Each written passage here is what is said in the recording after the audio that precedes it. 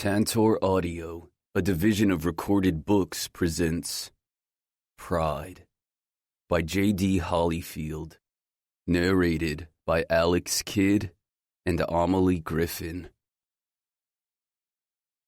Preface. The Elite Seven. Since 1942, the Elite Seven Society has created and guided influential leaders, molding the country into something better. The society was birthed by Malcolm Benedict II, who wanted more for Americans. More wealth, more influence, more power. Some leaders have the skills, but not the influence, and that simply wasn't fair, according to Mr. Benedict. He invested his own money and time to construct a society that bred the best of the best, year after year. But to be the best, you must be ruthless. Good leaders make sacrifices. Sometimes the sacrifices are hard, but the rewards are plentiful. Mr. Benedict made sure to indulge these leaders with their utmost desires. A devout Catholic himself, he designed a society that rewarded his leaders with the sins that were frowned upon. If they were giving up love and happiness and joy for the betterment of the country, they deserved something in its stead. Pride, envy, wrath, sloth, greed, gluttony, and lust. Choosing leaders for this society takes intense focus. Only 7 are to be selected, and the investment and time are showered upon the new 7 chosen every 4 years. The university's acting dean behaves as a liaison for the society, bringing the applicants to the predecessors so the selection may begin. The society members going out will bring forth a candidate the society votes on and approves. After they are chosen, the initiates are given a token and an invitation to initiation. The initiation tests their character and ability to do what's right for the betterment of the society. Once the initiates pass their test, they are discreetly branded with the mark of the society and groomed through challenges during the course of their elite education to breed them into the influential people they were meant to be. Once in the Elite Seven, there is no getting out.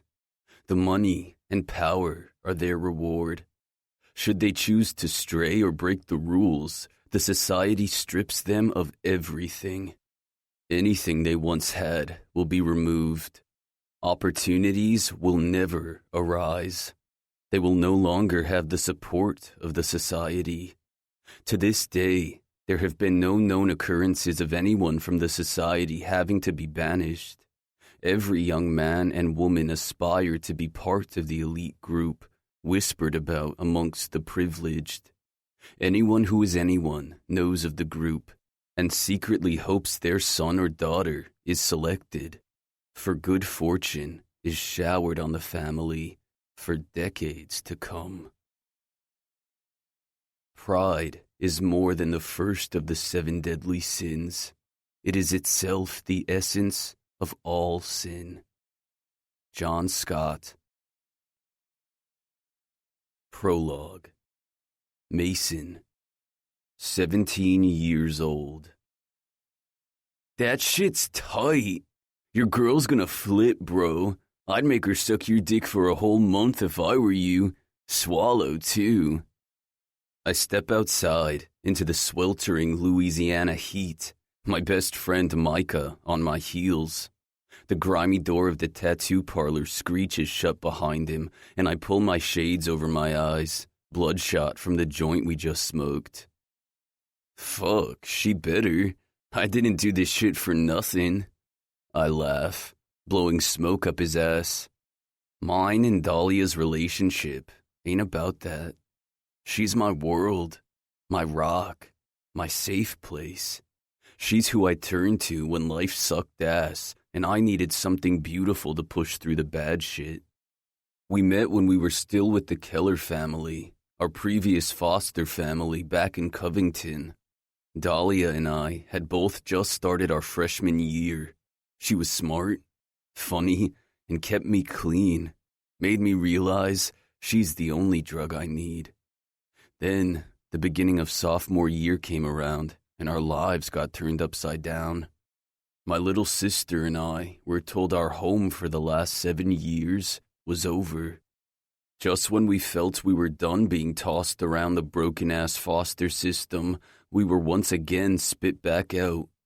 The Kellers, who had taken us in, were expecting a baby, and they needed the space for their own growing family.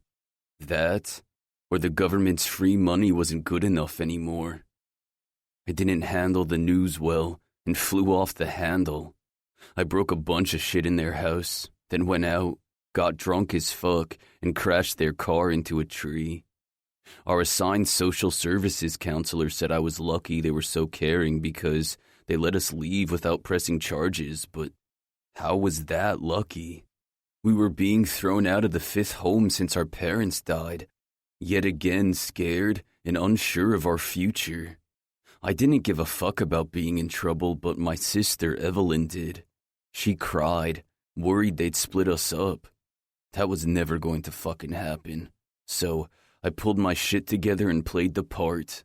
The next family would see 2 well-behaved kids and accept us as a package deal.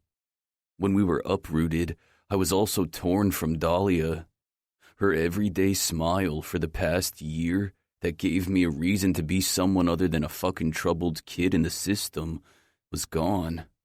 I swore I'd do anything to keep us together. See her every damn day, even if it meant walking the 47 miles that separated us. I pressed my hand against the bandage, covering the fresh ink over my heart.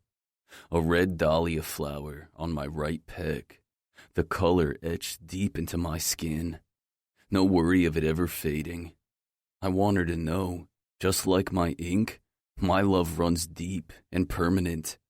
I'll love her forever. We make it to Micah's car, and he tosses me his keys. You drive. My back stings like a motherfucker.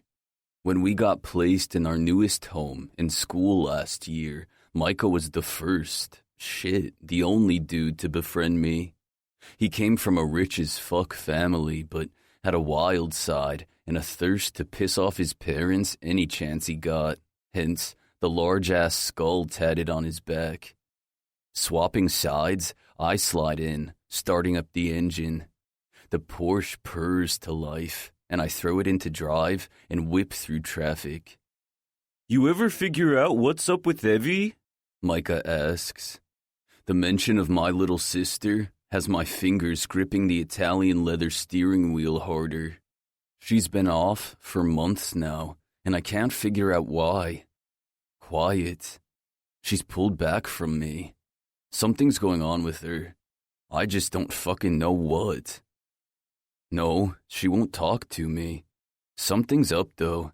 After my weekend at Dahlia's, I'm gonna force her to tell me.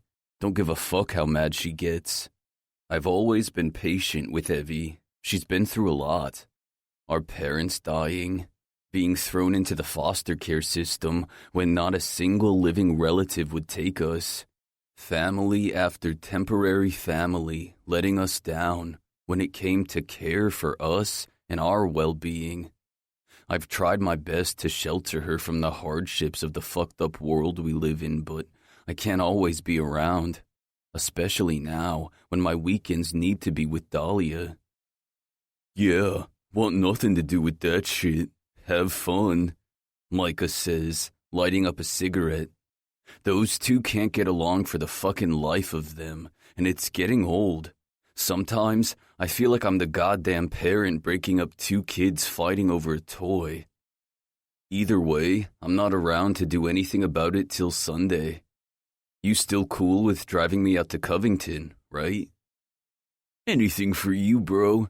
But I told you, just take the Porsche any time. My dad won't even notice it's gone. No. I'll just take the bus if you... Stop acting too proud and fucking take the car. It's me trying to do my best friend a favor. Nothing more, nothing less. Micah and I are so fucking similar it gets freaky at times. But there's always one thing that defines our differences. Money. Him having endless amounts of it, and me, a fuck-up, straight out of the dumps of temporary houses, who grew up with nothing.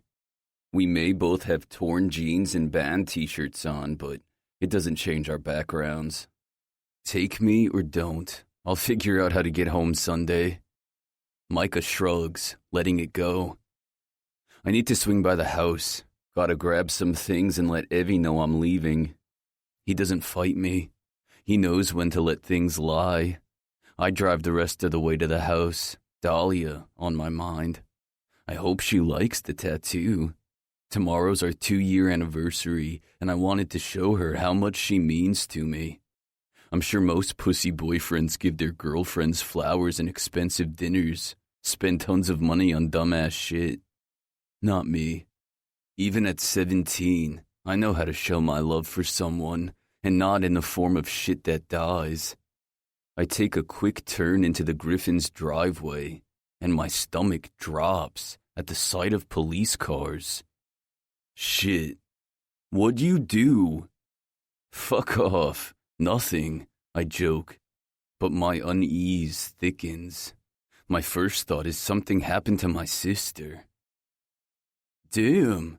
Then what's the fuzz doing at your crib? I don't respond. I park and jump out, jetting toward the front door, already being propped open by an officer. Excuse me, son. Where's my sister? I spit out, shoving past him and entering the modest house. I halt when I see my sister sitting on the white leather settee, surrounded by another cop and Valerie, our social services counselor. What's going on? You hurt? Evie shakes her head, tears cascading down her slender face, though her tortured eyes tell me otherwise. I turn to Lillian, our current guardian. What happened? What the fuck's wrong with her? Lillian takes a menacing step toward me when an officer uses himself as a blockade. What's wrong is your sister is a whore, she yells, pointing her manicured nail at Evelyn. My sister starts to cry harder. That's right, cry, because you got caught, you bitch. She turns to Valerie.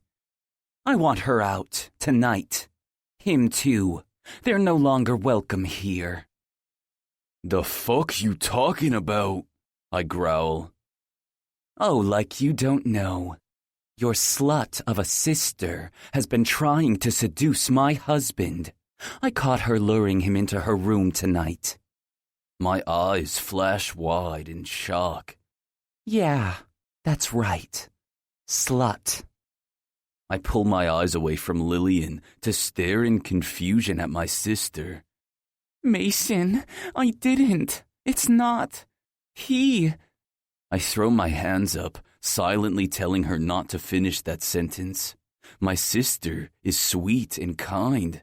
She would never fucking think about doing anything Lillian is accusing her of. But that also means that motherfucker.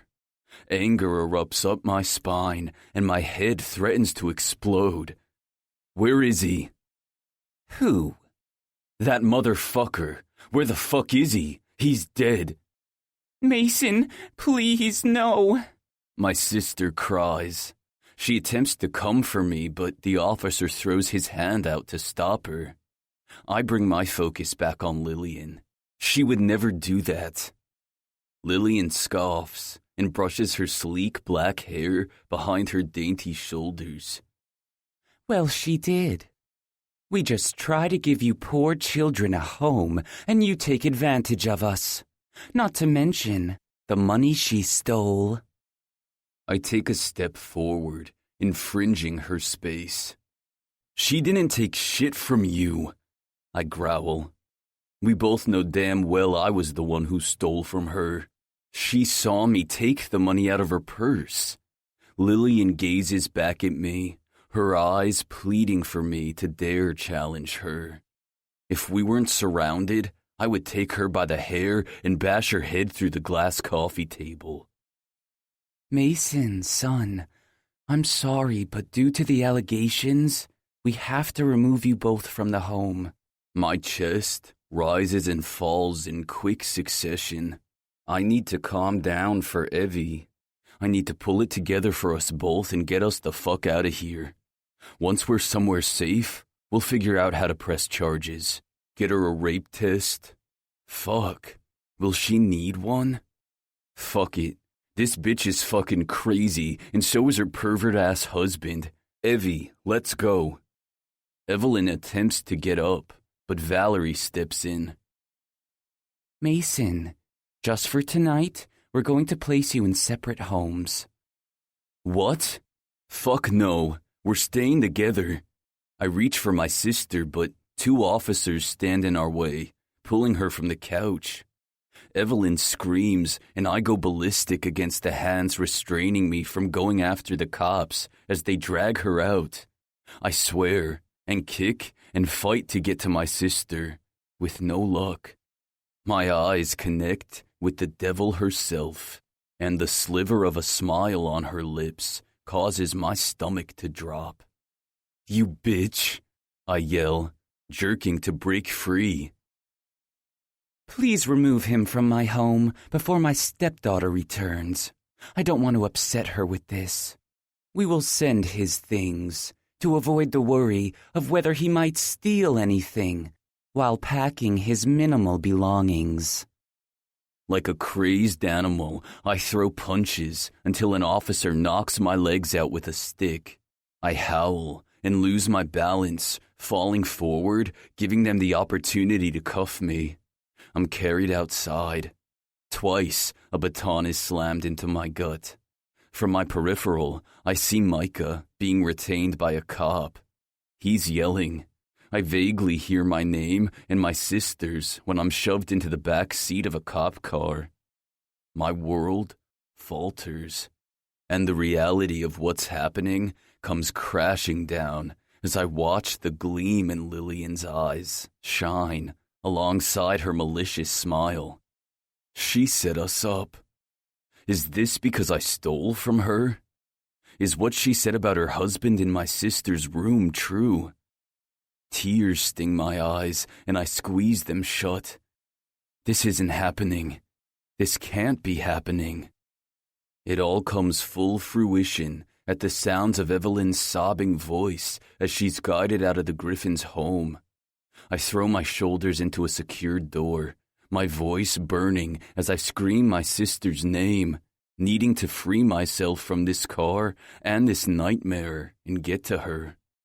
The shackles around my wrists shred into my skin as the warmth of my blood drips into my palms and my cries turn into frantic sobs. But no one comes to my rescue. My hoarse cries go unheard as they guide her into another car and speed away. The vehicle disappears out of sight, and my wild eyes manage to lock back on Lillian's. Just before she slips back into her house, I watch in disgust as her lips purse and blow me a kiss. 2 weeks later, New Orleans State Detention Center. 21, 22, 23. My muscles burn, threatening to give out on me, but I don't stop. I keep pushing myself until my fingers go numb. 24, 25, 20. Blackwell, you've got a visitor. At the sound of my name, I drop the heavy weights on their latch and lean forward, wiping the sweat off my brow. My biceps are on fire as I stare off at the correctional guard. You sure it's for me? I ask. I haven't had a visitor since I arrived at this hellhole 2 weeks ago. I was given one call after spending the first night in an 8x8 dirty cell with no water or pissing privileges. I spent most of the night yelling to speak to my counselor, a lawyer, anyone who would tell me where the fuck they took my sister. My one call was to Micah. When I finished typing in the last digit, A recorded voice on the other line informed me it was disconnected. Wouldn't waste my time walking all the way down here if it wasn't. Let's go, the guard says, jingling his master keys. He holds the door while I stand up and grab my towel. I wipe the excess sweat from my face and toss it into the dirty laundry bin before following him down the long, dimly lit hallway. The place is like a death warrant. It may be labeled a juvenile center, but it ain't no different than a prison. The limitations, the restrictions, the corruption, it's all the same. We make it to the visiting area, and I look around to see who it could be. My heart begins to race in hopes it's Evelyn, but I don't spot her. Who'd you say it was? I ask, as if he would even do me the kind gesture of telling me. He's had the pleasure of taking his fist to my stomach twice already this week, just for looking at him in a way he disapproved of. Fuck if I know, boy. Your mama? I don't have a fucking mother, asshole, I snap. He walks up past the rows of tables, filled with other fucked up kids visiting with their relatives who look just as pleased to be here as they do. Once we hit the last row, I see her. Lillian. Dressed in a crisp navy blue dress, her sleek black hair perfectly set, and lips, as always, shaded a bold red. My first reaction is to attack, wrap my fingers around her dainty throat, and choke the life out of her. My hands begin to shake as I fight them to stay by my side.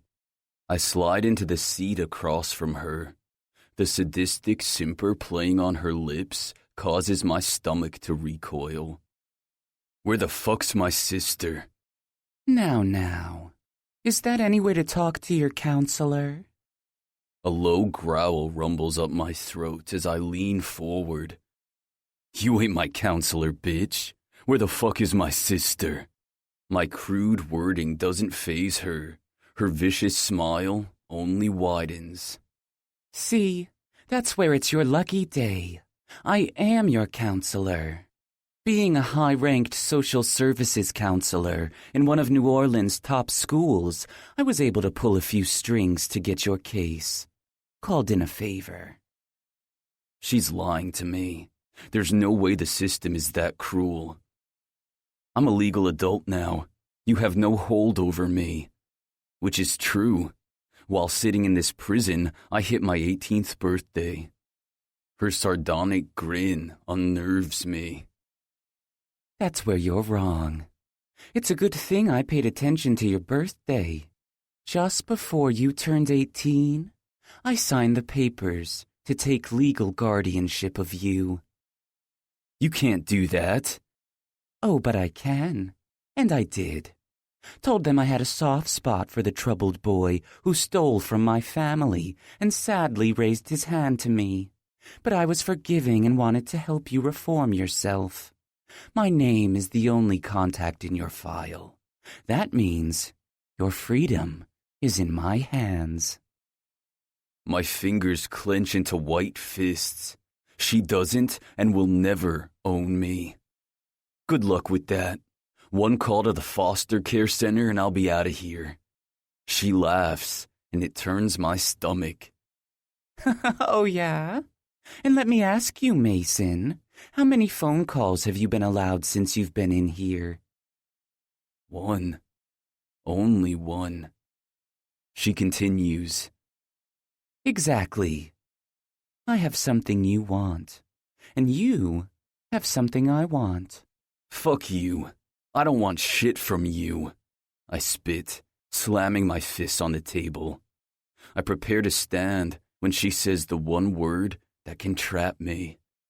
Evelyn. My eyes find hers, shining with victory. My heart begins to beat faster, my lungs fighting for air. I sit back down. Ah, good. I see I have your attention. I want you to know, Mason, all of this, it won't be for nothing. Fuck you. Where is she? That mouth of yours. Such passion and determination. If you pan out, you can do such great things for you and I. The smug look she gives me turns my stomach once again. She licks her puckered lips and continues. I want you, Mason. I want to mold you into something great. But that can only happen if you give yourself to me. Are you fucking sick? No, sweetheart. Just driven. Goal-oriented, if you will. And to teach the most important lesson of all, I need you. She's fucking crazy. I don't need her. I'll get out of this place and find my sister. We'll run away. I'll keep us safe until I figure shit out. So, what do you say? I ain't helping you with shit. Tell me where my sister is. My rock-hard fists slam against the table again, catching the attention of a few visitors and inmates. Lillian's demeanor doesn't change. She brushes fake dust off her hands. You know, it has to be hard for poor Evelyn, with you being stuck in here, her being bounced around from tragic foster home to tragic foster home, especially with the horrible conditions of the one she's in now. I would hate for anything to happen to her.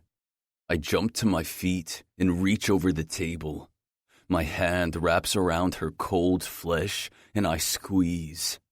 I'm all too quickly ripped off her, fighting to kill her right there, while she holds her neck, catching her breath. You fucking bitch, I'll kill you if anything happens to her. My body ripples under the restraint of the two heavy guards. Lillian gets up and grabs for her purse. It's a shame we couldn't come to an agreement today, Mason. Maybe a few months in a new facility will have you seeing things differently. Until then, think about my offer.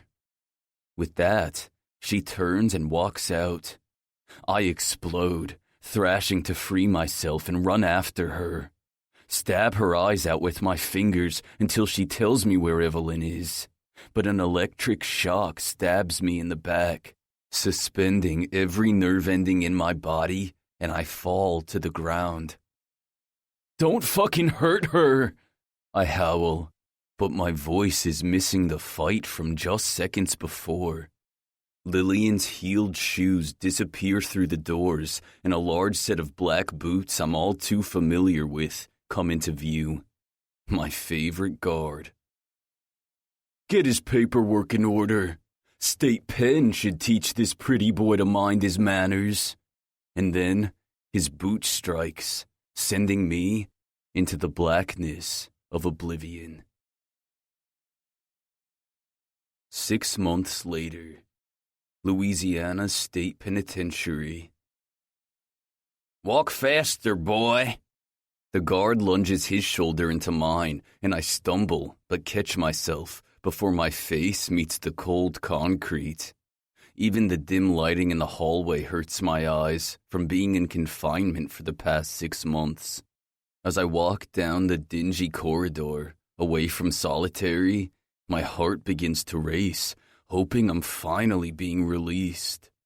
Maybe it's Evelyn. Please let it be my sister. I pick up my speed, the knot in my stomach tightening with each step as we gear toward the visiting area. After leaving, Lillian marked me as a danger to myself and others.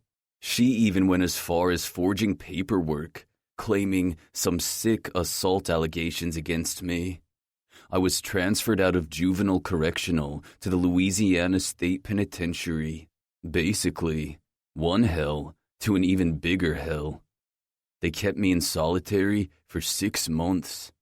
My keeper's recommendation. It could have been longer, but I lost count of the days after that. That left me alone with my thoughts. I spent my days thinking about Evelyn. Was she okay? Does she know I'm trying to come for her? Is she fighting? Will she even be the same little sister I remember from months ago? I was never a praying man, but I found myself begging the man above to keep her safe. I spent my nights thinking about Dahlia, her emerald green eyes that shine with laughter and love, the way she threaded her soft hands through my hair and talked about life at our old school, stories of past friends, visions of our future. I dreamed about getting the opportunity to show her my new tattoo, how she'll tell me she loves it, and me. Does she know what happened? Why the fuck hasn't she come to visit? She would wait for me. She loves me. She has to. As time ticked by, my mind struggled to process. I found myself talking to my sister, but I knew she wasn't there. I saw Dahlia and told her to hold on and wait for me. I fought my mind, confused between what was real and not. But I was so desperate for human contact. I missed the sound of Evelyn's charismatic laugh, our talks, the warmth of her embrace when she hugged me for no reason but to show me love.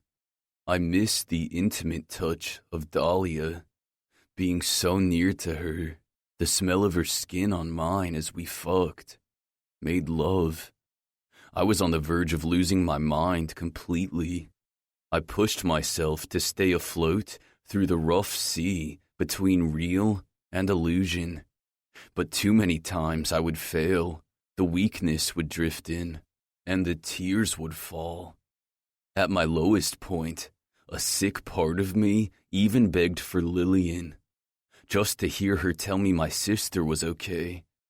Everything was going to be okay. But none of that happened. So I forced myself to fight through it. I used my body as a coping mechanism, worked my muscles any way I could to build my strength physically, even if I was losing it mentally. Months of torture and darkness consumed me. And then, one day, Lillian returned. Well, look at you. Keeping busy, I see. She smiles, sitting down across from me. She looks the same. Black fitted dress, hair pulled back into a tight-knitted bun. How are you faring, Mason? Aside from your workout regimen, which, I must say, is a nice improvement. I lift my hands and thread my fingers together, placing my conjoined hands on the table. No thanks to you.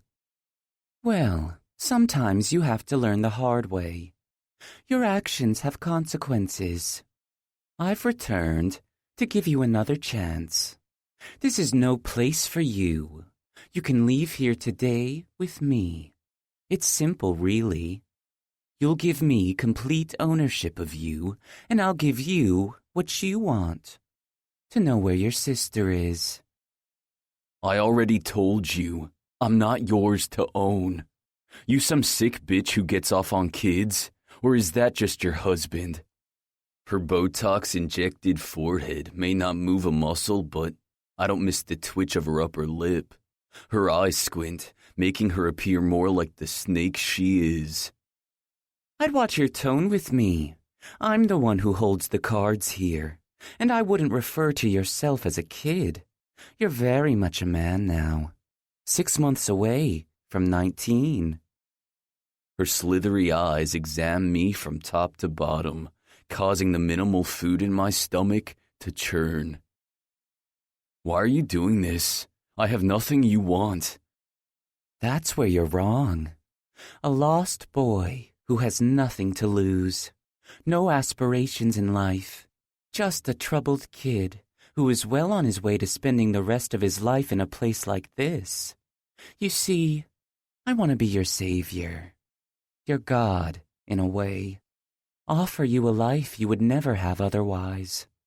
What would you say to a scholarship to one of the most elite schools in New Orleans? A future. In return, you belong to me. To do what? Well, that's the most enticing part of all, Mason. You don't get to open the box before deciding whether you want the gift or not. Did Eve know the consequences of biting the apple before she took that savory bite? She resembles every bit of the evil serpent, her beady eyes smiling back at me as her tongue slides out and licks her bold red lips. You're fucked up and sick. Yes. Yes, I may be, but my future isn't the one on the line here. Yours is. Oh, and let's not forget your poor sister. Have I mentioned the struggle we've had trying to find her a safe home? The foster families nowadays, just in it for the money. They do need to do better background checks on sex offenders and drug addicts. I erupt from my chair, but before I have the chance to dig my fingers into her neck, 2 guards rip my arms behind my back and cuff me, restraining me. You bitch, I swear, you can't keep me in here. I'll find a way to get out of here. Good luck with that. But I should advise you, it's your poor, fragile sister who needs it. How long do you think she'll last in those unsafe living conditions? Do you know how high teenage drug overdoses are nowadays? So sad, I must admit. I pull my restraints, tearing at my skin, but nothing compares to the pain tearing through my heart at the thought of my sister with a needle in her pure skin. My stomach turns and bile threatens to expel from my throat. Why? Because I can. That's the most honest answer, right? You have no authority, no rights at this point. I can keep you in here forever if I truly wanted. That's the perk of being your designated counsel. If I see you unfit, you'll rot in here. Why, though? What'd my sister and I ever do to you? Her smile falls a smidge, but she masks her hate. Your sister is just like the rest, willing and able to let married men into their beds. For that, she should be taught a lesson. You, on the other hand, I see potential. My vision blurs red. My hands shake behind me, and the rumble inside me threatens to burst through my chest. My sister didn't let your husband into her room. She would have never allowed that unless she was being forced. Her shoulders raise in a careless shrug. My focus is not on her. It's on you. It's what I want from you. And what the fuck is that? I bark. I want you to run a secret club for me. Be the face behind an elite organization. Are you fucking kidding me? Not at all.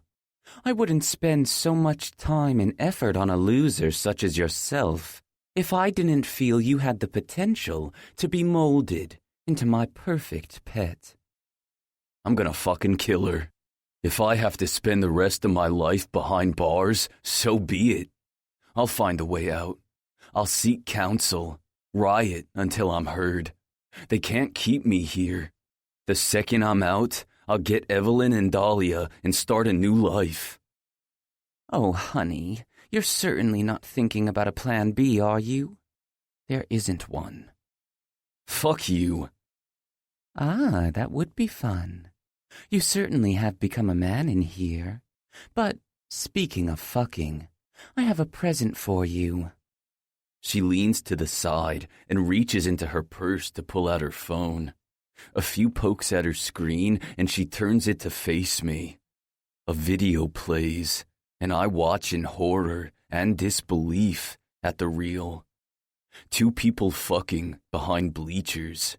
Some dude taking the girl from behind while her pleasurable moans spew through the phone speaker. He pulls out and the girl turns, and I get a view of Dahlia as she drops to her knees, placing his dick in her mouth. I don't take my eyes away as she bobs up and down on his cock like a fucking slut, taking him deep into her throat.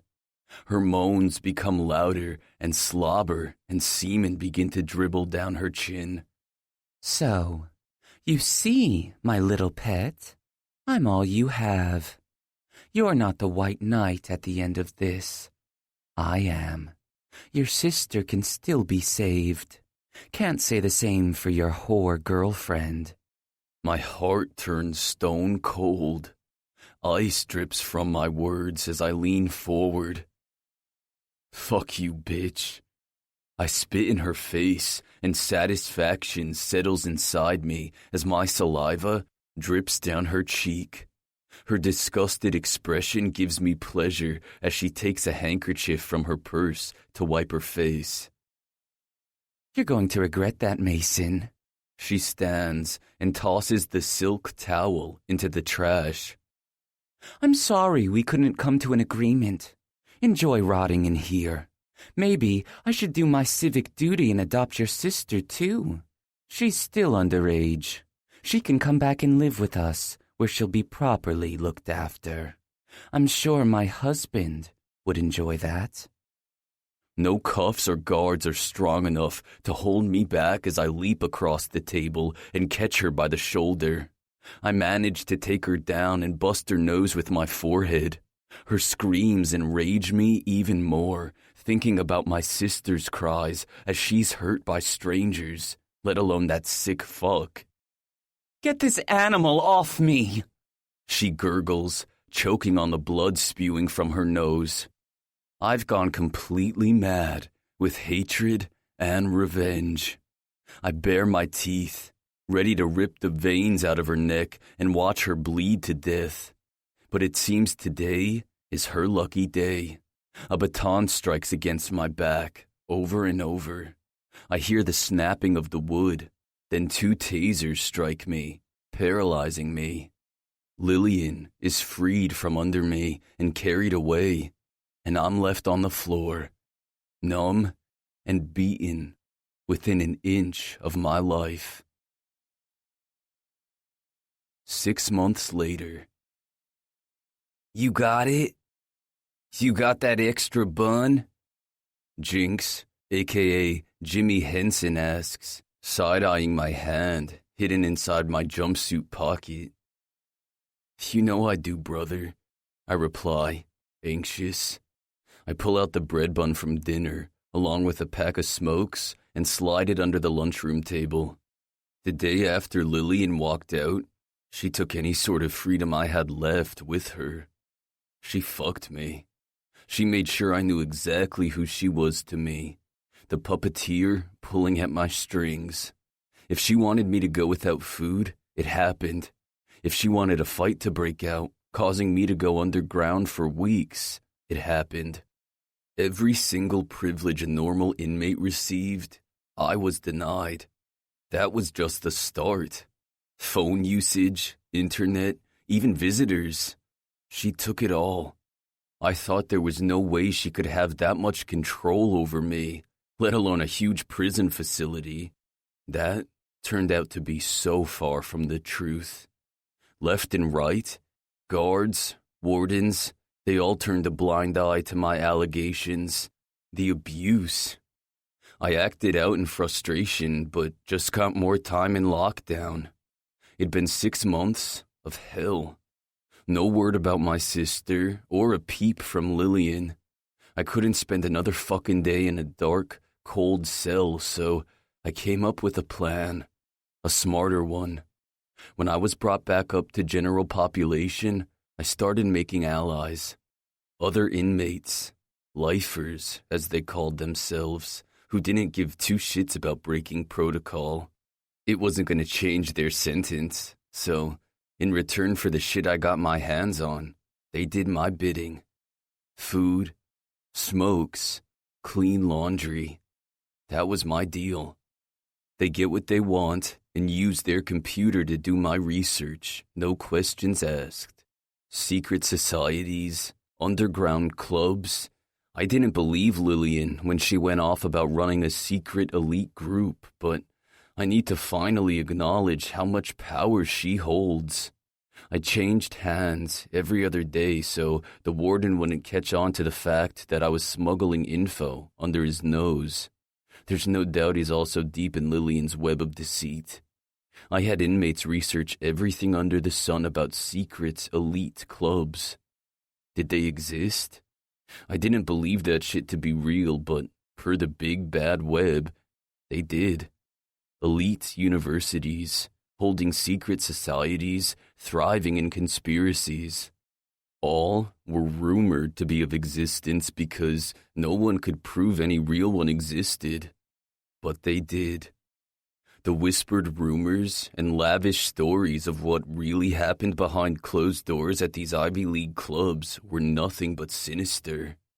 They didn't create these for scholars to rise above the rest educationally. They were created to build a dark path to the forbidden side of evil. Hazing, law-breaking, bizarre traditions that went back centuries of disorderly conduct and destruction. These clubs weren't for the innocent, the good faith and good-hearted. No, they were built and constructed for warriors. If you're searching for an Ivy Club, turn around. This ain't it. I did my usual search on Lillian. She was still the headmaster counselor and an outstanding member of society at the St. Augustine University, an elite school right here in Louisiana. It would make sense. The secret clubs taking place at elite universities. Lillian running the show. Not to mention her scumbag husband was the dean. But why the fuck would she want me?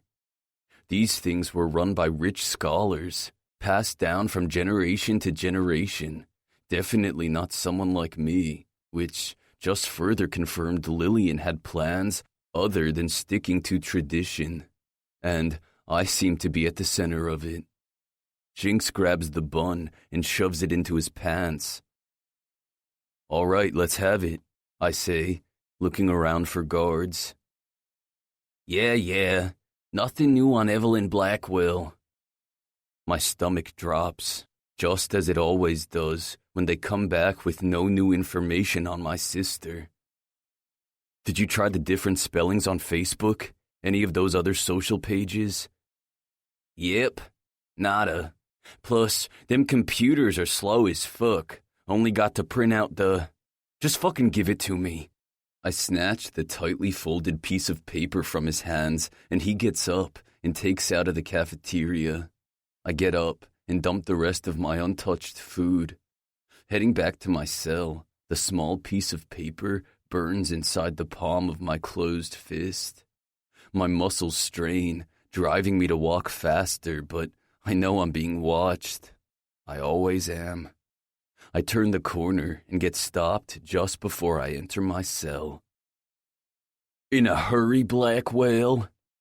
Asshole Burringer, the daytime guard asks, smacking his baton against my cell bars. Yeah, gotta get my daytime jerk-off in before my daily prayer session. His baton thrashes against the metal, inches from my face. I don't flinch, which only pisses him off. You'd think you'd learn. Outside. He stands there, waiting for me to obey. Yeah, like I said, busy. Unless you wanted to help me. You look like a guy who enjoys a good fat cock in your mouth. The blow hurts, but the pain isn't unfamiliar. His baton strikes across my cheek, jerks back, then hits me behind my kneecaps. My legs collapse, and I drop to my knees. The taste of blood fills my mouth, and I raise my hand to my lip. Sorry, did I read you wrong? I'm not really into ass fucking, but if that's your... He lashes out again, hitting my neck, and I stumble forward, losing my balance. My fists hit the concrete, scraping my knuckles. Fuck, that one hurt. Get up! Make me, asshole. Fuck. I grunt as he kicks me in the side, hitting a still mending rib. Boy, you're gonna learn how to show some respect. Get up. I want to fight him more. This ain't my first rodeo with an unwarranted guard beatdown. But my eyes catch my still closed fist, and I remember. He can't see what's in my hand, at least not before I've read what's on it. I do as he says and pull my sore body off the ground. I do it slowly, so he doesn't panic, thinking I'm going to revolt on his ass and force my flat hands to the wall, the paper smashed in between. That's right, fucking pussy boy. Where's that mouth now? Clutching the note, I turn around and give him my blank face, even though my body's on fire. Now, why don't you give me what's in that hand of yours? No. My fists tighten, my nails dragging into my palms. Did you just go mute, boy? I said hand me the piece of paper before I make it so that hand don't work. Every muscle in my body tenses, preparing for the fight. He isn't getting this paper. I take a menacing step toward him. With my height and build, I could do quite a bit of harm to him. He may have to fucking shoot me. You back off, boy, he hollers. Better get ready to shoot me then. I take another slow step, though I'm not sure what the fuck I'm doing. No end to this will be good. Boy, I'll shoot you, and you know they won't tend to you. You're on the do not provide medical assistance list. You'll bleed out right here. I wouldn't be shocked if he was telling the truth. I stop in my advance. That's right. Hand me the paper like a good little prisoner, or I'll shoot your hand off and take it myself. Fuck. The defeat rips at my insides. He retrieves his gun, and I know I lost. Down on your fucking knees. My knees fall to the concrete, and I put my hands behind my head. The piece of paper falls from my grip, and victory spreads across his face as he bends down and unfolds it. Ah, smart little fucker. Having others do your bidding. At least Mrs. Griffin will be pleased at your curiosity. He turns to a guard who's arrived as backup. Take him back down. Mr. Blackwell just doesn't seem to learn his lesson. 6 months later. The whistle sounds from the speakers, indicating it's time for outdoor recess. It reminds me of when I was a kid, itching in my little school chair, waiting for the bell to ring so I could line up. The anticipation of knowing I was so close to a game of Foursquare, or the gigantic playground, or whatever other stupid-ass outdoor games I played at that age, flowing through my tiny veins. I can almost feel the excitement of being that young and carefree. But it ain't nothing like that here. It's more like the Hunger Games. Inmates stand in corners. Crews segregate themselves from the punks, to the stoners, to the gangsters, you name it. If the movie's got one thing right, it's who made friends with who in here, and for what benefit. One being to stay alive. I no longer had anyone doing my bidding. Once I came back up, I had to be even more careful. Some lifers didn't care, but some were hoping for an earlier parole, so they backed off and no longer wanted to be on the warden's naughty list. It seemed that while I was down, word spread. If I was assisted in any way, consequences would come. After being in lockdown for 3 months, it took me another 3 to finally get someone to help me out. I walk down the hallway of the second floor and take the side stairs to get outside quicker. Ricky had a visit with his sister yesterday. In his recent letter to her, he asked her to ask around town about my sister. At this point, I'm only worried about her. I just need to know she's safe. She'll be turning 18 soon, and I'll be at peace when she does. She'll be free. I shove through the steel doors and walk out to the open area filled with orange jumpsuits. I shield my eyes, searching for Ricky, and find him standing in the corner, leaning against the barbed wire fence. My boots hit the concrete, making it over to him. "What have you got for me?" I ask, wasting no time. "Today's your lucky day." He fumbles with something up his sleeve. Then a small piece of paper appears in the palm of his hand. I go to grab for it, but he yanks it back. "Not so fast. You got something for me?" I dig in my pocket and slip him the 2 packs of smokes I jimmied from the laundry room. He stares down at the packs, then hands me the paper. I know I'm not being smart, but I open it right there. Public files show there's been paperwork filed for the adoption of E. Blackwell, submitted by L.P. Griffin. No, I growl, shaking the ground below me. Ricky takes a step toward me, catching me off guard, and raises his hand. The bright sun gleams off the rusty blade in his grip, and my eyes catch it just as it protrudes into my rib cage. The pain shoots through me, stealing my breath. He draws back, bringing the blade out of my punctured flesh, then stabs me again. My arms shoot up, trying to fight his grip on me, but the pain is too fierce. He lowers his head, his mouth over my ear. Sorry, bro, but you know how it is. Every man for themself. They gave me a message for you, too. Time to make a choice. You know they won't tend to you. Bleed out or give in. He rips the shank out and drops it next to me. Blood seeps thick and fast from my open wounds. I grab his jumpsuit and pull my arm back to throw a punch, but I'm too weak. My closed fist falls to my side as my knees buckle, dropping myself to the ground. My mind goes to my sister. The regret, shame I couldn't protect her.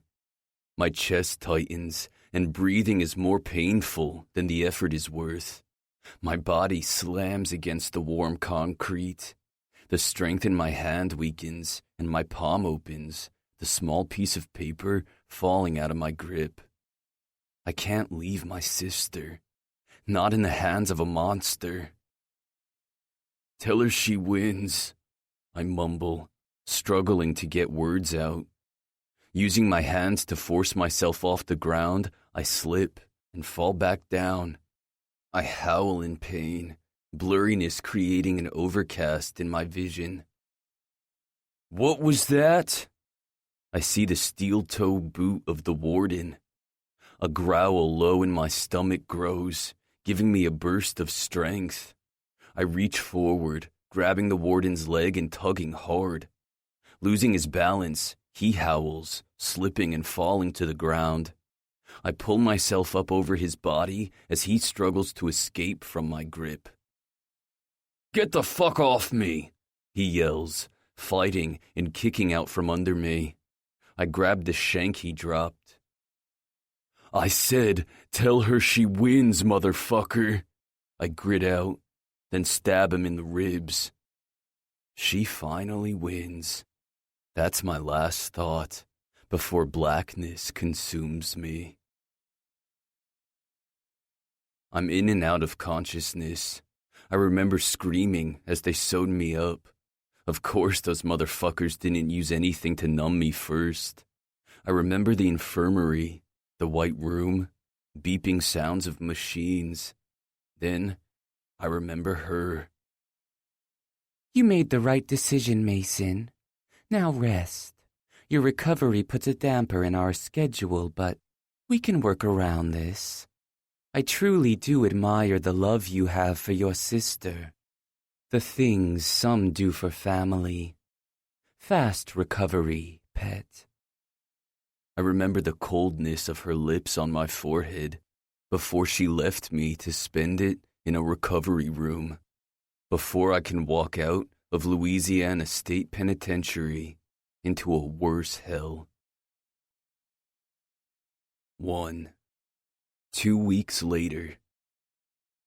The sun is angry, scorching all of Louisiana with its sweltering temperatures as I step through the prison doors. I shield my eyes, already feeling the heat on my skin, sweat forming into droplets down my back. While being discharged, they handed me a sealed bag containing the shit I came in with. Clothes I've long grown out of, my torn wallet, holding $2, a picture of Dahlia, and some receipts. Tossing it in the trash, I walk past the entrance guard. The moment the prison gates are behind me, I breathe a sigh of relief. 2 fucking years. I'm finally out. They don't lie when they say the air smells different when you're free. I inhale the humid air through my nose and exhale. Free air is fucking glorious, I laugh, then turn to walk down the mile or so long street where a cab would be waiting to take me wherever I want to go. Fuck if I know where that is, but I have a whole mile to figure it out. A black sedan pulls up next to me as I begin down the gravel sidewalk. When it finally comes to a stop, my steps slow as well, until I'm halted, watching a suited man get out of the car to open the back door. Get in. I don't need to bend down to know that evil voice or the hideous scent of her perfume seeping through the open doorway, choking me along with the humidity and heat. Dread quickly replaces the light feeling of being out of that hellhole, reminding me how fast I had forgotten why. I'd made a deal with the devil. Lillian slides to the other side of the car and pats the open seat next to her. Don't make me repeat myself. In. Now. My eyes light with the fire that holds bright and angry when it comes to Lillian. A rumble deep in my chest sounds, and I throw myself into the back seat. That growl. You know, women nowadays have quite a fondness for that rugged, bad boy persona. You should be careful who you use that on. Might give someone the wrong impression. Her hand slides across the seat and lands on my thigh. I peel her fingers off my skin, throwing her hand off me. "Where's my sister?" I demand, no bullshit in my tone. She holds up a folder, and I reach for it, but she retracts. Not so fast, pet. There are some rules we have to discuss first. I ain't doing shit until I see Evelyn, I bark. And I think you forgot who makes the rules here. I'm calling the shots, not you. It's best you quickly realize that. My hands shake. Keeping them at my sides and not around her neck is almost impossible. I need to see my sister. Fine. What rules? Good boy. She hands me the file. As promised, here are your registration papers. Congratulations, you're officially a student at St. Augustine. I read over the documents. Acceptance forms, test scores, all bullshit, of course. And how the fuck am I gonna pull this shit off? I didn't even graduate high school, no thanks to you. She waves her hand. You have your GED from LSP, and that's for me to handle. Just attend class. I'll take care of the rest. No one will ever bat an eye at my underprivileged pet project. Fuck her, and fuck this. This is crazy. I continue scanning the papers. This says I'm 18. I look at her. And you will be. You should be thankful I devoted so much time to you. But now that you're past your prime, we're gonna have to work around it. How's that? Simple. You're 18. Newest freshman attendee. Scholarship given by the university for disadvantaged kids. I don't understand. You can't just... You don't need to understand anything but what I'm telling you. And what I'm telling you is you need to attend class and sit tight until I come calling. She raises her hand to graze my cheek, but I slap it away. Where is my sister? Oh, yes.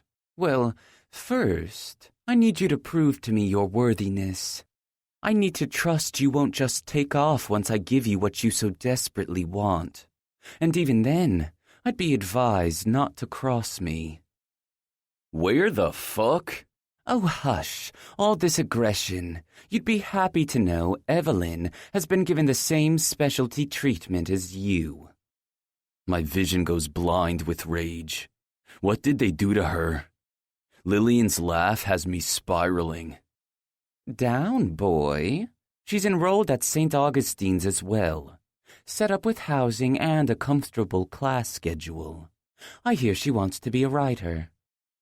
A writer? My sister wants to become a writer? Pride fills my chest, knowing she has goals. She aspires to be something. She hasn't grown up into a fuck-up like me. I'm warning you. Try anything stupid and all this goes away. That also goes for spilling any of our arrangements to your sister. You will obey me. You will do everything I ask of you. I promise you, every move you make will affect your sister. Do I make myself clear? Oh, she's making herself very clear. All this obeying bullshit, you haven't even told me what you want from me. How the hell do I know what rules I'm breaking? Her smile is what nightmares are made of. Hidden behind that sweet lie is hate and destruction. You will, soon enough. For now, here's your housing information, phone, keys, and some cash to get yourself cleaned up. May I recommend some more appropriate attire? I take the items she hands me, and the side door reopens. That's it? I ask. For now. I sit there, staring back at her. This is where you get out, Mason. Hurry along. I have a busy day. Crunching the items in my grip, I throw my leg out and exit the vehicle. The door shuts, and her henchman climbs back in and speeds off down the gravel road. I stand there, confused, shocked, angrier than before. I jingle the set of keys in my hand when I notice the key fob. I press down on the worn-off buttons to hear a beeping sound erupt from across the street where a line of cars are parked. I press it again, and the back lights to a vehicle light up. How nice. My ride's here. 2. St. Augustine College, New Orleans. 3 weeks later. Mason. Keep going? Don't ask me again. Finish it. Crow, the tattoo artist, shakes his head, his laugh gruff from the 3 packs of smokes he inhales a day. You're one badass motherfucker, but all right. Pra got another 4 hours on this side. I nod. My skin is on fire, but I welcome the pain. The last 2 weeks, I've sat in his chair while he covered both arms with ink.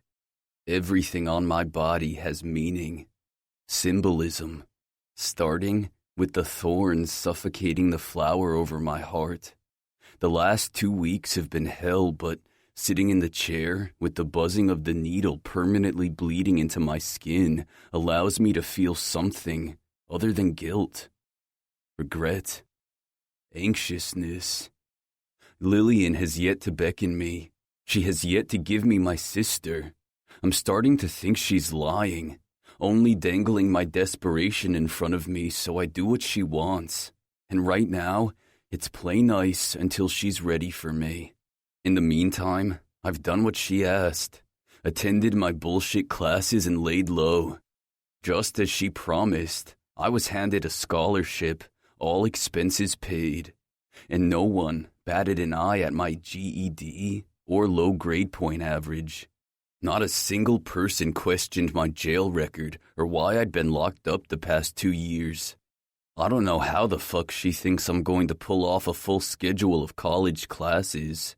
She knows this isn't where I belong. It's just another thing she taunts me with. I don't and won't ever have the brains to attend a real university. I told her as much, but it's no concern to her. Her instructions were simple. Just show up to class and she'll take care of my grades. The housing was a fucking joke. It may have been in one of the nicest areas around campus, but don't be fooled. It was all just a ruse, a ploy to toy with me. Inside the lavish apartment is dingy, used furniture. The couch is covered in rips and tears, and it reeks of vomit. The bed is in the same condition. I have a better chance of escaping bed bugs by sleeping on the floor. She wants me to remember I come from nothing. Same goes for the car. Broken down piece of shit. I'd rather sleep on the streets, but for now, she makes the rules. I stay here or else. I hold my chin up, my pride high, because in the end, it's all for her. Evelyn. The sun peeking through the dingy shutters alerts me that I've been here all night. I look at the time to see it's going on 6 a.m. Crow is just finishing the final touches on the snake around my bicep when my phone buzzes in the back of my worn jeans pocket. Only one person has this number, which means I'm being beckoned. Lillian sure had me at the edge of my seat, anticipating what she had in store for me. But today, now, is when I learn my fate. When I find out what I really signed up for. Agreeing to her terms was no different than signing my death warrant. I knew the day I did, it would be the last time I had control over myself. Crow patches me up, and I'm out headed to campus. I'm sure my eyes are bloodshot, but they've been that way for weeks now. Sleep is something that hasn't come easily for me in a long time. I enter through the counselor's office and see her door, a shiny plaque with her name sprawled across it. Lillian Griffin, M.D., Headmaster Counselor. I lean against the wall, thinking how messed up it is that someone as demented as her can have so much power in such a top school. Mason? I bring my focus to the voice calling my name. Oh my God, Mason! Is that you? Chastity Griffin, Lillian and George Griffin's daughter. It's been years since I've seen her. 2 years, to be exact. What the heck happened to you? I came home from cheerleading camp and you and Evelyn were gone. Lillian told me you were placed in a different home. I'm sure she did. I bet she also left out what a sadistic bitch she is, or how her father is a sick fuck who abuses girls. Looking at her now, I wonder if she even knows. If Daddy Dearest ever made his way into his own daughter's room. Yeah, fucking foster system's a joke. I lie, saving her the truth. She still looks innocent and unaware of the demon living under the same roof. Curiosity begins to build behind those innocent eyes, and I know I need to wrap this up before she starts asking questions I can't answer. Weird, though. Lillian never mentioned you went here. What are you, sophomore? Junior now? Fuck, Chastity knows how old I really am. Think. No, actually, first year. I took a break for a bit. Actually, your cunt of a stepmother locked me up in a prison until I bowed down to play her little puppet, set out to ruin lives. Oh, well, cool. Hey, that reminds me. I swore I saw Evie here, too. My skin prickles at my sister's name. Where? I ask, causing her to jump. Huh? Where did you see her? I spit out. Lillian said she was here, but I've yet to find her. I went to the registrar's office asking about her, but those assholes refused to give me any information. Student privacy policy my ass. I thought I saw her walking out of the student center. She looked good. Her eyebrows raise in confusion. Tell her I said hi, and maybe we can do coffee sometime? I want to storm off and sit outside the student center in hopes to catch her. Shake Chastity with more questions. What was she wearing? Define good. Did she look like she had endured hell for the last 2 years? Instead, I rein in my emotions and nod, forcing my lips to curl into a slight smile. Will do. That easygoing smile she always carried is back across her face. Well, Cool. I mean, how crazy for all of us to end up at the same school. Are you here to see Lillian? She asks, unaware of how I truly ended up here. Yeah, she's my counselor. And the devil in disguise. The one person I dream about slitting their throat and watching her die slowly. The one who's made it clear she holds all the cards, as well as the strings controlling my life. That's great. It's great to see you again. I hope we get to catch up on campus. She goes in for a hug, which makes me uncomfortable, then disappears in Lillian's office. A short time later, she and another male student exit, leaving the door open as Lillian waits for me to enter. Fuck. It's now or never. Well, don't you make a handsome college student? She purrs, closing the door and walking in front of me. Her clothes, as always, are form-fitting, her hair pulled back in a tight ponytail. She looks back to inspect me, and it turns my stomach. Deleting the space that separates us, she brings her hands to my shirt and brushes them down my chest with open palms. Still working out, I see, and I'm loving the new additions, she says, inspecting my arms. Not caring if I snap her wrists, I grab for her hands and remove them from my skin. Always so feisty. You should learn to enjoy this. Us. Because if I want something from you, something as simple as your cock, Mason, I'll get it. Understood? She doesn't wait for my response. Pushing away from me, she heads to her desk, sits, and digs in her drawer. Oh, don't look so grouchy. You're about to get the opportunity of a lifetime. Sit. Doing as she says, I throw myself into the seat across from her. I want to see my sister, I bark out. And you will. Business first, pleasure later. Shuffling through her desk drawer, she retrieves a manila envelope. Ah, here we are. Mason, are you familiar with the 7 deadly sins? I take some time to understand her question. Like the church shit? Evil versus good? So smart, my pet. She laughs, and my skin pebbles with disgust. The 7 deadly sins: lust, gluttony, greed, sloth, wrath, envy, and pride. Sins that live inside us all. The excessive desire to want more. The desired evil that's rooted in us all. Every single human being in this world fights the urge to indulge in what God considered a sin. To lie, to steal, to deface. Given the chance, anyone would shame another to rise above, strip one of their innocence, harm someone just to boast they have the power to do so. She's starting to confuse me. Where the fuck are you going with this? Patience. Way before your time, and mine, a secret elite society was formed. The Elite 7.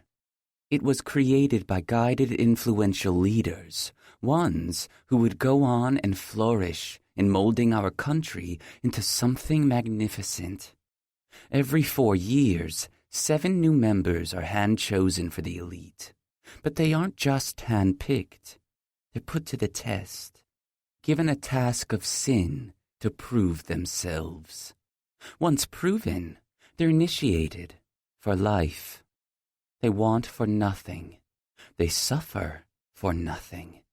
Sins become them, and they become the being of their life. And what does this have to do with me? I ask. Uncertain, I want to know the answer. To be part of the elite, of course. The leader. The alpha of the 7. Yeah, well, I want nothing to do with ruining someone's life. Oh, But that's not for you to decide anymore, is it? You gave that right to me the second you agreed to my terms. You will do as I say, or the liveliness of your sister will suffer. The power she has over me kills me. She tosses a sheet of paper at me, and I catch it. I vaguely glimpse at the other names and titles until I get to mine. Pride. Of course. Don't you find your sin fitting? You have no regard for others. You'll lead an army, 6 to be exact, and single-handedly assign each sinner a task. You will, with no care for the people they hurt, deface, suffer, make sure each task is completed, or they'll be banished from the society. Their lives mean nothing to you. But they do. I'm not a fucking monster. Aren't you, though? Agreeing to bow down to the devil herself and do her bidding. What does that truly make you, Mason? The father of all sins. My understanding makes her smile. You get it. The Antichrist, as some would define it. If you agree with me or not, I picked you because you carry the same corrupt sense of values. Just as you cannot be fooled by the vices of others. You should see this as a good thing.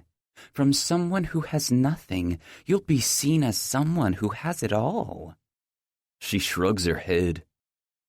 Arrogant, probably conceited, not liked amongst the rest being the alpha, but that's what makes you pride. You don't care. This is all too much for me. Run a club? Ruin lives. Taking the sheet of names, I toss it back onto her desk and stand. She doesn't react to my defiance, simply stands on her heels and walks around her desk, encroaching my personal space. She reaches for the hem of my shirt, and her fingers disappear under my shirt. My body stiffens as her fingers latch onto the button of my jeans, then work it undone. This wouldn't be so bad for you if you'd loosen up a little. You and we can have a little fun with this. I want to break each finger that touches me, but I refrain, thinking of Evelyn. That's a good boy. See? A little playtime between us may turn out to be enjoyable for us both. She pulls my zipper down and reaches into my briefs to cup my soft cock. A sudden knock on the door, and the sound of Chastity's voice saves me, and she retracts, taking a quick step back. I pull my zipper back up, just before her door opens, and Chastity peeks her head in. Hey, sorry, I left my phone on your desk. Turning, Lillian spots the pink, glittered phone and hands it to her. Better hurry. Class is about to start. She chirps. I snatch my backpack off the ground and head toward the door. Hey, Mason. She calls for me, and I force myself to turn around. Make sure to read the homework I sent you for our session, okay? Yeah, whatever, I reply before getting the fuck away from her. What the fuck have I signed up for? 3. My biology professor pushes up his bifocals, holding up a stack of papers. This is just a simple test to see what you remember from high school. Consider it a recap. He walks to the end of each row and disperses small stacks, having the students take one and hand them down the line. I take one and look around, seeing if anyone else is dreading this shit, but people begin scribbling down answers as soon as they get their paper. I take a deep breath and crack my stiff neck. My pencil is tightly gripped between my fingers as I begin to read the first question, then the second. When I get down to the bottom of the page, I realize I don't know a single answer. A sound breaks the silence of the room, and a few classmates lift their head my way.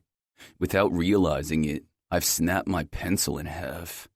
The number of eyes staring at me weigh too heavily on my anxiety, and I get up. I toss the blank test onto the professor's desk and leave. The anger swirling inside me is a deadly potion of hate and resentment. She did this to me on purpose, Lillian.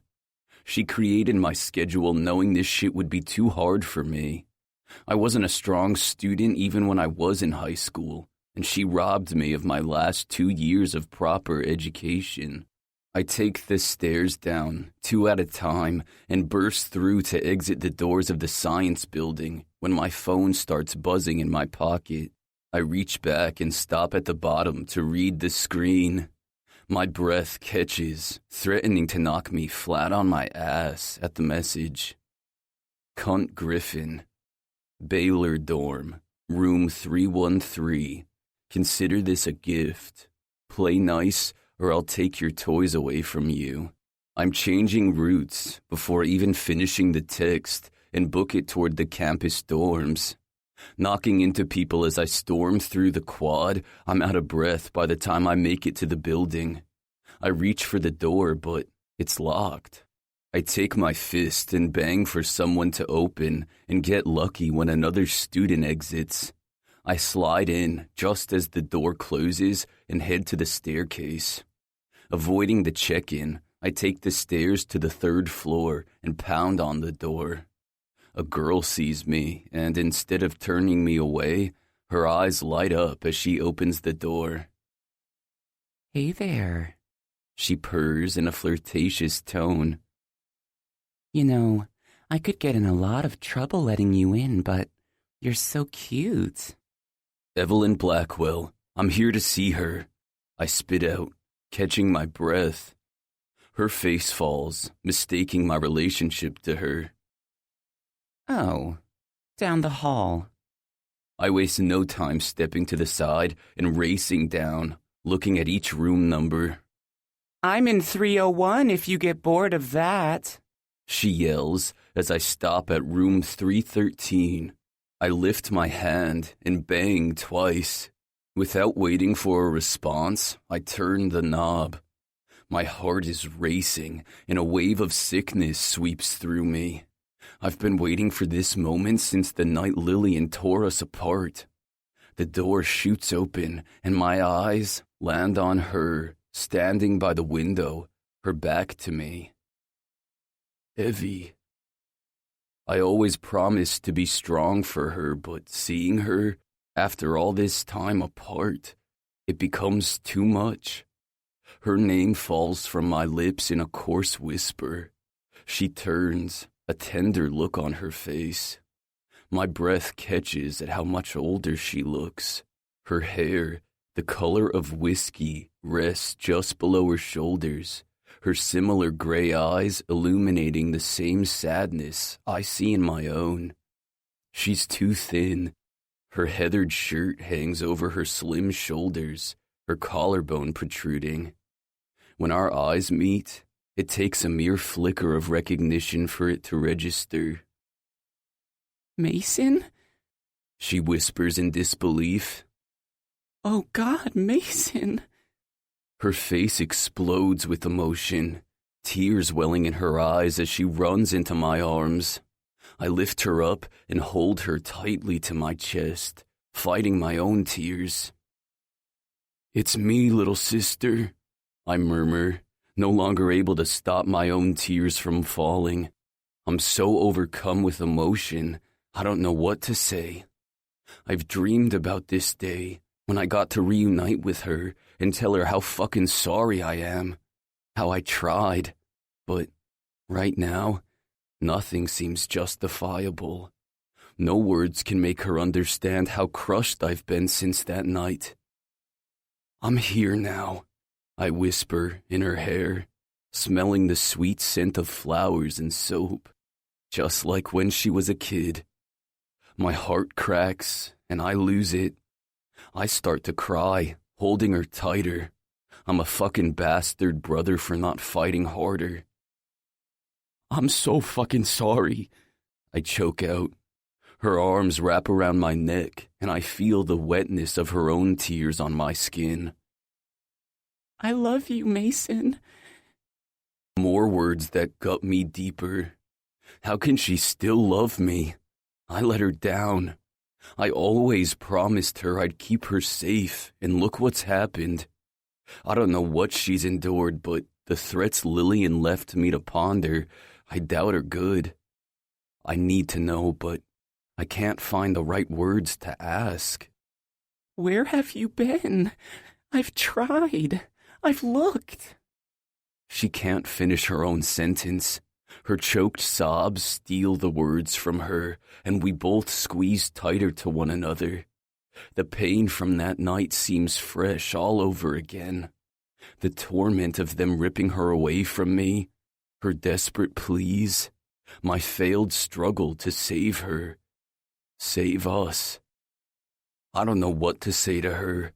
I want to tell her the truth about everything, but Lillian's message is loud and clear. I got in trouble right after they split us up.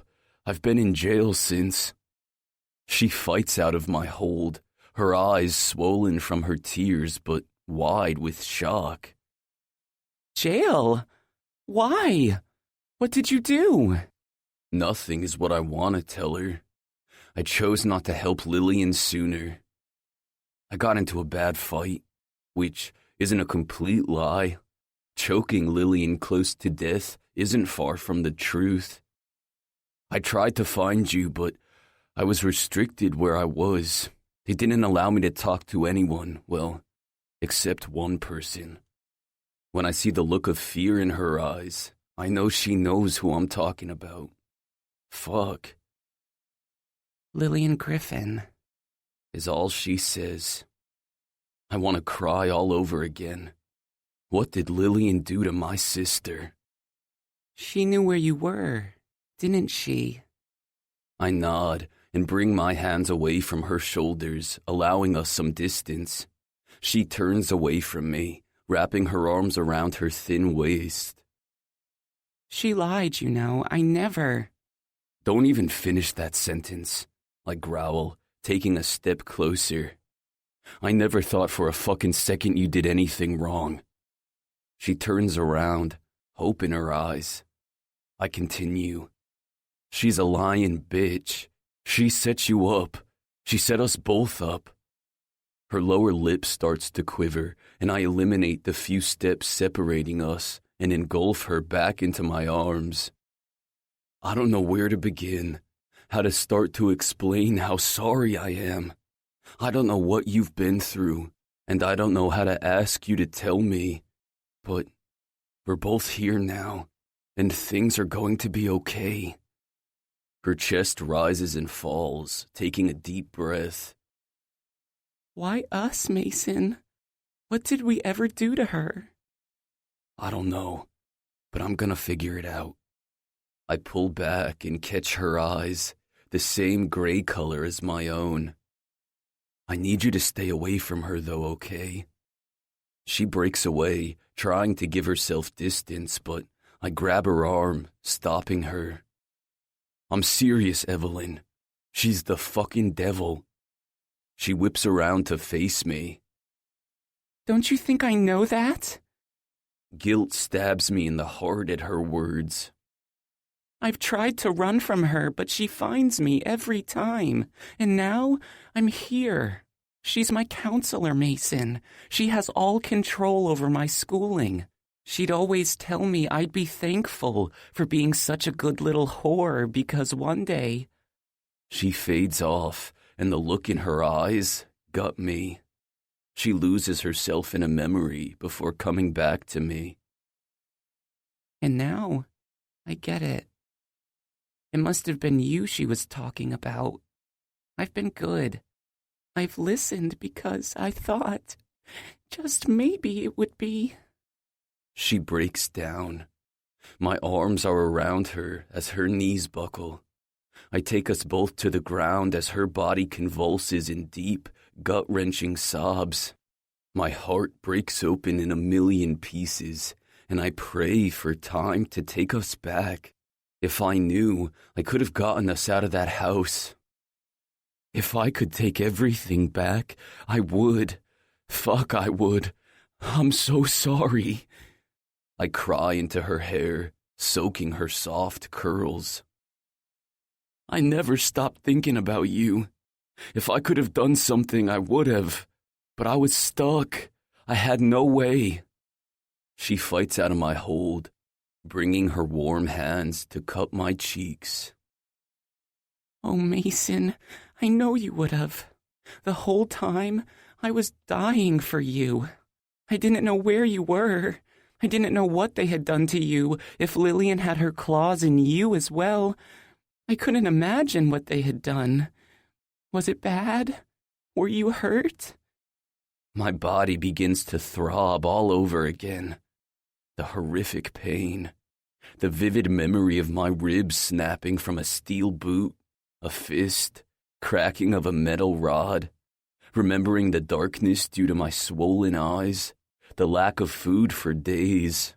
The solitude for months upon months. I squeeze my eyes shut, needing the images to go away. Hey, it's okay now. We're together. I open my eyes.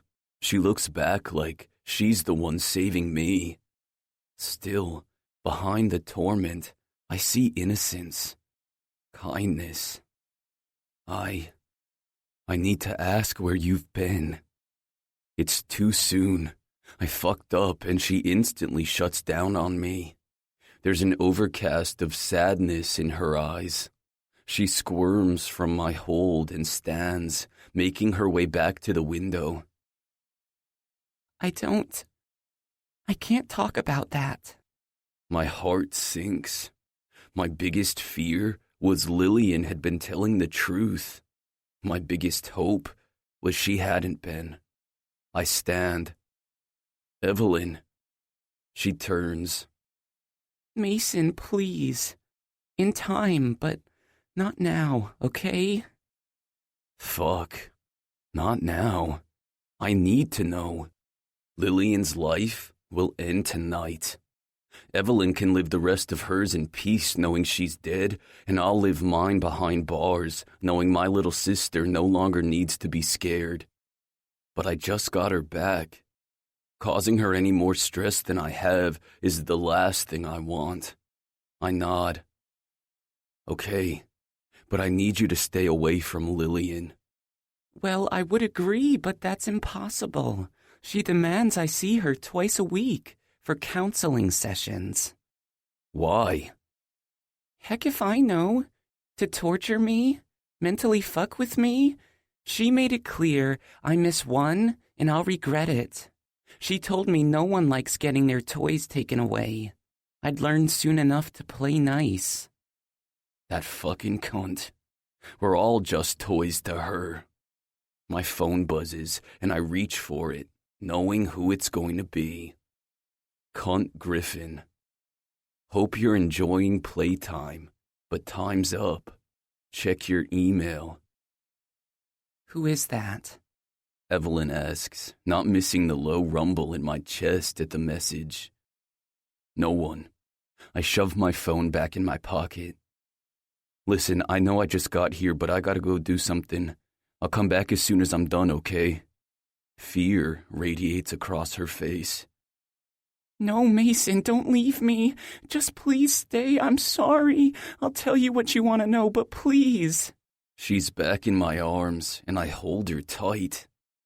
I don't want to leave, but I have to. Believe me when I say I need to leave to be able to see you. Is it her? What does she have on you? She cries. I look at her, and there's no way I can deny her the truth. You. The word is simple and true. She's kept you from me, and now that I have you back, I'm not going to do anything to jeopardize that.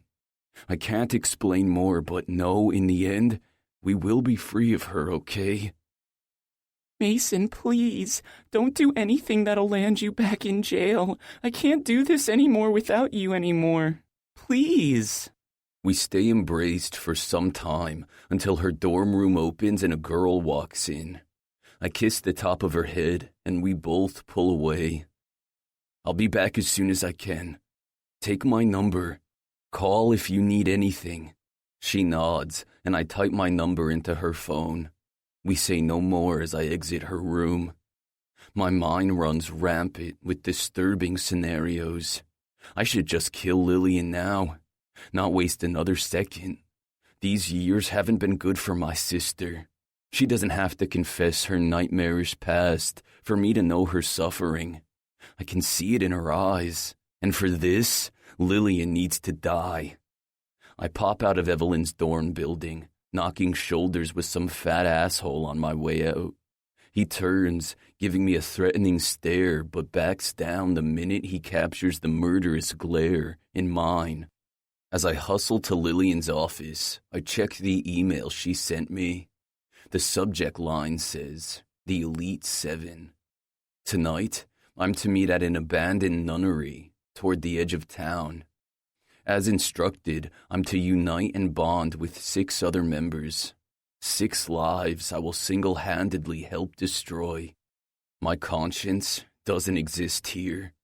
I will take part in stripping them of their virtue to earn their rightful place in the elite. I despise the person she's about to turn me into, but part of me agrees. Pride won't stop me from doing the tasks doted on me. No one is above my sister. No one. I slow my pace, needing a new plan. I can't risk anything happening to Evelyn. What if it's not just her? What if by deleting Lillian, I'm only deleting a piece of the game? And I doubt she's the only player in this. I need to bide my time, wisely, until I can figure out a better plan. One that gives us a life out from under the elite and Lillian Griffin.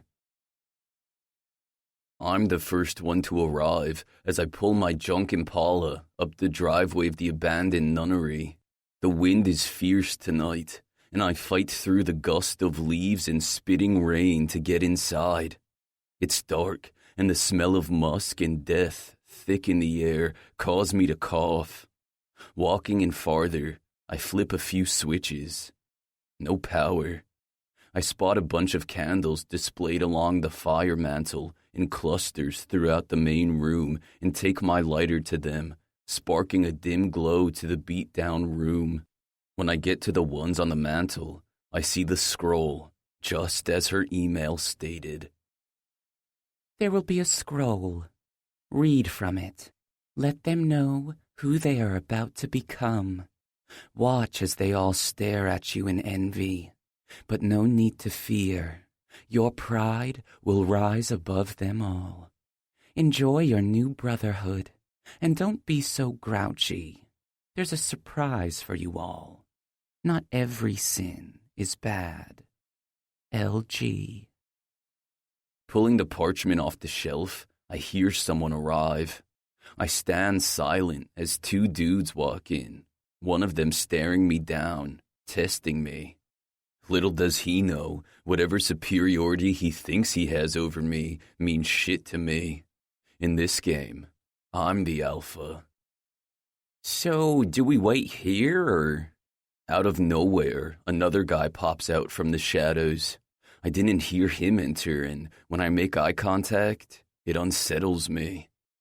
I hold up the scroll. I found this on the mantle. What does it say? The entitled douchebag asks, flashing the flashlight on his phone to search around the room. We have to wait for all 7 of us to be here. It's quiet, except the flickering of the candles and wheezing of the heavy wind outside. A few unspoken moments pass before all 7 finally arrive. Standing in a circle, I begin. If you stand in this room, you are witness to the 7 chosen candidates, the Elite 7. Pride, wrath, lust, sloth, gluttony, greed, envy. Do we get to choose? Because I can see me being prideful. The douchebag turns to his friend and winks. My fingers clench around the scroll to keep my calm. I take a labored breath and continue. The elite is made up of the best our school has to offer, and you have the honor of proving yourself worthy. Your oath to the society will be given in action. You will perform assignments to show your obedience and dedication to the elite. In return, you will be welcomed into a society, rich, not just in wealth, but in status, influence, opportunity. You've been chosen as the creme de la creme of St. Augustine, and you will be joining the ranks of the most powerful and influential members of society. I take a breather and flex my jaw. Above all things, we pride ourselves on candidates who will prosper long after school ends. The elite is for life. It will become a part of you. Keeping the society secret is of the utmost importance. Any indiscretion will be punishable by the full force of the society. Your initiation begins with the bonding of 7. The men in this room are your brothers. The brotherhood of the 7 is unbendable. You are no longer one person. You are 7. I lift my eyes away from the words to my audience. Their faces are mostly hidden within the darkness, only a small glare from the candles giving their appearance away. Everyone seems attuned to what I'm telling them. No one looks confused or ready to bail. I inhale a deep breath and continue.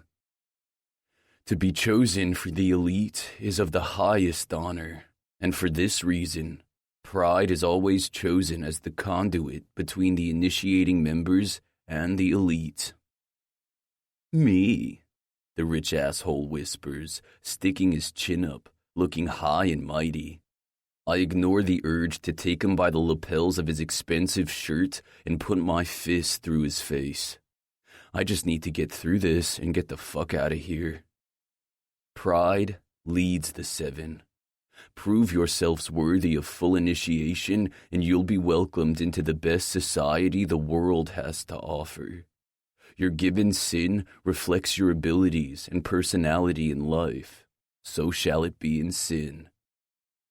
Mason Blackwell, Pride. I peer up at the group and pat my chest. That's me. Samuel Gunner, Wrath. Rhett Masters, Lust. Rush Dempsey, Sloth. Micah. I pause on the name and my eyes raise. I find him in the darkness of the circle. Micah Dixon, my old best friend. What the fuck? How? I shake it off. Get through this and worry about that later. Micah Dixon, Greed. Sebastian Westbrook, Envy. Baxter Goddard, Gluttony. Good luck, and may your sins be worthy. There's a rush of excitement from a few of the guys. Gluttony looks pissed, and a few others have a no-care grin on their face. Everyone begins to turn to exit when I speak. Wait. There's a card. I hold it up. Gluttony walks up, snatches it from my grip, and opens it.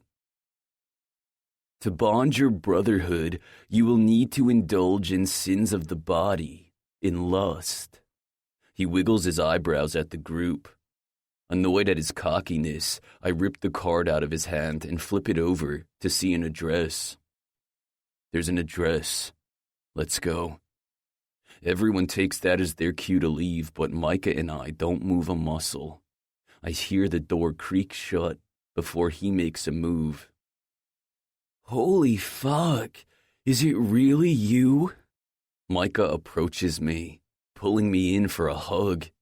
His arms, also covered in ink, wrap around me, a hand slapping at my back. Dude, I thought... He pulls back, the familiar laid-back smile he used to carry still on his face. I didn't know what happened to you. Shit, I even thought your ass was dead. More unwanted memories surged to the forefront of my mind.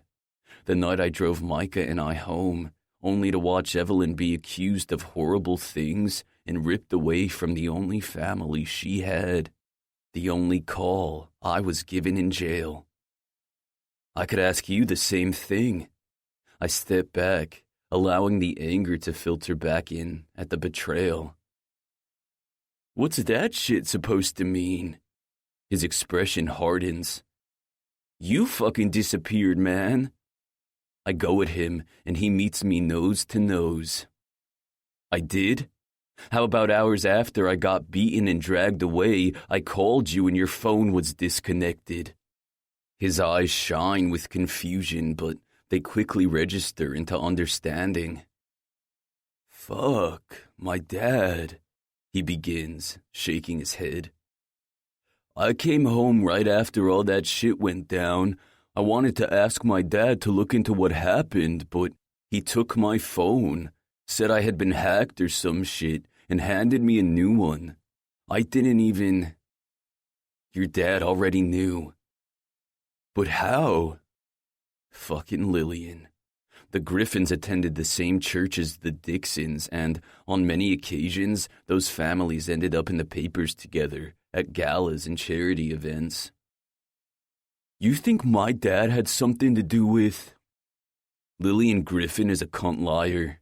My sister never did anything wrong. Her accusations were due to her jealousy that her husband would rather abuse young girls than touch her. Micah's face turned stone cold. He fucking do something to Evie? Not sure. We've just been reunited as of late and she's not doing much talking. His expression once again morphs into confusion. Wait, you haven't been with her? Where you been, man? Where's she been? She okay? I don't want to admit I've been in hell, separated from my sister with no power or ability to find her. If he even knew what sort of life she was succumbed to live because I couldn't help her, he'd hate me. I hate myself. I've been in state pen, got myself into some shit. Damn, don't mind me asking, how the hell you end up here, running this crazy-ass shit? Because I sold my life for another's? Long fucking story. A large gust of wind causes the doors of the church to burst open, startling us both and instantly breaking the moment. Let's get out of here. Everyone's waiting, I say to distract him from further questions. He hesitates but nods. Yeah, but once we get some drinks in us, you're telling me everything. I feel you have more you're not telling me. He has no idea. We all follow the elite's directions and head to the address. Once everyone arrives, we all jump out of our cars and head up the steps of the lavish 2-story mansion, pillars surrounding the property, a grand balcony wrapping around the entire upper floor. Ready to sell your soul for the elite? I ask, and slam my fist against the large wooden door. A slow tune fills the room, while women, covered in only seductive masks and thongs, crowd the entire first floor. Together, we enter the house, and once everyone makes it past the threshold of the doorway, a woman, her eyes covered by a peacock mask, walks up to us with a tray full of drinks. Welcome, gentlemen. One for each, she says, offering us a drink, and we each grab a goblet from the tray. Morality doesn't exist past those doors. Tonight is about embracing your true sin. Tonight's transgression is to create your very own divine law. Enjoy. This is the elite's version of bonding? The woman walks away without another word, and we all clink our glasses together and take down the sugary liquid. I sneer at the taste. What the fuck was in that? You heard her. Leave your morals at the door, guys. Sebastian, or Envy, licks his lips and disappears into the sea of flesh. Everyone else follows suit. Gluttony walks past and knocks his shoulder into mine. I reach forward to grab him by the fucking neck when lust stops me. Not worth it, man. There's a reason he's gluttony. Excessiveness is always wanting to be on top. I turn to lust. Fuck if I care why he earned his sin. Brother or not, he won't make it too far if he thinks he's above me. Rhett, by the way. He sticks his hand out and I shake it. Mason. Pretty badass, this whole elite thing, right? What you have to do to get in. Give up everything. Whatever got in my way, I reply. Seems like a fitting enough answer, being pride and all. We both stare off into the crowd, catching Envy, who's already locked himself in between two women, getting ready to spring his dick free. Well, looks like I need to get myself into some trouble. Good luck tonight, bro. He pats me on the back, then he's off, wrapping his arm around a girl holding a tray of white powder. I'm trying to take the whole scene in, but my vision is starting to blur. Fuck, I grunt, wiping my hand down my face, realizing those drinks were laced with something. The farther I walk into the house, the louder the sounds of sex and pleasure get. Rooms filled with women on their knees and men fucking them while they sniff coke off their backs, tits, pussies. I locate everyone in a room, sitting in a circle of chairs. Women, bobbing, sucking. Mason, get the fuck over here. Got her twin sister ready for you. I see Micah, who's getting a lap dance from a blonde. The room spins, and I swear the ground underneath me sways. I grab onto a girl walking past me. Hello there, handsome. Can I bring you pleasure? My eyes land on her. Then the mound of coke piled on her tray. The echo of Micah's laugh has my attention back on him. He's laughing at me while pushing a chick's head into his lap. Fuck. I don't know what comes over me as I dip low, shoving my nose into the mountain of blow. 4. I stumble into a shithole bar located far from campus and even farther from the place I just left my new brothers. I'm drunk and coked out of my mind, not to mention whatever was in that drink. Apparently, being part of the elite allows easy access to any and everything. A mind-numbing release for starters. A text from Lillian ordered me to stay till the party ended, but I needed to get the fuck away. All the sex, the drugs, my new brotherhood, it all took a quick toll and sent me racing to be free of all the chaos happening around me. I should have gone back to Evelyn, but I can't have her see me in the shape I'm in. I've been clean for years, minus the few joints Micah and I used to smoke back in high school. Since I've been out, I've kept it that way. I needed to be alert and have my mind clear when it came to Lillian and whatever she had in store for me. But tonight, I gave in and flooded my body with booze and drugs to drown out the reality she's brought down on me. I throw myself on an open stool at the bar and scan the place around me. The joint is packed with people like me. Trash. Thugs. A group of bikers in the corner who continue to harass a woman, uncaring of her pleas for them to stop. What'll it be? The rugged bartender asks, throwing his bar towel over his shoulder. 5 shots of tequila, I say, and slam $100 bill on the bar. The last of the tainted money Lillian gave me. The scholarship, the housing, the status. It's all a ruse. Phony image of what she wants me to portray.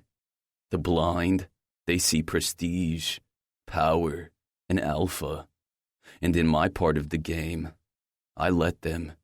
Because my sinful pride won't allow them to see the real person behind the mask Lillian forces me to wear. The Elite 7. A secret society run by a fucking psychopath. But was Lillian the real mastermind, or was she just another pawn in the elite? And what do my new band of brothers really know? They all seem pumped to be a part of it, which confirms they don't know shit about the masquerade. Being the alpha, I can't let them be fooled. They all need to know, and I'm going to be the one to uncover the truth. I swear to that. But right now, I need to play nice and do what I need to do to guarantee my sister's safety, which is ruin fucking lives. My head begins to spin and my elbows land on the surface of the bar as I run my fingers through my hair. And what about Micah? Why the fuck is he wrapped up in this shit? I should tell him to get the fuck out now. He has no idea what's in store for him. 5 shots appear in front of me, and I waste no time going down the line, downing each one with urgency, welcoming the burn as the liquid slides down my throat. "You good, man?" the bartender asks. I nod and tap my finger on the bar, requesting another round. Seeing Micah again brought up too many unwanted memories. The shit past I wanted to forget. Dahlia. My fingers tighten around the shot glass at the memory of the video. Nights when I just wanted to give in to the weakness, I would think of that video. Let the rage consume any urge to surrender. I'd work my muscles till they burned, work my mind with revenge until it almost blinded me. And I would plot. One day, when I was out, if that day ever came, I would get my revenge on Lillian, Dahlia, and anyone who ever dared lay a hand on my sister. Hulk smash. A soft, feminine voice to my right tickles at my eardrum. The sweet scent of cherries and vanilla surrounds me, and I turn to sneak a quick glimpse of the chick who's taken the seat next to me. My eyes start at her breasts, full and perked in a skin-tight black halter-top dress. They rise to her bare shoulders, thin neck, and plump red lips. When I make it to her eyes, my cock stirs. Fuck. Say again. My tones blank, hiding the jolt of electricity in my pants. I said Hulk smash. You look like you're about to crush that shot glass with your fist. I glance down at my white knuckles and the veins bulging from the top of my hand. The coke is flowing heavily through my blood. Quickly, I release the shot glass, pushing it away. My eyes stay locked forward on the wall of shelved liquor. Not sure why I've piqued her curiosity, but I'm not interested. The last thing I need right now in my fucked up, complicated situation is to throw a chick into the mix. If I wanted pussy, I'd have indulged back at the party, I tell myself. But my sudden alive and throbbing cock disagrees. Unlike the abundance of women back at the house, this one seems to stir life into the guy below. I turn back to the girl, her hazel eyes glowing behind all the smoky eye makeup. Her plump lips part and spread across her heart-shaped face, accentuating her cheekbones. Her smile suddenly warms a dormant part of me that's been cold and shut off. My thoughts quickly turn to the guys, how content they all appeared. Happy. Numb to the world around them. Fuck, maybe some random pussy is the perfect way to drown some of my troubles. But that warmth triggers the reminder of why. Dahlia. That deceiving whore who broke my heart. I rip my eyes away from her, bringing them back to the wall. Not interested, I grumble, and reach for the shot of tequila the bartender sets down in front of me. Before I grab the glass, a tiny set of fingers snatch it. My furrowed brow follow the glass and watch in mild shock as the girl slams it. Without a wince from the strong alcohol, she tosses back the shot. Who the fuck? My flaring nostrils and darkened sneer would cause most grown men to piss themselves, but this girl ain't the least bit intimidated by my size or death stare. She only giggles and pats her sexy lips with a bar napkin. She-Hulk like tequila. Her laughter fills the air, and it fucks with me. I want her to laugh more, smile more. Fuck, I need another bump. I scout the crowd, searching out a junkie, hoping to score a bag and snort it all until I'm completely numb. Listen, Betty Ross, said I wasn't interested. Now, run along before Hulk smash you. I give her the cold shoulder, waving down the bartender for another shot. Ah, you know your comics. Betty Ross was Hulk's love interest, though. Later, his wife. I said She-Hulk. Technically, I'd be your daughter. Again, she laughs. The 5 shots swirling in my stomach are kicking in, and the warmth of the tequila is chipping away at the tension in my shoulders. I swivel my bar stool toward her. My legs weave in and out of hers. There's a sharp intake of breath at the intrusion of my thick thighs trapping hers in place. She sure as fuck has me intrigued. You want me to be your daddy? I ask, my grin growing. You into that kinky shit, Lyra? I say, using her Marvel origin name. Her facial expression becomes serious as she leans forward, threatening to spill her pretty little tits out of her tight top. Scooting to the end of her chair, she doesn't stop until her miniskirt is hiked so far up her creamy thighs, her barely covered pussy rubs against my knee. I'm into a lot of things. Just depends on how playful I'm feeling and how adventurous my fellow partner is. She makes another bold move by reaching forward and grabbing my thigh. Her hand may be small, but there's no hiding the power in it. Her thumb tickles the inside of my thigh, and she calmly slides her hand up, nearly grazing my cock. The amused countenance shining through her face is no doubt caused by the acknowledgement that I'm fucking hard. I think someone wants to play. She giggles, making it harder for me to tame the beast in my pants. Did you know Lyra's ability, amongst many others, is stamina and durability? She leans in further, practically sitting on my lap, and cups my fucking cock to whisper in my ear. I might be small, but big things come in small packages. My tight cunt would be heaven for this large dick. She squeezes me, and my eyes threaten to shut from the pleasure of her hand. And trust me, when I take you in my mouth and my cunt, it will be hours until we're done playing. Jesus, who the fuck is this chick? My raging hard dick doesn't care. It's been years since it's seen any sort of pussy or action other than my fist. The last one being Dahlia. Buried rage resurfaces, and I grab her wrist, squeezing a bit harder than I should. Still, she doesn't seem fazed by my actions, only more turned on. Feisty. Exactly what I need. So, what's it gonna be, handsome? She licks her lips, and my dick twitches in my jeans. I've never been with someone like her. Her crude mouth, her lips that would wrap perfectly around my cock as she deep-throats me until I explode down her throat. I see the want in your eyes. Don't deny yourself. It's just a night of harmless fun, filled with excessive sin. Sin. Sin. Sin. The last of her words are cut short.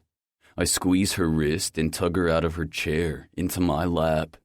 The mention of sin boils my blood. She has no idea the true meaning of it. She wants to take me for a ride and act unfazed by the dangers sin can bring. I dip my mouth low, skimming along her neck. Her scent of cherries overpowers my sanity, and I take a nip at her earlobe. You're playing with fire, I growl low, and I'm rewarded by the vibration of her trembling body. She leans back, and our eyes connect. I'm already burning inside, so we better get out of here. I slam the door shut of the scummy motel and toss her onto the bed. She laughs, and my dick thickens. If I wasn't so determined to fuck her till my dick falls off, I'd beg to just lay here with her and make her laugh until I found peace and sleep took me. Instead, I prowl over to her. She's kicking off her black-heeled boots, and, in the process, I get a nice view right up her tight mini dress. No fucking underwear. I didn't realize how starved I was for the touch, taste, and fuck of a real woman until now. I can't wait a second longer to put my tongue to her clit and suck the first of many orgasms out of her. I grab her bare legs and tug her to the bottom of the bed. Her cute little squeal has my smile growing in anticipation of the rest of the sexy little sounds she'll make when I get down to business. I thrust her dress up her thighs, threatening to lose myself just from the feel of her smooth skin. I tell myself to slow down. As hungry as I am, I don't want to fucking blow one before I even get started. My knees hit the floor, and I position my head between her thighs. She sighs in approval, and I spread her legs wider. A flicker of my tongue has her writhing under my touch, my own body buzzing at the sweet taste of her. It's been too long. I need more. But I know I need to slow down, gain control. I extend my tongue back against her lips, and, with a slow rhythm, I lick her pussy, steadily sucking her lips into my mouth and tasting absolute heaven. Hey, Casanova, no need to play nice down there. Damn this chick. So much for trying to make this last. I bite her clit and shove my tongue into her opening. Sounds of sexual pleasure fill the air. In and out, I tongue fuck her, feeling drunk. From the tequila or the taste and feel of her, I'm not sure. My cock is rock hard, and my balls are tight as fuck, wanting to release years' worth of pent-up sexual aggression. Oh, God, yes, your tongue is amazing. She moans, riding faster against my face. But is that all you got? I was hoping for a guy with no manners. Shit. She has no idea who she's messing with. Challenging me. Tempting me. I wasn't curious or adventurous with Dahlia. We were young and still learning one another. But right now, my mind lets loose all the fantasies I've held on to while locked up. The darkness, the dirty thoughts. I pick up the pace with my tongue and shove 2 fingers inside her. She giggles at my move, which pisses me off. I pull out and thrust into her hard until my knuckles breach her opening. Her whimpers of pleasure satisfy me, but I need more. I need to take more. I pull 1 finger out, lubricated by her fluids, and reach behind to her back hole. Smearing juices between her ass cheeks to get her ready, I wait for her to squirm and deny me, but she shows no sign of refusal. This dirty girl wants me to ravage her there. Pre-cum drips from my cock at the thought of my finger, even my cock, being inside her, fucking her tightness. She begins to wiggle, encouraging me to get on with it, and I insert my finger into her ass. Fuck. She bites down on her lip, and I grunt low with my own arousal. I continue with my tongue as my fingers work her front and back hole. It doesn't take much more until she begins thrashing under my hold and comes all over my tongue. I don't stop, though. It may take an army to pull my tongue away from her swollen cunt. I could lap at the taste of her for a lifetime. Licking her orgasm clean, I want to get her worked up all over again. Lather my tongue with her juices over and over. But the little spitfire doesn't allow it. Sitting up, she untangles her body from under me and jumps off the bed. Her hands are at my belt buckle and my jeans are down and her mouth is around my dick before I know it. You're bigger than I thought. My lucky day. She hums, licking at the tip of my dick. Opening wide, she brings it so far back, I swear I hit the back of her throat. Don't fucking blow, I coach myself. This is heaven and hell at the same time. And I was right. Her lips do look perfect wrapped around my cock. She sucks me off like a champ, her lips wet and inviting. I grab the back of her head and work her head back and forth, loving the view of her beautiful face as it bobs back and forth. Fuck, this is insane. The coke high is gone, but this new high she has me on is way fucking better. Dark thoughts filter inside my mind of where I want to take this. She may be little, but that won't stop me. I plan on fucking her all night, hard and ruthless. Saliva starts dripping from her chin as she cups my balls. I know I finally lost and pull at her hair, letting her know I'm about to come. She fights my warning and bobs faster, taking me even deeper. Oh fuck, I'm gonna come.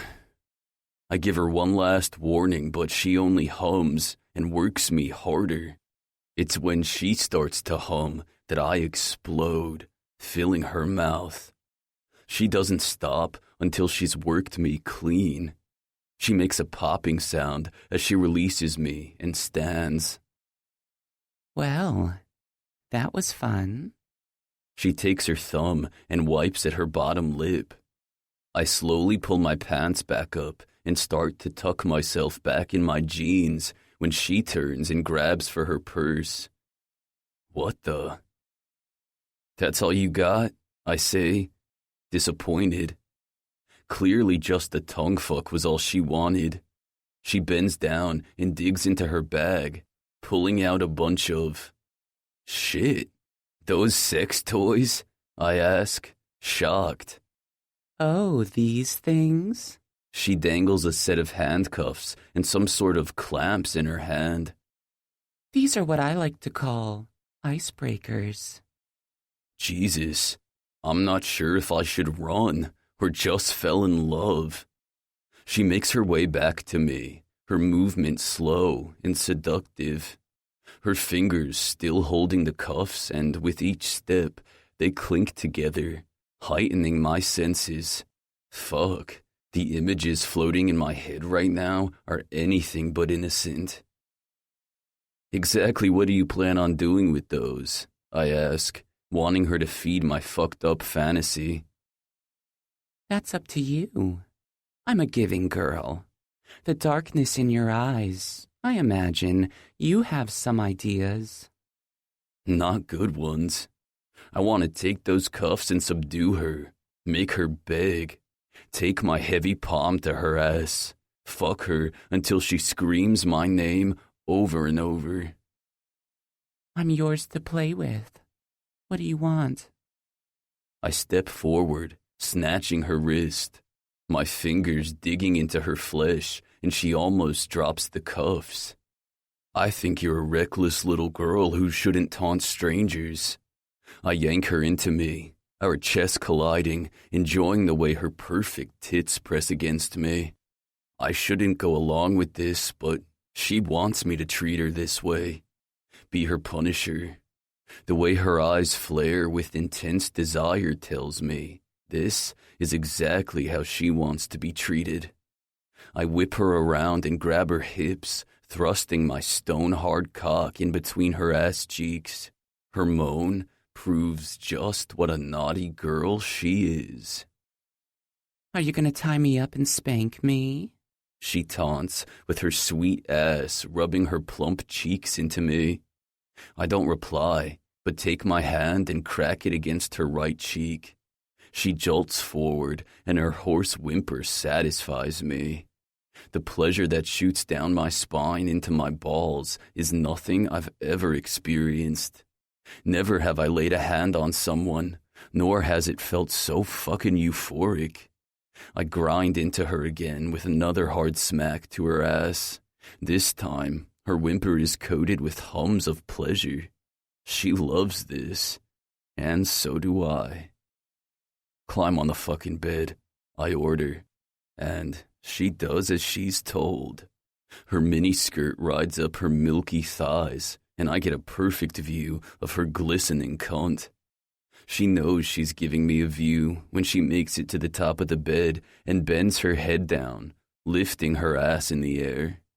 I'm fighting not to pull my cock out and stroke myself until I come all over her ass. My head is spinning.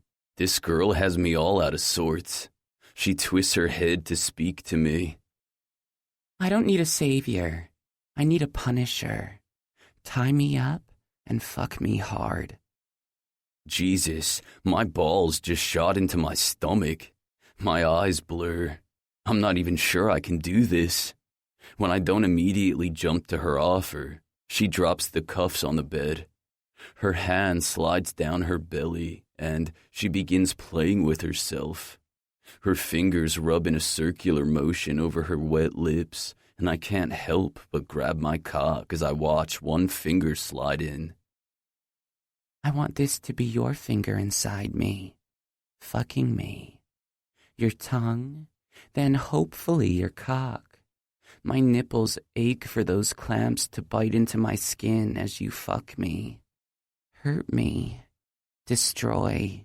A growl, unnatural to me, erupts up my chest.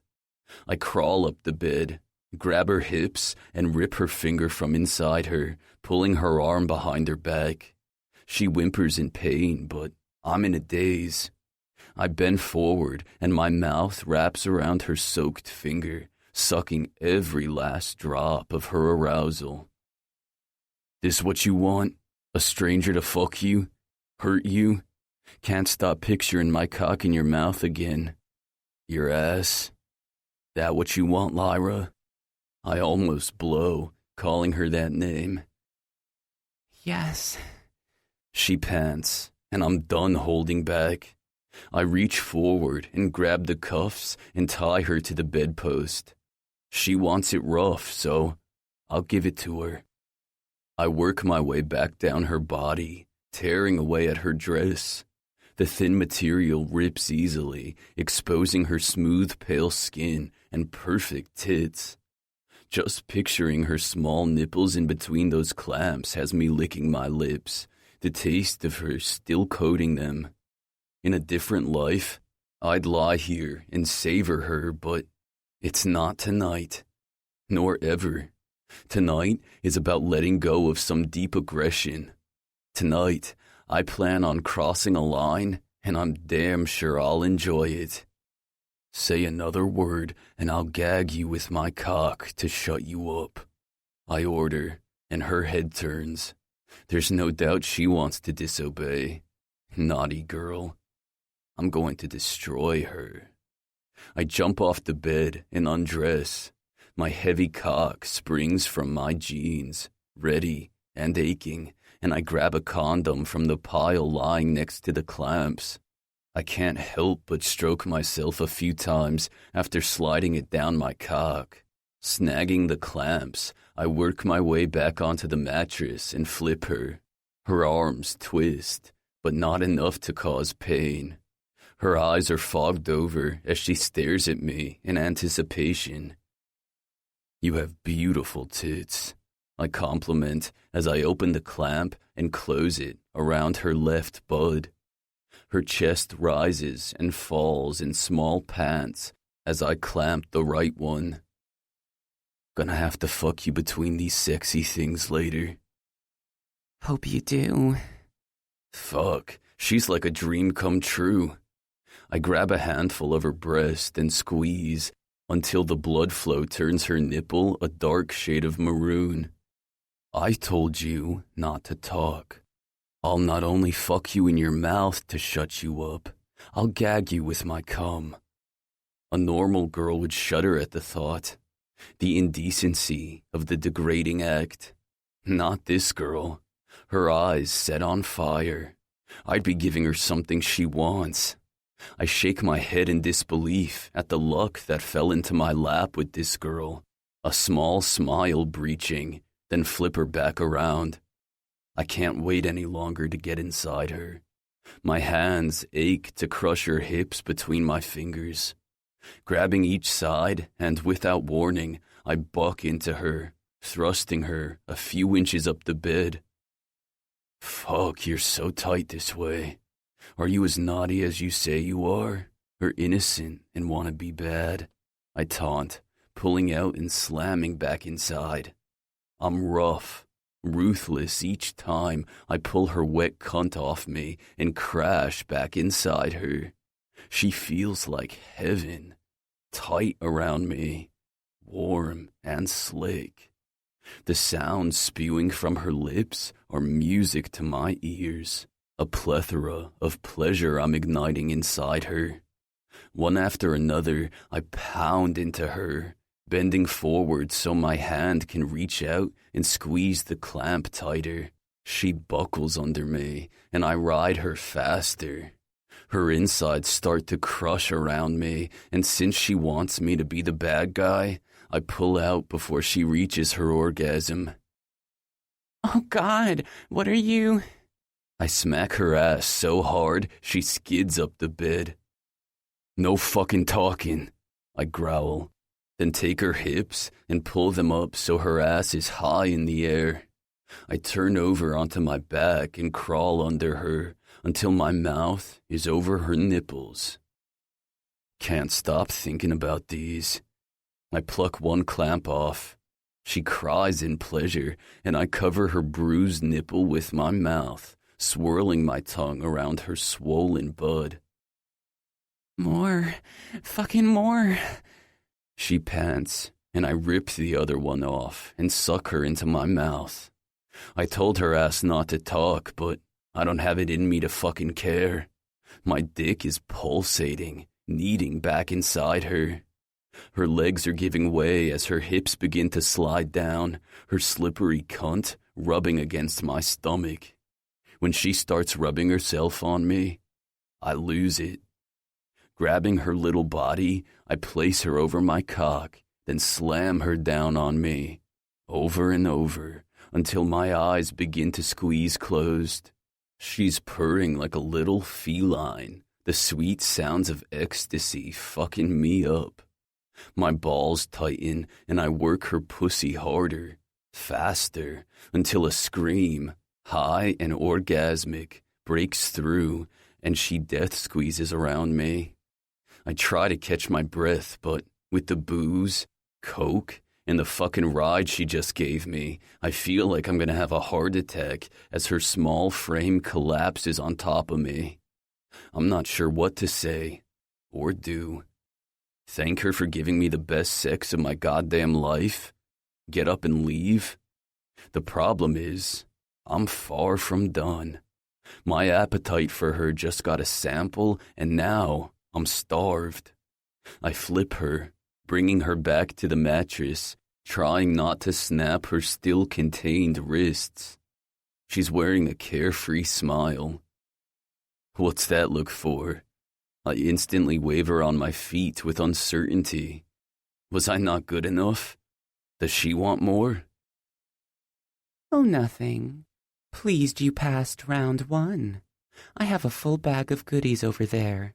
If you're up for it, I say we move on to round 2. It's settled. I've fallen in love. 5. 1 week later. The rain refuses to let up as I make my way to the biker bar for the second time this week. Lillian just gave me Rets, or Lost Task. I showed up at my place after a long day of shit classes, and Lillian was in the apartment, waiting for me. She handed me a card, wearing her signature smile as she forced me to read it. I didn't want to know what the elite was asking of him, but Lillian demanded I did anyway. Disgust filled me as I saw her own stepdaughter's name on the card. She wanted me to know what tasks people were willing to do for power. Her words are still ringing in my ears. People strive to be invisible, Mason. They want to know they are better than the person next to them. And they may not want to admit, but everyone is willing to sell a piece of themselves to thrive above. I told her she was wrong. I'd rather be poor and have nothing than deceive and betray to get ahead. But then she reminded me I was exactly that person. I would hand out each task regardless of whose life would be destroyed in the end. My pride would make sure of it. And in some sick way, she was right. These guys, some of them anyway, seem like they'd do anything to join the elite. Little do they know the destruction it will cause. I'm about to jump out of my car when my phone dings. Whoever it is can wait as I reach for the door handle. Right now, I need to drink until I forget. The rain suddenly picks up, slashing against my window, and I pause, taking the extra moment to catch a glimpse at the screen in case it's Evelyn. She was beside herself with worry when I met up with her the day after our first elite meeting. I told her I would come back that night and never did. I got too fucked up and literally fucked instead. The pain in my stomach returns.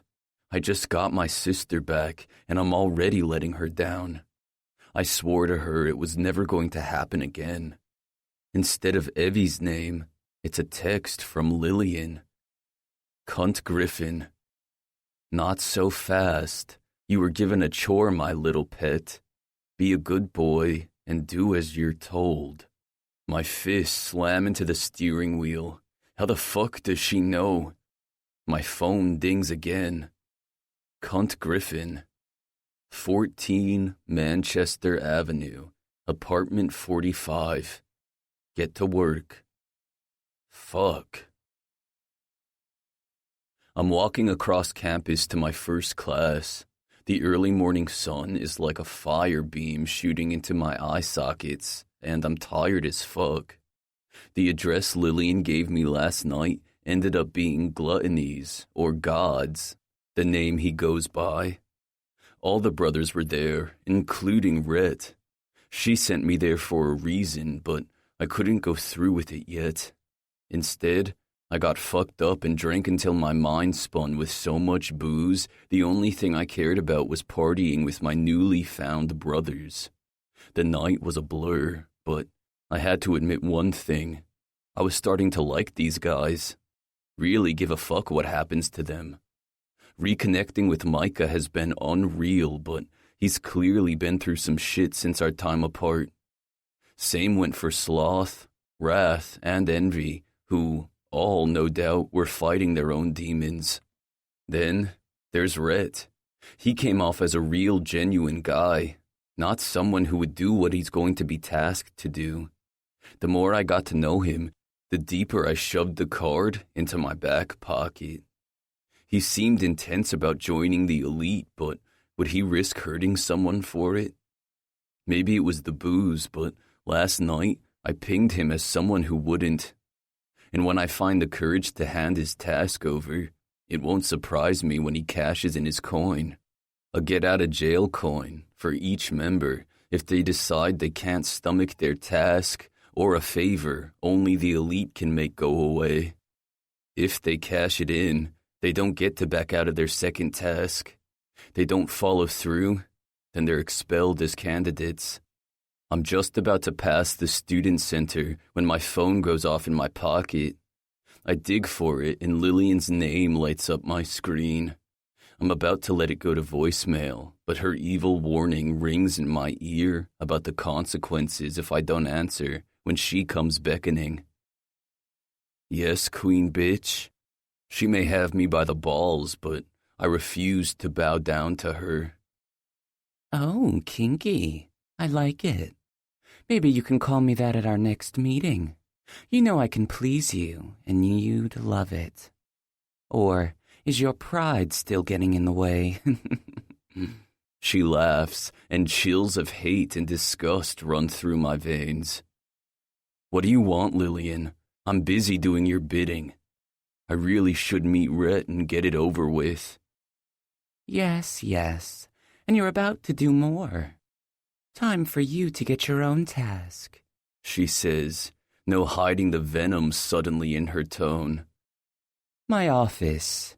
Now. Then she hangs up. I hate her with all my being. I wasn't sure I would have a task. Just assumed all the dirty work she has me doing was my penance.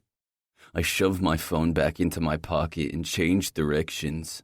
My mood darkens, along with the weather, as the clouds roll in, taking the bright sun with it, leaving the sky fierce and ominous. I barge into Lillian's office without knocking. She looks startled when the door whips open, her eyes wild. Rage, is it? Shock? Definitely different from the normal sadistic smile she carries. Sometimes I wonder what sin she would be. If I had to guess, I'd say her demise is envy, the one thing I think she drowns in. You're late, She snaps, throwing a folder onto her desk. Have you seen it outside? It's a monsoon. I don't give a shit. Sit down, She orders and walks to the other side of her desk. Sitting, she unlocks the bottom drawer, pulling out a manila folder. Same folder she's pulled out with every other task that's been given.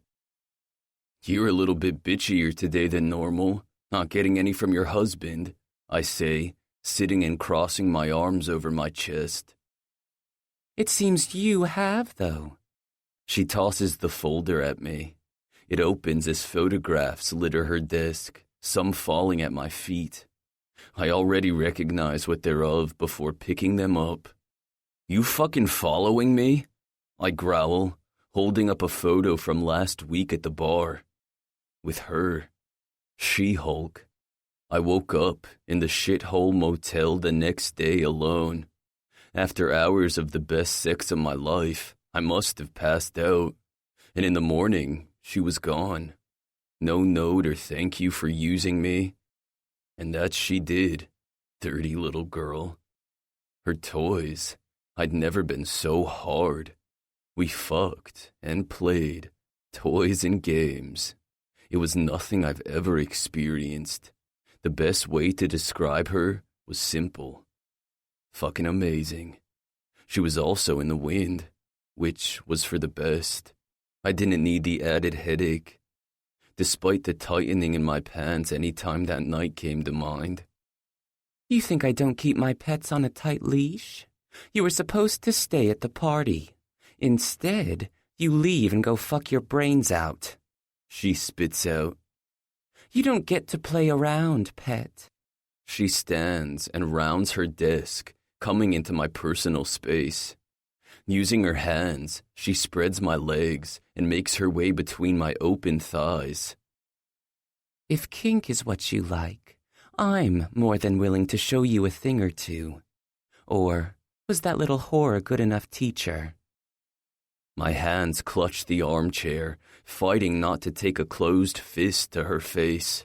The random girl may be nobody to me, but having Lillian call her degrading names immediately gets under my skin. Staring down at the photos of her, I'm reminded of how damn beautiful she was. What is this shit anyway? So I got my dick sucked. What's it to you? Oh, don't play coy with me. I'm sure you got more than what you bargained for. She doesn't care about the malevolent look I give her, or how my skin vibrates with disgust when she positions her body in my lap. We can make this so easy. She brings her hand between our laps and grabs at me. Unlike the reaction I had with the girl from the bar, my cock doesn't even stir. Well, that's disappointing. She pouts, dragging her hand away. I guess you require a ball gag and whip. She leans in and grabs my face, her nails digging into my cheeks. She presses her lips quickly to mine, then pushes off me and stands to make her way back to her seat. Everyone has a lesson to learn, even you, Mason. And it seems this one will be perfect for you. It takes a lot of pride to put yourself before others. She picks up a gold card, just like the other tasks. And I'm going to have fun teaching you your lesson. Aren't you already doing that? I growl. Just get to the fucking point, Lillian. I have class. Her evil laugh chills my blood. Oh, come on. Are you actually pretending to be a college student? Her laughter gets louder. Did you forget you didn't even graduate high school? A GED from a prison facility doesn't constitute entrance into a low-grade community college, let alone one of the best colleges in New Orleans. You're only here because I put you here. Don't waste your energy trying to play smart. As I told you, I'll adjust your grades. You just do what you're here to do. I'm barely hanging on by a thread, fighting from throwing myself out of my chair and cutting off her airways until she's blue and dead. You're a fucking wretched bitch. Thanks for the compliment. She gets up, adjusting her skirt. Well, this has been fun, but I have other students to see. I assume you can see yourself out. She tosses me the golden card, and I barely catch it before a knock on the door sounds and another student pops her head in. I get up without another glance her way. When I reach the quad, I stand behind the communications building, rip open the seal, and read my task. Pride. Your task is sin of perverse. Megan Benedict, St. Augustine's fresh new theology professor, lack of vanity is far from humility for the sinner who is beneath no one. Expose and ruin at no cost. Teach her secrets are no fun. Secrets will ruin someone. I finish reading the card, fighting the bile rising in my throat. I need to expose this woman's secret? What her secret is, I don't know. Is it that bad I have to destroy her for it?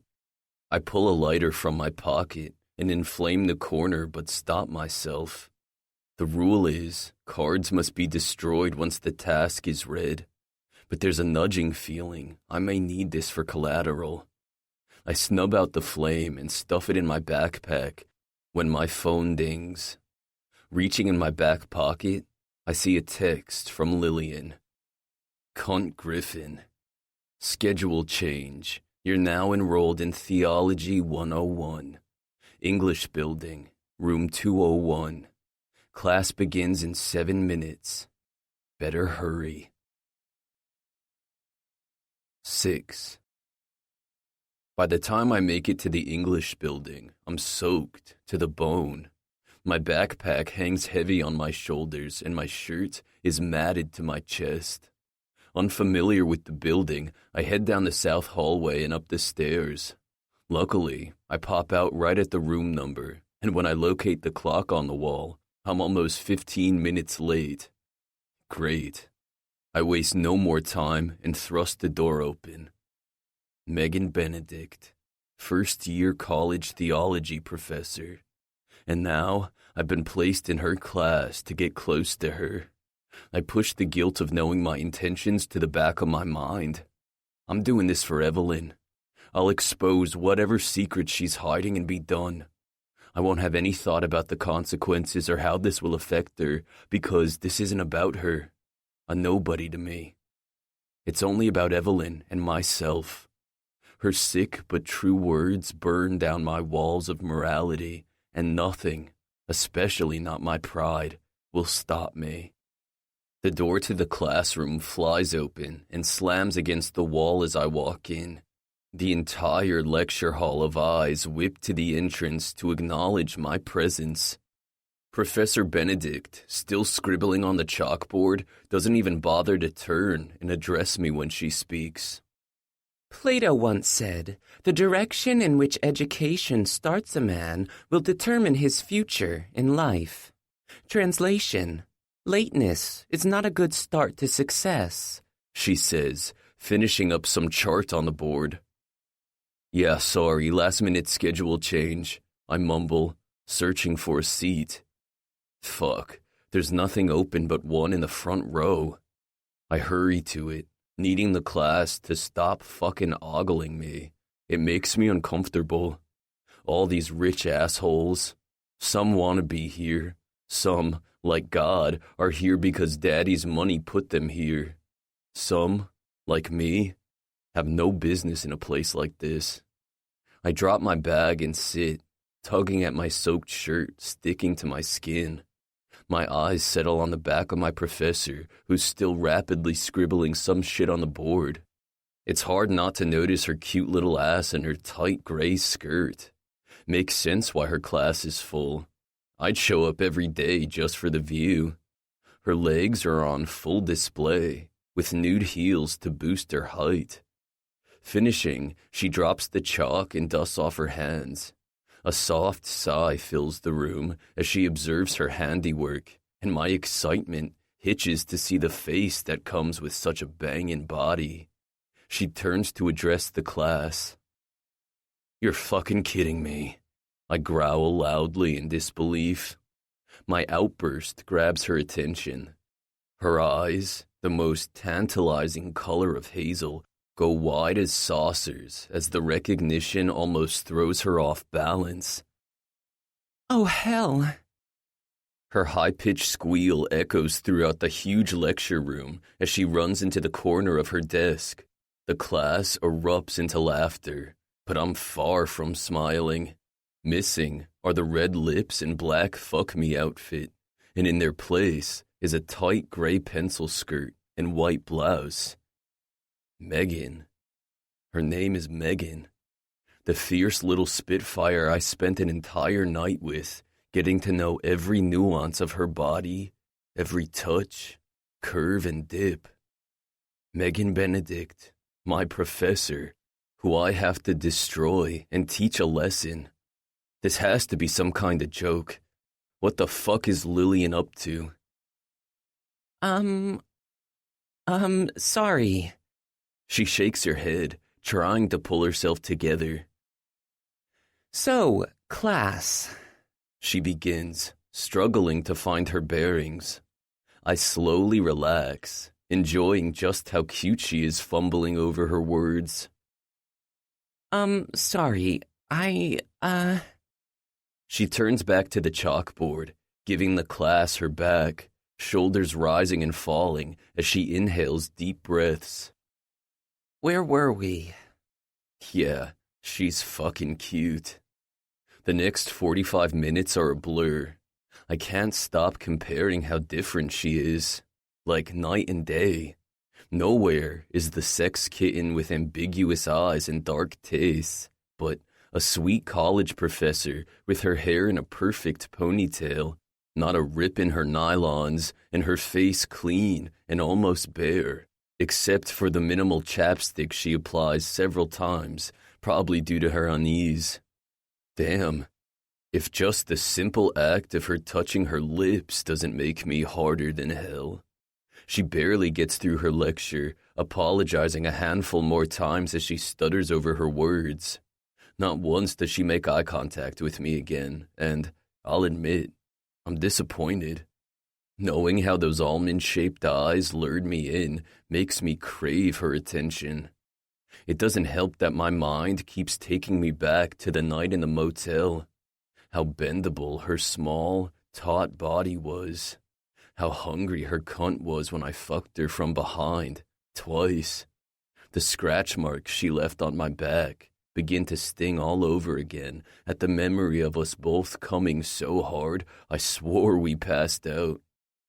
How the hell did she get on the elite's radar? Is her taste for kink her dirty secret? I sure as hell wasn't complaining. When the hour hits, ending class, I'm hard as fuck and doubt I can get up without anyone noticing the huge tent in my jeans. Students gather their books and are up, fighting to get out of the classroom. I, on the other hand, don't move a muscle.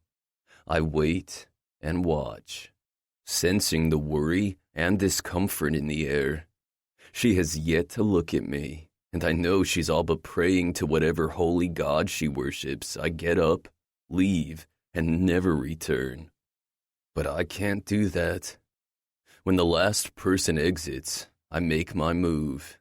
I prowl over to the chalkboard where she's trying to busy herself by wiping the same spot over and over. Don't they have cleaning staff to do that? I chuckle as she jumps at the sound of my voice. She whips around to face me. Since I left her with no room, her warm body brushes against mine. Her cheeks blaze a crimson at our connection, and I have to fight my dick from ripping through my jeans to get to her. Mr. Blackwell, is it? How can I... It's Mason. Sure, Mason. Please try to be on time for next class. She trails off, coming to the quick conclusion that playing coy is not worth the effort. A long sigh leaves her lips as her arms fly up in defeat. Oh God, fuck it. I'm fucked. I'm going to lose my job. I didn't know. You're a student? She cries. I was so far off university grounds. No one from this campus would have even been caught dead in a place like that. And oh my God, you're a freshman? Please tell me it's because you waited 4 or 10 years to go to school and you're not. 18, I say. She covers her face with her hands and groans. Oh my God. I want to tell her the truth about my age to ease her stress, but I can't help but laugh. Don't worry. I'll keep it to myself that you're a cradle robber. Her hands slide down her face, her eyes wide. I am not a cradle robber. How was I supposed to know you were so young? You were in a bar, and you look... Old enough and strong enough to be the Hulk? Her face explodes with mortified embarrassment. I wonder if she's mentally picturing herself cuffed to the bed while I sucked and devoured her pussy. I can't help it. I bust out laughing. Oh my God, what you must think of me. I'm not. Please don't report me. I need this job. I've worked really hard to get it. I was far from campus and didn't think college students even ventured that far. Please. I ignore the stabbing feeling in my gut at knowing I plan on doing just that. My task is to expose her, not keep her secret. Relax, I ain't gonna say shit. I lie. Her eyes shoot from my chest, where she had yet to blink away from, to connect with mine. This is the first time she's made eye contact with me today, and the moment it happens, my cock starts to stir again. Shit, she's attractive. She's still tiny compared to my large frame, but those sexy nude heels give her just enough height. Mason. I told you, relax. I thought you were way younger yourself, not into seducing my professors. Younger? She gapes. I'm 23. That's way too old for you. Not when I'm really 20, but I can't admit that. I can't help it. I take a step closer, causing her to retract a step, her back hitting the chalkboard. Didn't think age was a factor last weekend, I taunt, and her cheeks flare red. It reminds me of how flushed and sweaty we both were. My low laughter has her melting farther into the wall. I'm kidding.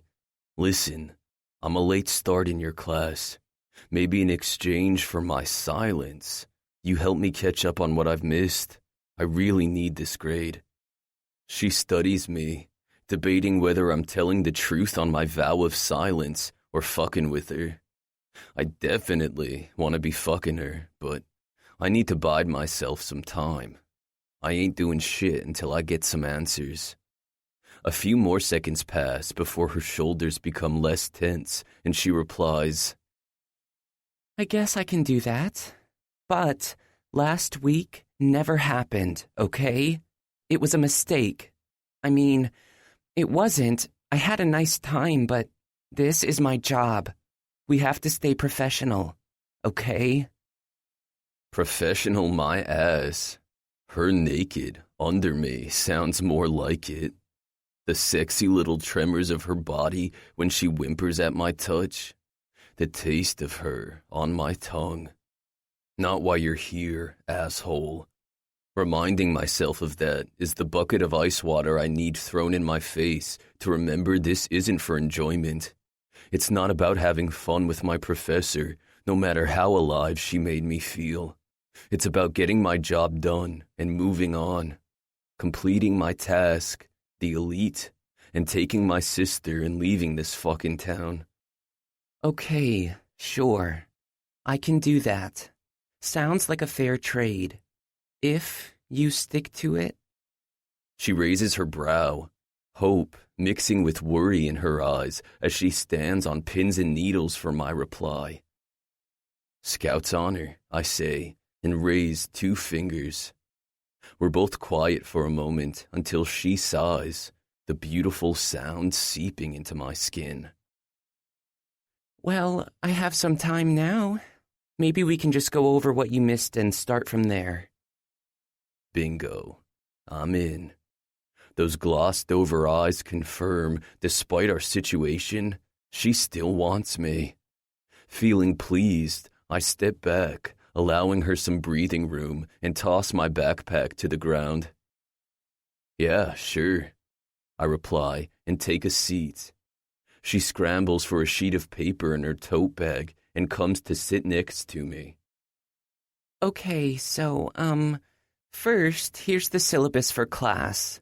You want to look this over and maybe spend some time catching up on the chapters you've missed. I'm trying to stay focused on what she's saying, but with the light aroma of cherries and vanilla seeping into my nostrils, it's impossible. I lift my eyes from the sheet and watch as her lips move, aching to trace my finger along her bottom one. How familiar are you with theology and religion? Huh? Theology. The class? She examines me, waiting for an answer. None. I reply honestly. A prison GED doesn't see a need for learning about that shit. Her smile is kind. If she's disappointed in my lacking education thus far, she doesn't show it. Oh, okay. That's not a problem. We can start from the beginning. See if anything rings a bell. She starts highlighting a bunch of shit on the syllabus. So, the first 3 weeks we went over the definitions, study of religious scriptures, and how it aligned with ancient philosophies and worship. I have no idea what the fuck she's talking about. Shit I couldn't care less about. My eyes follow each line she swipes, but I'm fighting to hide the scowl forming on my face as my thoughts are elsewhere. What is Lillian's angle with Megan? What secret does Megan possibly have that deserves such punishment? The card. Sinful enjoyment. Lillian wants me to punish her for her dark tastes in bed. My fists clench under the desk. I fear I might just turn into the Hulk himself. Still with me? What? Sorry, I'm going too fast. Just when I talk, I can sometimes lose myself in. She scans my face. God, this is too awkward, isn't it? No, it's fine. Keep going. Keep talking, so the sound of your musical voice drowns out all the bad shit in my head. Maybe I can give you some homework. You can work on it between classes. Some reading, maybe? I study her, searching for the deceit. Ugliness to warrant why I'm really here. but I see nothing behind her sweet, beautiful smile. So, this isn't gonna work, is it? It is. It has to. I shake off the doubt and moral battle in my head. It is. Just last time we were this close, we were doing some pretty heavy shit. Not talking lesson plans. Speaking of, wanna explain why you disappeared? Crimson creeps into her cheeks. I thought I was saving us both the awkward small talk in the morning, She answers, fiddling with her fingers. Maybe we could have chatted theology. Then I wouldn't be so far behind. Her mouth parts, and I admire her plump lips. Mason, that night was a... Don't say it. We both know it wasn't a mistake. Let's not degrade what we had. But I get it. You and I, not happening. Student and professor, that's all. Cool. The last part's a lie. The buzzing around us, the pull, tells me we're far from over. She nods, feeding into my bullshit, or at least shutting down the topic, and I allow her to finish going over the rest of the syllabus. I sit back and listen, her face lit with excitement as she talks. Time seems to get away from us both, and the janitor peeking his head in alerts us to how much we lost track of time. Wow, how embarrassing. Why'd you just let me babble for the last hour? You obviously love what you teach. She shrugs off my compliment. We both stand and she gathers her notes and hands them to me. Or love to bore people to death. Most students use my hour to sleep or catch up on Netflix shows. She grabs her tote bag and slides into her jacket. Those people are fucking assholes, I reply, wanting to snap the necks of anyone who disrespects her. Well, that's college for ya, she replies. I grab my bag, and together we walk out of the classroom. Heading outside, I notice the sun's already long gone. So, theology, huh? Nerd alert, right? She laughs at herself but continues. I practically grew up playing in my dad's office. He had a huge library with tons of books. While most of the kids my age were at parties, building up their reputations and cool factor, I was at home, nose deep into history books. Spent 2 years abroad for college studying religion, Greek theologies, Plato. I almost stayed and taught in Europe, but my mom cried and threw the world's biggest guilt trip, so I came home. Worked super hard and got myself a teaching job here on my own, despite my family's connections to the university. So you're from New Orleans? She smiles and nods. Yep, born and raised. My family's here. Everyone, actually. Doesn't seem many of us have gone too far outside of New Orleans. What's your story? Must be pretty smart yourself to land at such a great school. Stiffness ripples up my back, my posture stone still. I falter in my step, catching her attention. Sorry, I didn't mean to pry. It's really none of my... Scholarship, I say, my tone blank. Oh, well, that's great. The university is really philanthropic that way. Satanic, more like it. Yeah, you can say that. We continue to walk down the building steps. So, is St. Augustine a family legacy? You have brothers or sisters who also work here? You said family connections. Oh, no, but family, yes. Dean Griffin, he's my uncle, actually. She smiles as I falter in my step. I catch myself before hitting the bottom step. You okay there? She asks, unaware of what that information truly means to me. Yeah. George Griffin is your uncle, I ask, the words sour on my tongue. Yeah. Have you had the pleasure of meeting him yet? Such an intelligent man. And my aunt, Lillian, my dad's sister. She runs the counseling department. She's so sweet and helpful. If you ever need anything, I could always introduce you. She'd be more than willing to help you out. I'm dizzy, sick, enraged. Her fucking niece? Are you sure you're okay? You kinda don't look all right. I'm far from all right. Yeah, I gotta go. Thanks for the help. I'll see you in class. I turn the opposite direction and storm off without another word. 7. It's dark on campus, the only lighting coming from the dimly lit streetlights. The wind is stronger than normal, casting a spell of leaves to blow across the empty parking lot. Empty, but one car. I lurk behind a huge cypress tree, biding my time until I attack. It's later than normal for her to still be at work, but it's perfect for me. Dark, abandoned. No one will hear her scream. The doors to the admissions building open, and my eyes capture her thin frame as she wrestles with her hair caught up in a gust of wind. She races to her car, searching in her pocket for her keys. I'm in the shadows, right behind her, as she makes it to her fancy Mercedes. The key is pressed into the lock when I come up behind her, wrap my large hand around her neck, and slam her into the car. Lillian's cry is loud and laced with fear. Take my wallet. I have money in there.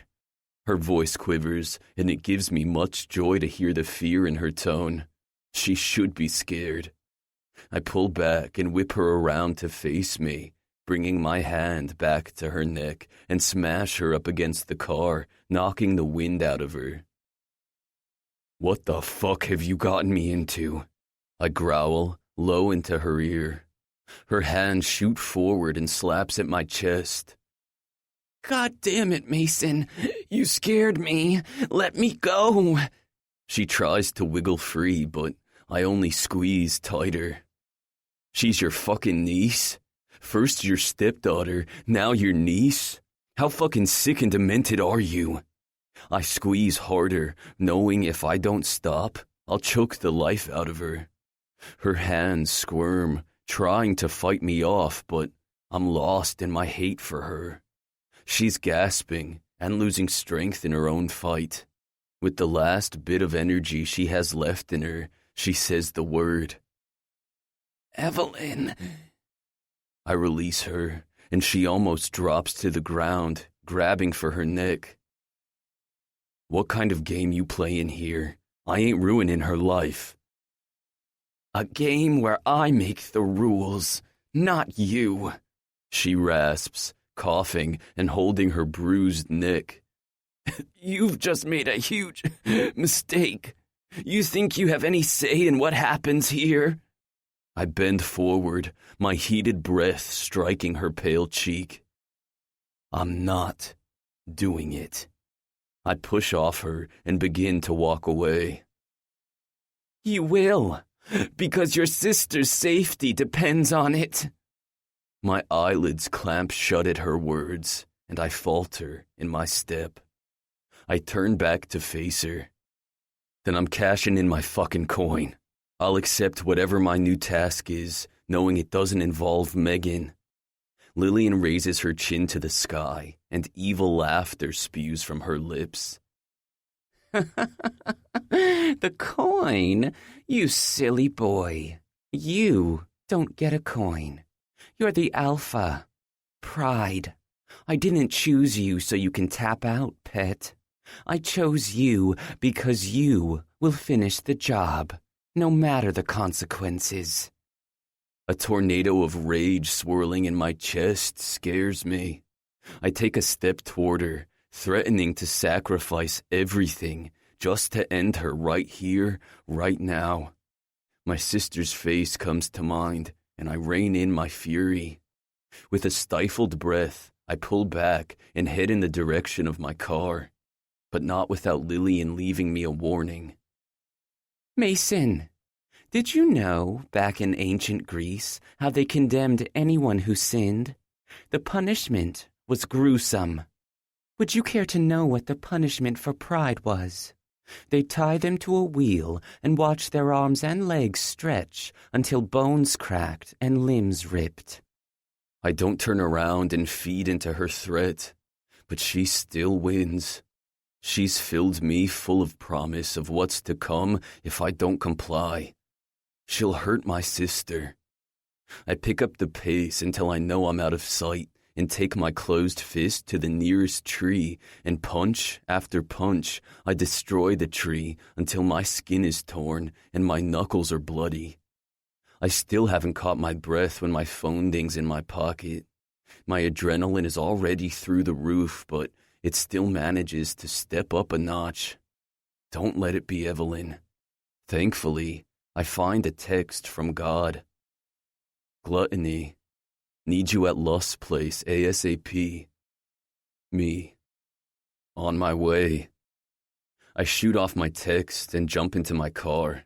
Tonight's plan was to meet at Rhett's at 9, but it couldn't come at a better time. I need the release like a motherfucker. I pull up to the address and knock a few times. When no one answers, I invite myself in and glare around, annoyed, because I'm expecting some sort of huge-ass party. Hitting the foyer, I spot gluttony, sloth, and lust. What's going on? I ask, eyeing each one of them. Something ain't right. The door opens again, and I nod to the rest of the brothers. Oh, fuck. Sloth's voice travels from the living room, and all eyes gravitate to where he's standing. All the pent-up fury with Lillian instantly dissipates as I stare down at a body on the floor, blood painting the rug around his head. Scanning the photo frames lining the walls, I realize the man on the floor is Rhett's father. Okay, God says, nodding his head, glowering between the body and Rhett. Fuck, this ain't good. I turn my focus on Rhett, who's shaking. His chin looks like it took a pretty good hit. He do that to you? I ask, nodding toward the unmoving body. This is bad, Sloth mumbles. He hit me, and I just took him down. I don't... Breathe. Micah steps in, nodding. You're not alone in this. We'll get rid of the body. Envy shrugs a shoulder like he's talking about moving a fucking couch. The swamp. Gators'll take care of it. It's not an it. It's a fucking person, Christ. Wrath grinds out, sifting a hand through his hair. Think. As the alpha, I need to do something. Rhett doesn't deserve to go to jail because he was protecting himself from a fucking abuser. I don't need to know the reason to know it still ain't right to hit your kid. Too many times in the system have I taken a fist, wishing I could fight back, do exactly what he did. No, Envy is right. We protect our brother. We get rid of the evidence, I say, earning a few raised brows.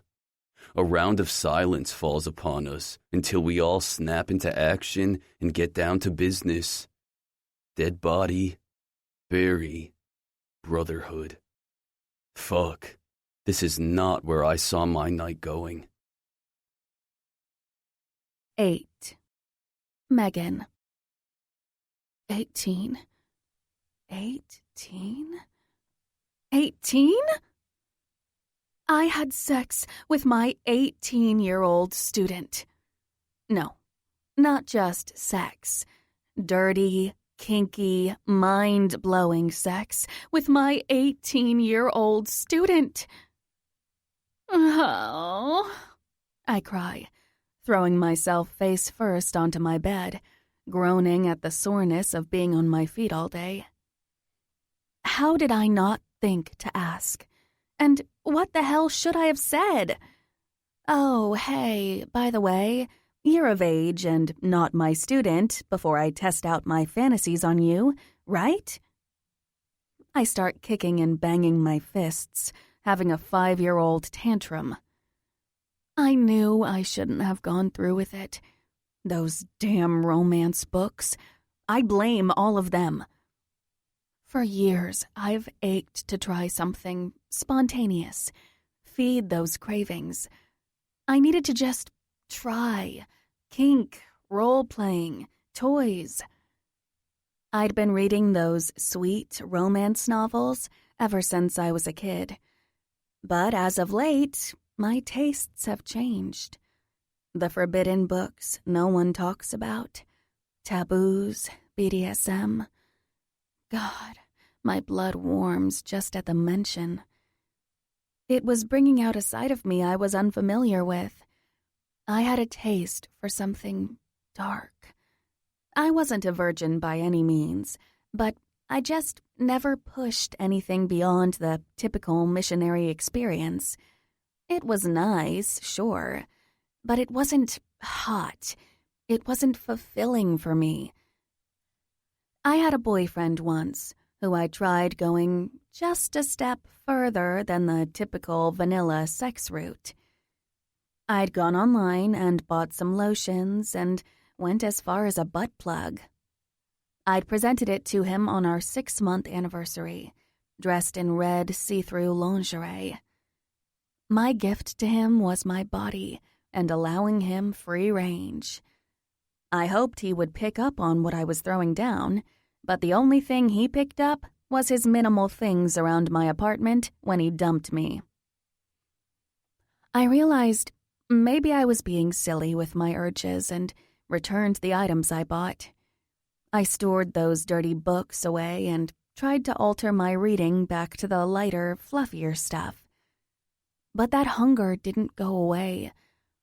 I would sit in class and imagine myself being spanked, daydream while at the laundromat, a stranger tying me up and taking me in all my intimate spots.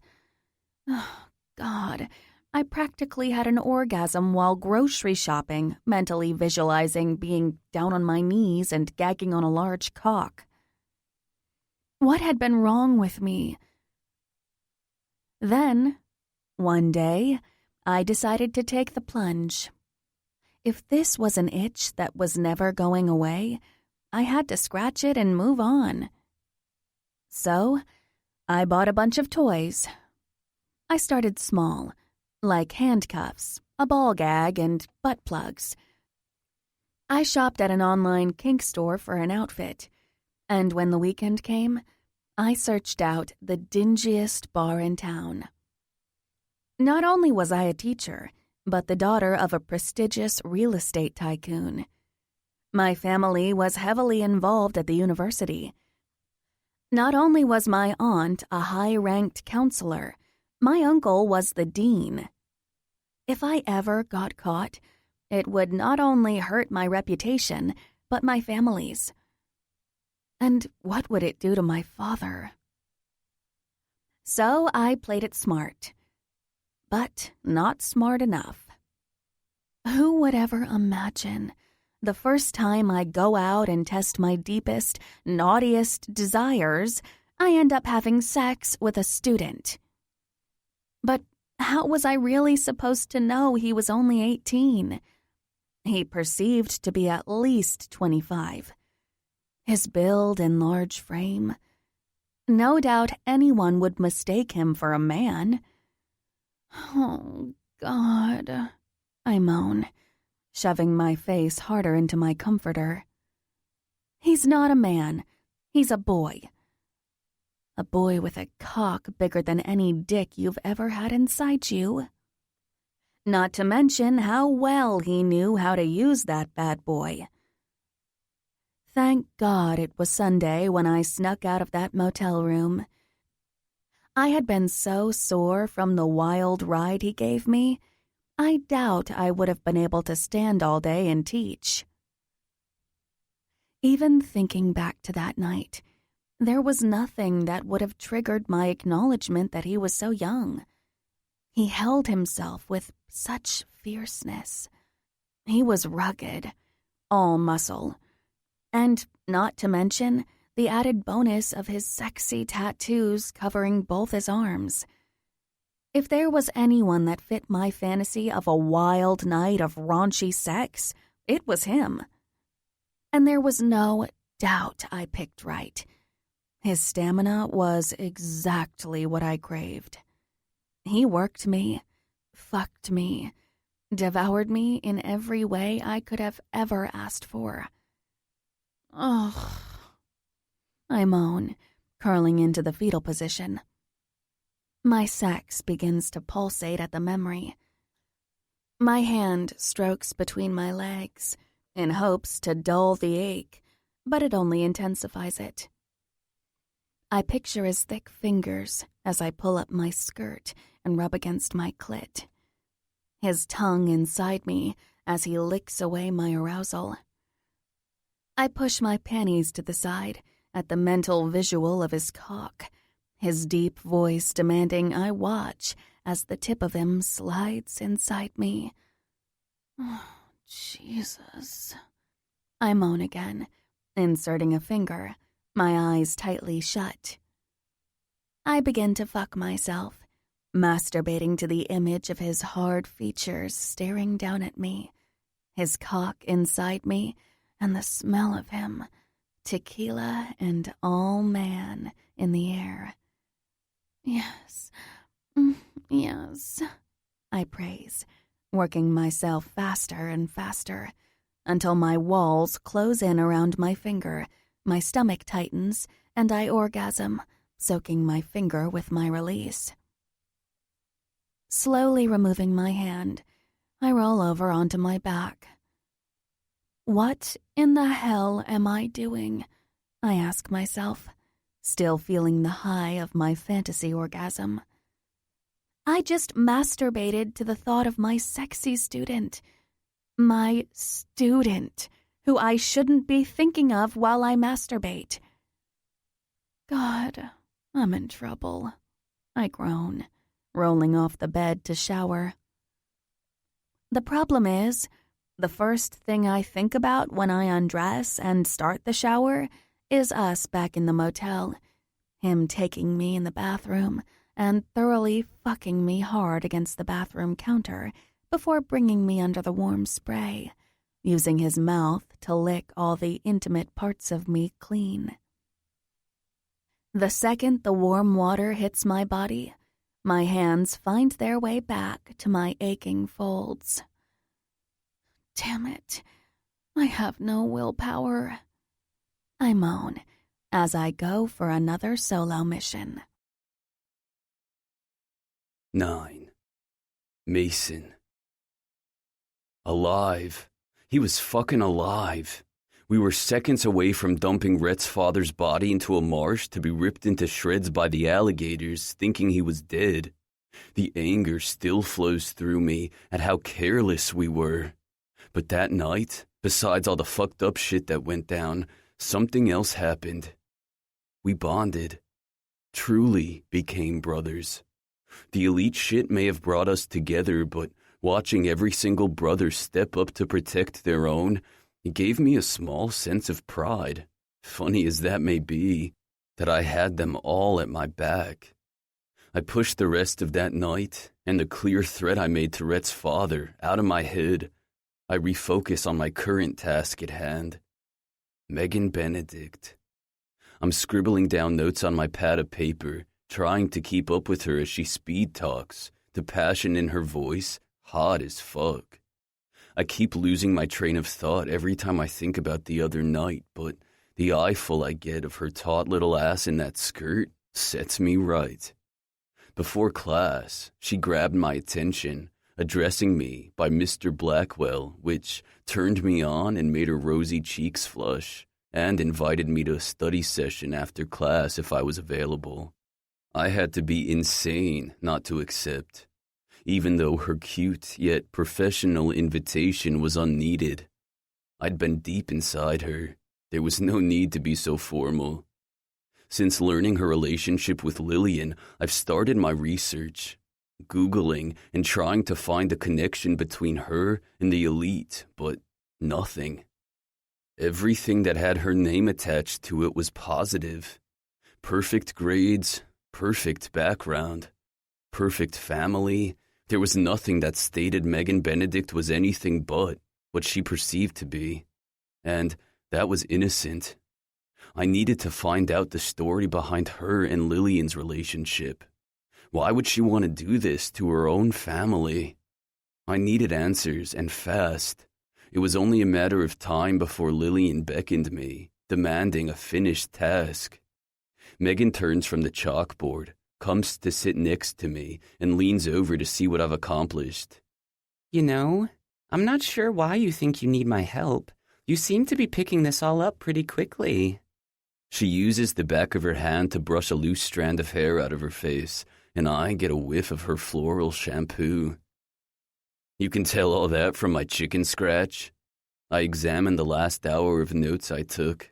My writing is horrible, and half the shit she wrote on the board, I don't understand what it means. Sure. It shows you're working hard to understand it. Sometimes taking notes in your own writing helps. When I was in college, I had to rewrite them at least 3 times before the information sunk in. My brow creases at the thought of having to do this shit over 3 more times. Hulk no like taking notes? She jokes, but her laughter quickly dies off when she realizes what she just called me. Oh, Shoot, I didn't mean... It's fine, and no, Hulk don't like taking notes. I offer her a playful grin, and she eases a bit in her chair. It's hard not to mess with her about the nickname. I haven't stopped thinking about a round 2 since I walked into her classroom, and I can tell by the glint in her eyes she's having the same issue. Anywho, she breaks away, putting some distance between us, and I instantly miss the closeness of her. I think you've got this down. Just make sure not to miss any more classes, and you should be well on your way to knowing all the ins and outs of ancient Greek theology. I don't give a shit about Greek anything. Right now, I can't stop staring at her full lips or amber eyes. I can sense my stare is starting to make her uncomfortable, so I pull back my intensity. Yep, no problem. This is easy shit. I close my notebook, the lie still hanging off my tongue. I would never be able to pass this class on my own. Half the shit she talked about was over my head. Just like Lillian said, with a prison GED, college is no place for a slum like me, but I refuse to let Megan know that. With the cruel, truthful reality of it, I stand and shove my notebook in my backpack. Oh, you're leaving. Her smile drops a smidge. Thanks for the help. I'll see you tomorrow, Professor. My lips perk in a frisky smile. It does its job because her eyes dilate. We stand there for some time staring at one another until my phone begins to chirp in my pocket, breaking the moment. Pulling it out, I see a text from Micah. Micah, 911, need you, brother. Come alone. Fuck. Micah's been acting strange since we've reunited. He's hiding something, I just can't figure out what. Without him telling me, I can tell the last 2 years haven't been all bells and whistles for him either. Gotta get going. I slip my phone back into my pocket, our moment gone. With a simple nod and regret over having to leave, I storm out of the classroom and shoot off a text. Me. Got you, brother. On my way. 10. Mason. I'm dead on my feet. My head aches from no sleep as I trudge through the cold weather to class. My hands rub against my tired eyes when I notice I still have dirt in my fingernails. My stomach turns, but I shove the images to the back of my mind. The smell of death and dirt still lingering on my skin. Blood. Blood. Blood. I take the steps 2 at a time and head into the building for biology. The only class I care to attend is Megan's, but it isn't until tomorrow. It's strange to admit it, but I miss her. Her laugh, her excitement over Greek bullshit, the way her eyes graze over mine in class, trying to be innocent in her stolen glances. I want to see her.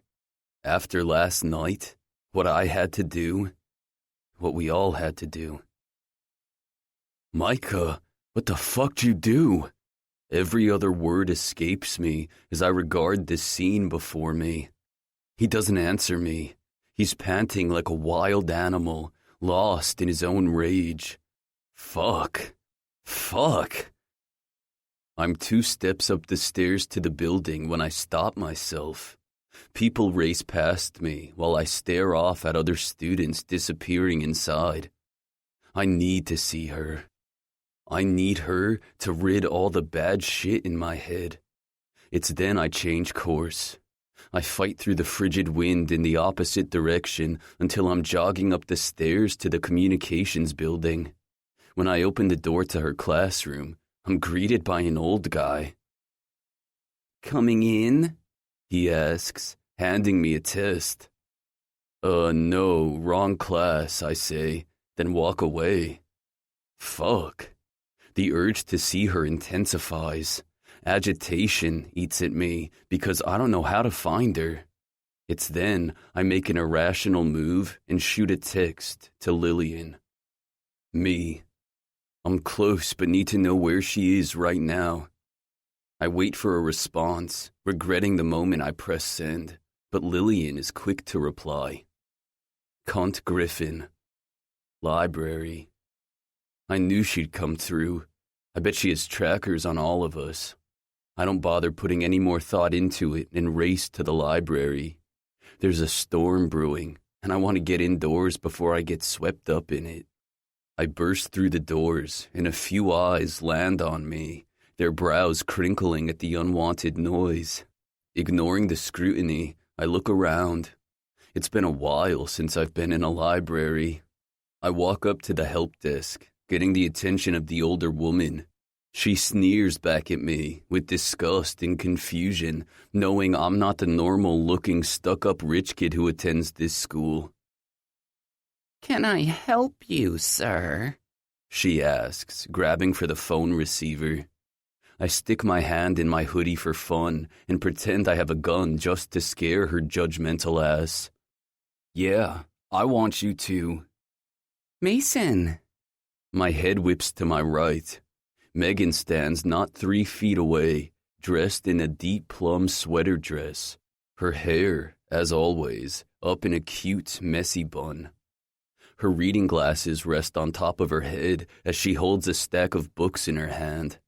She stares curiously at the help desk bitch, then back at me. "Hi. What are you doing?" "Oh, I was just asking this nice lady where I can find some Greek literature books." I turn and offer the old hag, who looks about ready to press her panic button, a smile to die for. Her brows scowl at me, and I turn back to Megan. This nice woman was just about to help me. She gifts me with her glowing smile, and it instantly wipes all the dread of last night away. She takes a small step toward me and trips, fumbling with her books. I come to her rescue and grab the stack and steady her. "Watch yourself," I whisper, handing her the books, but purposefully forget to release her arm. Well, I can show you where they are, if you want," she says, relieving the prejudiced hag. I force myself to release her and nod, instructing her to lead the way. She blushes, and her eyes dip to hide how pleased she is I've accepted her offer. Silently, we walk through the library. A group of douchebags look her way, howling at her, and I clench my fists. A bunch of rich fucks thinking they're entitled to treat an attractive woman like her with disrespect because they have money. Megan smiles politely and continues walking, ignoring it. I wonder if she gets this a lot. I stop as one table starts to whistle, but Megan grabs my arm. "We're almost there," she says, continuing to pull me down a book aisle. If I didn't desperately crave her touch around my arm, I'd turn around and knock every one of those pricks out. We head down an aisle, taking a few turns until she stops. I purposefully bump into her because I'm a selfish prick and need the small contact. Her cheeks blush a soft shade of red, and she reaches for a book out of her grasp. Her arms stretch, hiking her dress up her thighs, exposing her creamy skin. "Let me help," I say, before she falls into the shelf.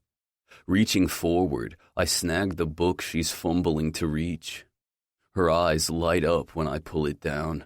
She grabs for it and immediately starts shuffling through the pages. "So, if you want anything Greek literature, this is the book to start with. It's kinda like Greek knowledge for dummies." She glances at me and smiles, but I'm lacking the same. "Oh God, no, I wasn't calling you a dummy. It's like a starter book. That's what they call 'em. Oh God, that was rude of..." I press my finger against her soft lips to stop her from speaking. "I got you," I say, staring her down and loving the warmth of her breath against my finger. She doesn't shove my finger away, which surprises me. We are in public and anyone can see us. I take a step closer, itching to lower my lips to hers. All the bullshit of the elite is starting to weigh heavy on my shoulders. I can't for the life of me find any dirt on Lillian or Megan, and I know I'm running out of time. And now, this shit with Micah. I just want to forget, for just a moment, what I've gotten myself into and lose myself in her sweet lips. I wonder if she'd let me. Would we get caught? My selfishness only cares about tasting her right in this moment. I bend down, loving the sound of her hitched breath. She's shocked at my bold move, but she doesn't seem to be stopping me. Satisfaction gives me the drive to push her further, so I move my finger and replace it with my lips. Warm, soft cherries. Tasting her again has my mind running rampant with too many inappropriate things. Maybe kissing her was a bad idea because this is just the beginning of what I need from her. I know I shouldn't be here and I shouldn't be kissing her, but this is the only thing that's made me feel free of all the fucking shit I've got myself wrapped up in. I press harder into her, using my tongue to part her lips. Her faint moan is the invitation I need to open her wider, tasting her, working my tongue in slow motion around hers. I know I'm playing with fire, but I can't stop. My arm curls around her waist and I pull her into me. I'm hard as fuck, my cock pressing against her stomach. "Mason, we can't..." She moans into my mouth, raising her hand up to my chest. She wants to push me away, but just like myself, she doesn't have it in her. She wants this just as much as I do. Gripping her ass, I lift her up the bookshelf and grind into her while deepening our kiss. My hands shake with the urge to dig under her dress and see how turned on she is. I bet she's wet as fuck and craving my finger, even more so my tongue. I grind into her again and swallow her hoarse whimper by kissing her harder. The restraint in me breaks and my hand dips beneath her dress. Her silky skin threatens to break me as I work my hand up her bare thigh. My lips break from hers and trace down her neck, taking a small bite of her flesh and sucking it in my mouth. The sound of someone dropping a book in the next aisle over breaks the moment, and Megan becomes rigid in my arms. We both stand still until the sound of footsteps disappears down the aisle. "Shit, that was close," I mumble into her neck. Her fingers are dug deep into my chest as she hangs onto me for dear life. A low chuckle erupts from my chest at how damn cute she is trying to hide herself in my arms. Oh my God, why are you laughing? If someone saw us... She panics, realizing how tightly she's gripping onto me. She wiggles out of my hold. Forcing myself, I release her. Well, for starters, I begin, running my hand through my hair, preparing for the brutal pain of blue balls. Hulk about to smash you through this bookshelf. I stand back, needing to cup my poor balls while she adjusts her dress. Picking up the book she dropped, she says, Mason, we can't do this. Why the fuck not? Because it's wrong. That was... Hot? I finish her sentence. She sighs loudly. I was going to say irresponsible. You mean hot? No, we can't be doing that here. But we can do that somewhere else? No.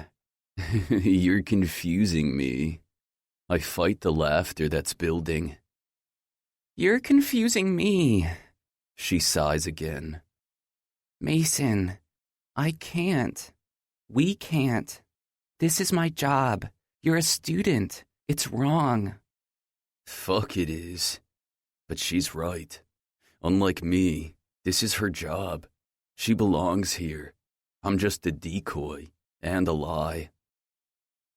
Don't look at me like that, she says. Like what? I inquire. Like you're disappointed. What we're doing, it won't end well. Teacher-student flings, they never do. She can't be any more correct on that statement because she has no idea how bad ours will truly end. You're absolutely right, I say. She nods in return, but I don't miss the flash of disappointment. A few more seconds of silence pass before the sound of shuffling books and students passing up and down the next row over remind us where we are. Well, I should probably get going. I hold out my hand for the book she's gripping to her chest. Oh, yeah, here. She hands me the book, her cheeks still flushed. This is where I should turn around and walk away, but my legs won't move. So, is it too unprofessional for a student to walk a professor out to her car? It's probably dark by now, and I'd like to make sure you get to your car safely. She's so damn beautiful when she smiles. A small part of me expects her to turn me down, but when her lips curl into that sexy, sweet grin, I know I won. A simple, kind gesture from a student? I see nothing wrong with that. I can't help but match her smile as we begin to walk toward the exit. We pass the group of assholes, but this time they don't say a peep. Not a single one of them dares to even blink our way. My eyes suddenly catch a shadow in the corner, and I recognize Sloth. What the fuck is he doing here? Casually, he nods, dipping his head as he sucks on a toothpick. I mimic the gesture, confused, but keep walking. Excuse me, sir. You can't just take that book. It's stealing. I snap around to the help desk lady, the receiver in her hand. I'm calling security. For fucking what? I bark. Fuck her and her prejudice assumption. The kid from the wrong side of the tracks needs to steal a fucking book. I take a menacing step toward her, wiping the color clean from her haggard face. Megan wraps her small hand almost halfway around my large bicep to pull me back. Mason, you have to check the book out, is all. She turns to the lady. I'm sorry, Mrs. Willard. This is my fault. To hell it is. She doesn't have to take the blame for me because this hag lady thinks I'm a fucking thug thief or some shit. The woman's attempt to humiliate me sets me off more. I continue, but Megan digs her nails into my skin, stopping me. Listen, it's no problem. I'll just check it out for you. Just make sure you get it back on time, okay? Miss Benedict, you cannot do that, she spits, disapproving of her attempt to help me. I believe I can. Now, we would like to check out this book. I truly hate to discuss my experience here today at a family dinner. I'd hate to admit what a displeasure it was to see one of St. Augustine's veteran staff behave with such animosity toward a fellow student. Her face blanches, losing any color she had left. With hesitancy, she takes the book and scans the barcode, mumbling about late fees. Megan grabs the book and, with her sweet-as-pie smile, wishes her a good day. Thanks. You didn't have to do that, I say. Embarrassed, I didn't even know how to check out a goddamn library book. I know, but you can thank me by reading it and giving me a report on what you learned. God, I want to grab her face without a care of who sees and kiss her until her knees buckle, allowing me to carry her back to my place and fuck her. Well, well, look who we have here. My mood shifts the instant I hear her voice, and the blood in my veins turns to ice. My muscles tighten as I face the devil herself. Aunt Lillian, what a surprise! Megan exclaims and steps forward as they embrace in a warm hug. She then steps back, smiling wide. How have you been? Sorry I haven't been able to make time on campus for lunch. Will we see you at Dad's for dinner on Sunday? Someone as sweet as Megan wouldn't notice the simple twitch at the mention of her brother. But I do. There's definitely no love lost for her sibling. She puts that fake smile on, and her eyes gleam with fondness, but I know her. The devil wears many hats, and the one she wears for her niece is deceit. She hates her brother just as much as she does his daughter, and that sure as fuck sparks my curiosity. We'll see, hun. Chastity has a competition which might hold us up. Which is a lie. At one of God's recent parties, Rhett mentioned he had plans with her. Dear old Lillian is avoiding her family duties.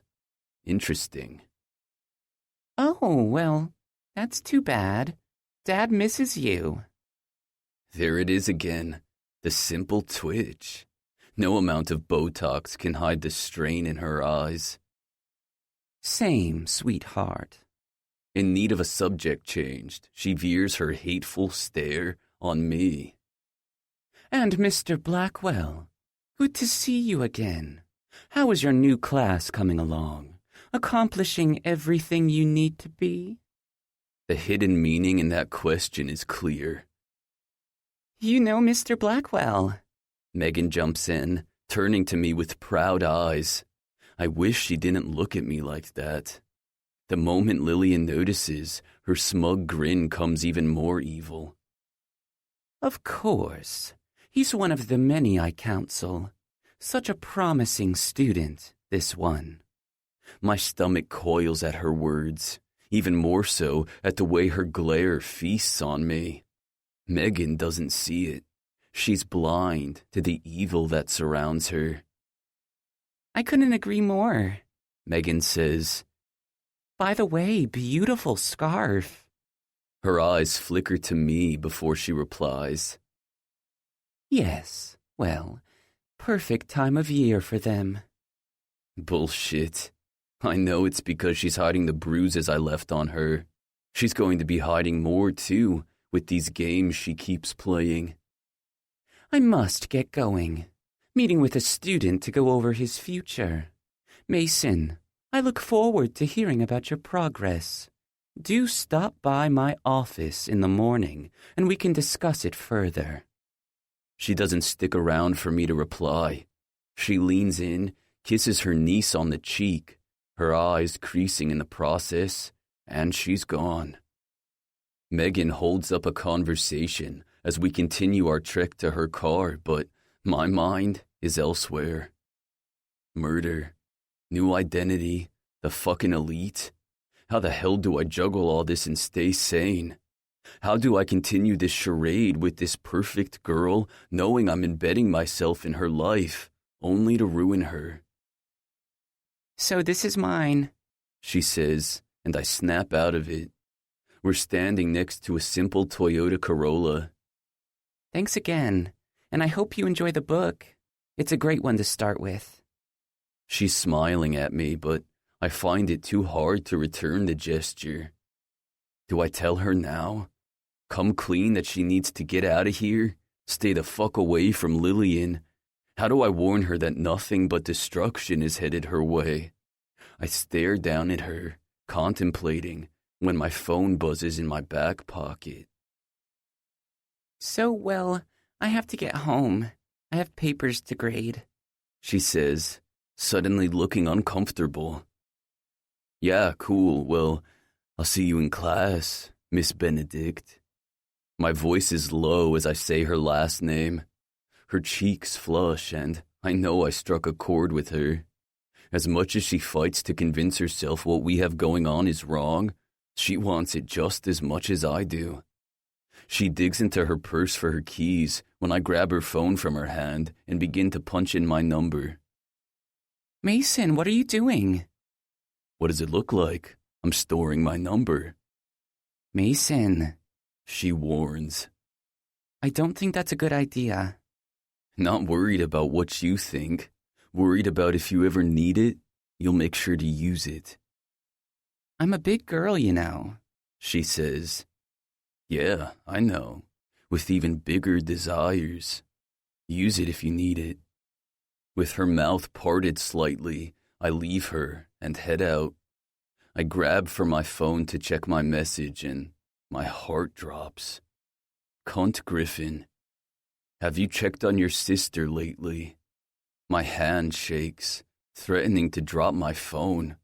I'm already running through the parking lot to the other side of campus. I barrel through the doors, knocking into a girl carrying a box of pizza.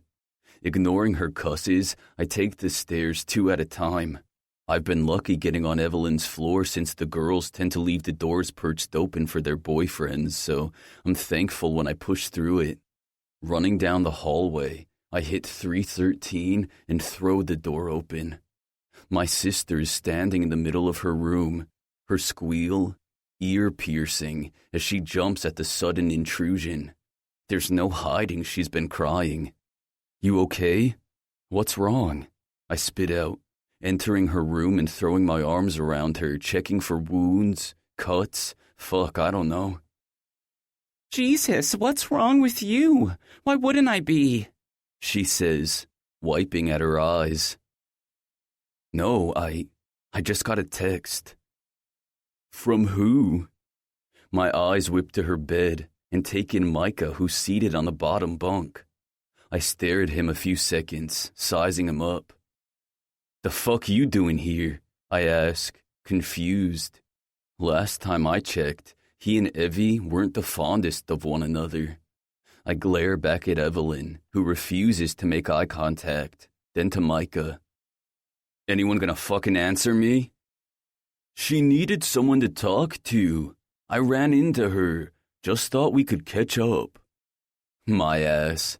Something's not right here. Bro, I know that look. It's not what you think. I was just trying to help your sister. You and I are all she has. Oh, she has you now? What the fuck?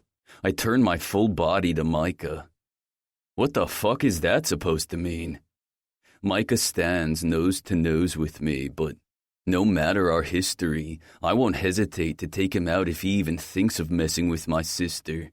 After last night, I refuse to have her caught up in any of the shit he's involved with.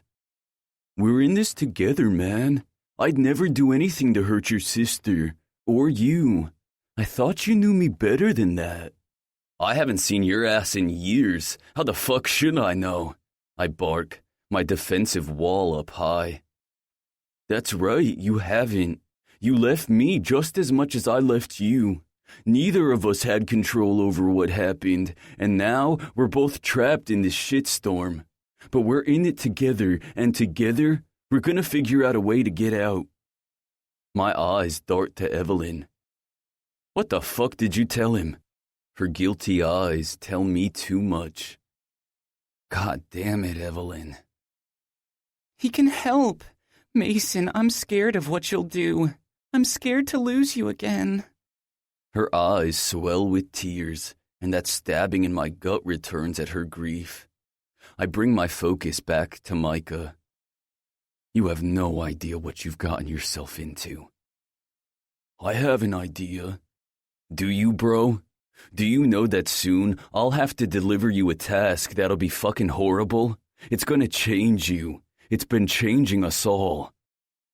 I'll just use the coin. It'll be my get-out-of-jail-free card until I figure shit out. My laugh is deep and cynical. That coin is worse. Trust me. What you turn down will be child's play compared to what they come back with in return. What are you talking about? What coin? Evelyn steps forward, her voice laced with fear. It's nothing. It doesn't concern. Hiding this shit from her won't help her, man. My anger's back, and I'm in his face. Yeah, and scaring her with details she doesn't need to know about won't help her either. Micah doesn't stand down. The air is thick with tension, and fists are about to fly. Please, both of you stop. Evelyn cries out, placing herself between us. It doesn't go unnoticed how her hand presses against his chest for longer than needed, or the way he instantly calms at her touch. What the fuck is going on between them? Mason, please. Micah isn't the enemy here. She is. Micah raises his hand, and I get ready for battle, but he presses his palm to my shoulder. I'm on your side. I always have been. If I had known what the fuck really happened, I would have fought for you. You've always been like a brother to me. My emotions get the best of me. Life has been a whirlwind since I landed on this campus. Between my sister, Lillian, the elite, reuniting with Micah, and now this thing with Megan. I dip my head in defeat. I'm not as strong as I appear to be. They're both right. I can't do this alone. We need each other to take her down. Thank you, I whisper. Evelyn's soft cries are heard as Micah wraps his arm around my neck and hugs me. We'll win this, okay? Lillian, my dad, anyone who gets in our way. I want to believe him, but he doesn't know the whole story, nor does my sister. Micah knows what Evelyn's told him. Mason. My sister calls my name, and I break away from Micah. What is it? I watch her hand me my phone. It must have fallen out of my jeans when I blasted into her room like a madman. I read the screen. Cunt Griffin. Bonding time is over. But don't worry, pet. Playtime has just begun. Time to take the life of another brother into your own hands. A philosopher once said, needs can always be met, but greed can never be fulfilled. Enjoy this one. I raise my eyes to meet Micah's. You're up. His face is blank. He nods in acceptance. Let's do this. 11. 1 week later. It's been a week since I handed Micah his task, one that rattles me to the core. He showed no emotion by it, which messes me up even more. Since then, the week has been bizarre. Normal, even. By some fucking grace of God, it's been quiet and Lillian free. She shocked me, canceling our one-on-one last minute with no explanation, nor did she bother to reschedule. I assumed she was probably busy with one of her many pets, which suited me fine. The more she left me alone, the more time I had to spend with Evelyn, catching up and rebuilding the time we'd spent apart. Surprisingly, I've spent a lot of time with the brothers, especially Rhett. We may have come from different sides of the track, but our stories were the same. Absent parents, loss. He opened up about the night shit went down with his dad and what led up to it. He sure as fuck didn't need to explain to me. No one signs up to get hit by their parents. I told him I'd do it over again in a heartbeat. Maybe this time, even feed his ass to the gators. He talked about the death of his brother, Chastity. His time was running out and I could see the pressure in his eyes to make a choice. It also left me with more time to pursue Megan. My sexy little theology professor is fighting hard to lie to herself about what's happening between us. But we both know damn well it ain't over. And I'm not one to give up. I walk into the lecture hall a few minutes late to make my arrival known and sit in my usual seat up front. I love watching her shoulders tense and her hands slightly shake at my presence. Knowing I make her squirmy makes it all the more fun. But it's not only me playing games. As I sit there playing the perfect student, my sexy little professor stands up front, teaching her lesson, avoiding eye contact. I watch the struggle in her eyes, forcing them not to fall on me. Her hands rub together, the nervous sweat building with each passing moment. I know she can't look at me without thinking how good we are together. We're all guilty of our own demises, and I know it's only time before her eyes graze over mine and she sees the heat in my expression, the want, the hunger. And when she does, I go in for the kill. I take my pen and slide it into my mouth, sucking on the tip when she gives in. Jesus, there's nothing sexier than the blaze in her eyes as they lock on my mouth while I suck the tip of the pen in and out. The heat in her eyes threatens to light the entire building on fire. If we were alone, I know she'd let me. No, she'd beg me to give her what we're both desperately craving. My dick is growing in my pants, and I need to rein in my own arousal before shit gets out of hand. But not yet. A smile, so dark and devious, spreads across my face. I pop the pen out of my mouth, causing her to snap out of her haze. I can't help but chuckle as I get up, without saying a word, and walk out of her class. I pull this cat and mouse game with her the next 2 classes, each time waiting till she can no longer fight it, and her eyes find mine. I toy with her in any which way I know how, watching her lose control. Not in a way that anyone may notice, but in a way I do. In the short time I've known her, I've learned her little signs of arousal. The flush of her cheeks, the way her lips part, or when she glides her tongue along her bottom lip. I work her up until I think she's almost willing to jump me in front of her students, no fucks given, and then I get up and leave.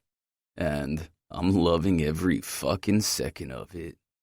It's Friday, and I'm in my usual seat, enjoying the view of Megan in her tight pencil skirt and pale blue collared shirt. Wondering whether she's wearing panties, I wait till she's close enough to the row of desks before I drop my pen. Her body stiffens as the pen rolls to her feet. My smile is predatorial as I lean down and reach for it, no doubt grazing the bottom of her leg in the process. No one catches the intake of breath at my quick move since everyone is taking a test. I retract back into my seat and grab her eyes, loving the way they light up. Fuck, I want her bad. And little Miss Professor over here can't hide that she does as well. We're just at the 5-minute mark when I bend down to pick up my backpack. Okay, class. We're wrapping up early today due to a building inspection. Enjoy your weekend. Mr. Blackwell, can I have a word before you leave? The class begins packing up and leaving while we stare back at one another. Smart play, Professor.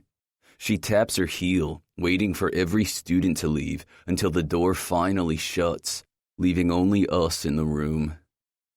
What's your problem? You can't do this in my classroom. What if people suspect?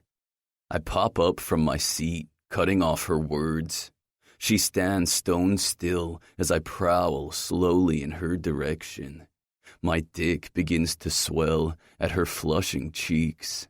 She takes a step back before pulling it together. I'm serious, Mason. This has to stop. You can't be... Looking at you like I want to fuck you over your desk, turn you around and pound my dick so far into that sweet cunt from behind while your perfect tits brush off your lecture notes of the day. Tell me, Miss Benedict, what can't I be doing? I've rendered her speechless. Her pink lips part and close, wanting to tell me I'm wrong, scorn me for the wicked visual now playing in her head. Mason, you're my student. And a very, very bad one. Who wants to do bad, bad things to you. Her breath hitches and my cock jolts. I prowl up to her until there's no space between us and she has no choice but to press her back against the chalkboard. I say nothing more and reach up, grip her perfect ponytail and wrap it around my fist. My cock grows with a fierceness at the way her eyes blaze with excitement, and I bring her head forward until we're nose to nose. I'm gonna fuck you right here in your classroom, and you're gonna let it happen, because the way you've been eye-fucking me all week has me hard as steel. You're gonna pay for what you've created.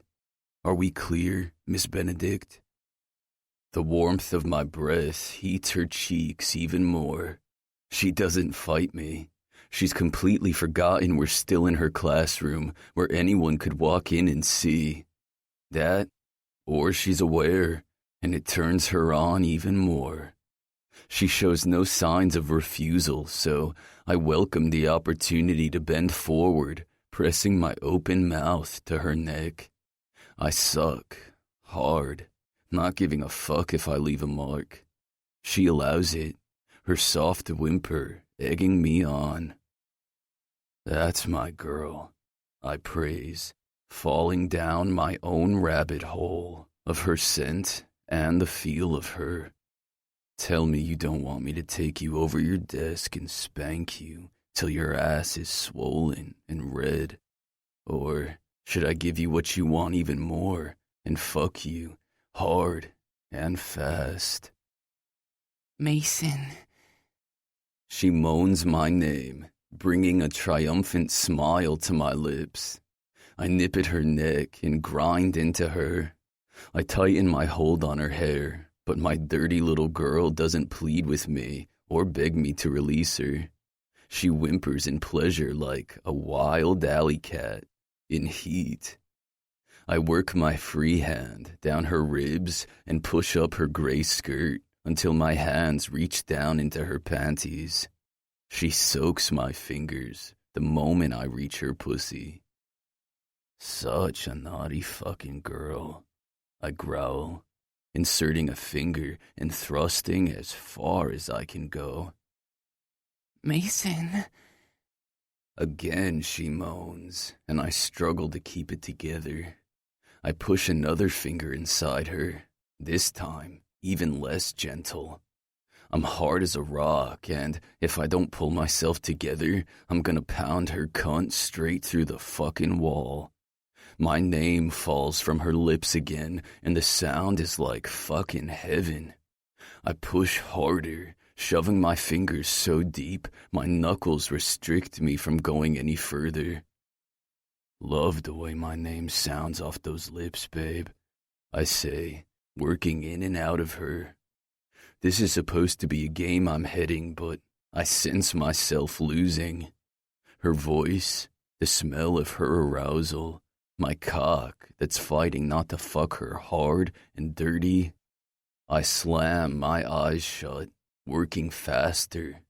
She rides my hand, wanting me to punish her. Fuck, I want her. Her walls squeeze me as she orgasms around my hand. I slowly pull my fingers from her soaked cunt and allow her body to slide down the board, her legs barely able to hold herself up. She almost falls forward, and I reach out to steady her. I feast on her glazed-over eyes and crack a smile. Perfect, I say, and before she can spew any lies about us being a bad idea, I walk out of her classroom. 1 week later. I'm fucking obsessed. Everything I do revolves around watching her, stalking her, lusting for her. I can't stop. The following week played out the same way. Our little game of cat and mouse until Friday rolled around. This time, I took it a step further and fucked her over her desk. I shoved her cute little sylph scarf she wore in her mouth to muffle her moans and took her from behind. My hands left marks on her smooth, pale skin with each spank. God, I've never felt so high being with someone. Even Dahlia didn't take me to this level of euphoria. Megan started the same way, telling me it was wrong. We were wrong, and I would follow through just like last week, letting her weak plea fall on deaf ears as I plowed my cock so hard into her the ancient wooden desk even moved. She was this sweet professor who had this secret craving for being bad, and I wanted to be her enabler. I started attending her classes on the other days just to see more of her. I couldn't get enough of her. She was orbiting into my very own addiction. I wanted more. I needed more. I may have started this as a game to prove to her we were more than just a fling, a student-teacher disaster waiting to happen, and now I'm even more so convinced she's mine, and she's going to realize it and stop fighting what's happening between us. Any mention of the elite has been silenced. No messages or emails to call to. It left me only focused on her and what I wanted her to be for me. And when I wasn't with her or Evelyn, my time was spent trying to find out why Lillian wanted to expose and ruin her. But the problem was, the internet was all dead ends. I became obsessed with trying to get answers. Obsessed with her. I followed Megan home, watched her in the park when she ran, sat in my car outside her small little bungalow on the outskirts of town and watched her read in her living room for hours upon hours. I told myself I wasn't a creep or a stalker. It's because I needed to understand. Maybe, just maybe, I would catch her doing something that would make me understand why she deserved what I'm being forced to do. But there's nothing. Absolutely nothing. And I'm close to losing my shit. As I watched her grocery shop, I begged her to steal, lie when she asked the price of a dress while clothes shopping. I even prayed to catch her with another guy. The last thought enraged me, thinking of her with someone else, sharing those moans and orgasms with someone other than me. But still, nothing. She was, in every single way, perfect. And tonight, as I sit outside her house, watching her, and imagining myself inside, next to her, being better than the fuck-up I am, I wonder how in the fuck I'm going to get out of my task if I can't find anything on her or Lillian. I'm gonna have to make a move soon. If I don't find what I need, my task will be unavoidable, and I'll have to make choices I don't want to make. But my sister's life depends on it. The phone buzzes, pulling my eyes away just as she flips her page. Looks like the devil is back up and running. I read the message across my screen. Envy's up. The music blares to some shitty-ass dance music as I finish up my 5th beer. After handing Envy his task, we met up with Rhett and the rest of the brothers at God's lavish apartment for another outrageous party. The more and more I'm around this guy, which isn't much, I see why he's gluttony. His excess in everything is fucking ridiculous. My eyes scan the room, and I watch as Envy and Wrath have an argument in the corner. No idea what that shit's about, and I debate on getting involved. As the alpha, I need to keep all my brothers in line. But then, I watch as God walks up to them, grinding his teeth and jittery as fuck. He pulls Envy away and drags him into the bedroom, where he popped out of. I'm tempted to follow. Whatever it is they're doing, I could use a jolt of. "Sup, brother?" Rhett walks up and stands next to me sipping on a beer. "Sup," I return, staring off into the crowd of horny college students, drinking and humping each other. "Things work out with your girl?" I ask. Rhett pulled the plug on his task, turning in his coin. I saw relief in his eyes. It's a shame mine didn't mirror the same feeling. I wanted to tell him the coin was evil, but he was blinded by emotion. I understood. I was in the same boat, but the moment Lillian caught wind, I knew she had something more destructive up her sleeve. "Yeah, things are good," he says, a shit-eating grin on his face as he rakes over his girl on the dance floor as she dances with her friends. "Just watch your back, brother. You have no idea what they have in store." Chastity cuts into my warning and walks up, grabbing his attention. He nods his understanding and allows her to pull him onto the dance floor. I watch them as he holds her tight, staring down at her like he owns every single part of her, which is just the beginning of how I'm starting to feel about Megan, wishing she was here to drown all the bad shit going on in my head out. "Don't you look like you could use a little bit of fun?" My eyes break away from Rhett and Chastity to the chick now standing in front of me. "You look so angry. You know, we can find an empty room and make that frown of yours go away." She tugs at her already too tight shirt, practically exposing her nipples. I slam the rest of my beer, needing the alcohol to hit me faster. I need to numb my mind, and the booze isn't doing the job. Nothing is. My brain refuses to shut down. I haven't talked to Micah since that night he got his task, wondering if he went through with it. I refused to hear Envy's task. Whatever destruction was in store for him, I couldn't bear the burden of knowing. But there was one thing that's for certain. He was going through with it. That gleam in his eye told me so. I can't stop thinking about when the next one will be handed down. What horrific things will the next brother have to do? I just want to leave and find Megan. I'm struggling to find reason in what I'm truly doing with her. I like her. Fuck, it might be more. But I can't imagine doing the horrific things Lillian wants me to do. Why the fuck does she hate her so much? Was she jealous of her? She was her brother's daughter, for Christ's sake. Was she disgusted by her secret fetish for kink? Being a sadist cunt seems worse than having a dark taste for sex. And so fucking what? Megan stands for so much more than her bedroom desires. She's amazing, smart, a hard worker, and a great teacher. She wants to help people. In the last class, she was urging people to sign up for the New Orleans Homeless Missionary Charity to help support the homeless and less fortunate.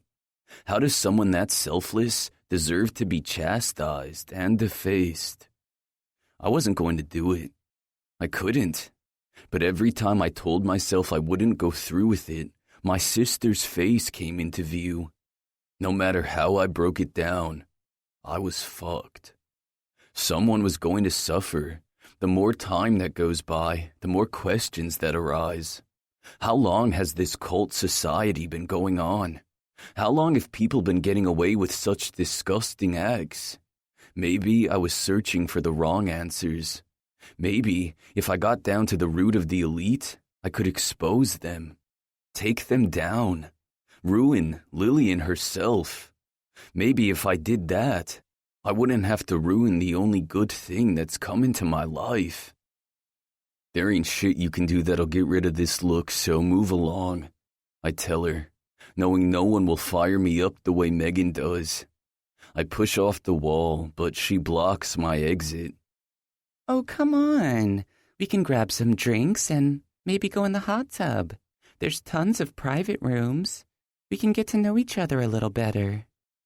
She raises her hand, but before it makes contact with my chest, my fingers wrap around her wrist. She groans at my hard grip. I lean closer with my cruel stare. What exactly you want to do? How about you let me tie you up and fuck your ass? Play a little game of who can scream louder. Maybe we can explore what else you like shoved up you while we're at it. Her facial expression morphs into disgust. She rips her hand back from my grip and slaps me hard. You're a sick fuck. She spits and walks away. Unfazed, I snag a beer from some tool walking past me and chug it. He dares to turn my way, but the threat in my eyes has him scurrying off like a little pussy. It's late, and I know no one will be on campus. Now is the perfect time to take a little visit to Lillian's office and see what else she has locked up in that desk of hers. I walk by Sloth, who nods at me as if he can read my mind. I'm out the door and headed to my car. Pulling my keys out of my front pocket, I notice a cloud of smoke in the shadows. I backtrack to see Sloth appear from the darkness. How the fuck did you... I wouldn't do that if I were you, he says, taking a huge puff of a joint. Do what? How'd you get out here before me? He takes a step forward, illuminating himself under the streetlight.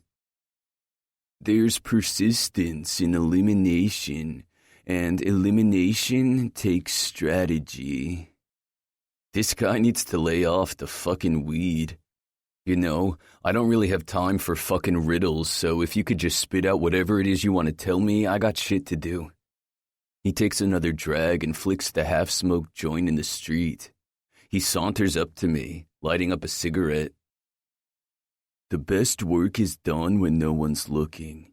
The problem is, they always are.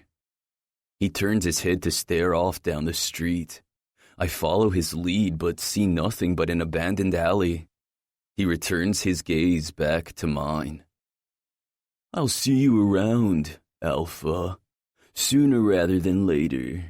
Like a ghost, he disappears back into the shadows of the night. I jump in my car, weirded out by that encounter. What the hell does he mean? It was a warning, that's for sure, but how does he know so much?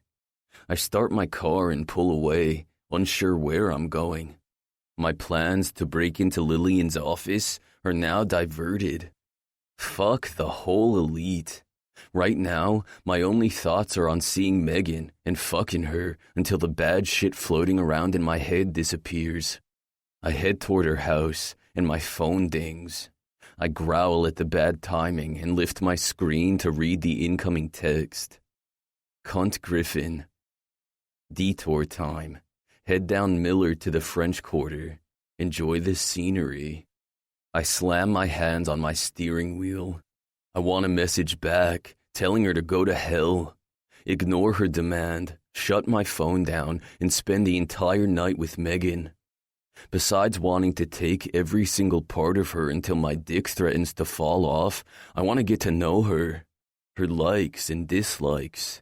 What she eats for breakfast. The brand of shampoo she uses.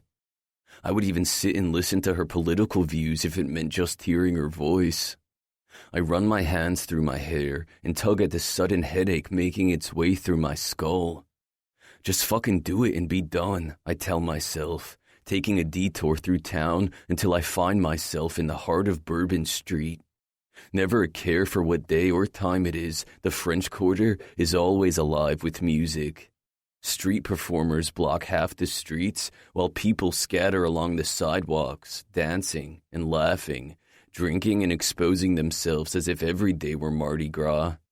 When I come up to the stoplight on Bourbon Street, a group of college kids parade across the street, holding beers and sloshing booze onto the pavement.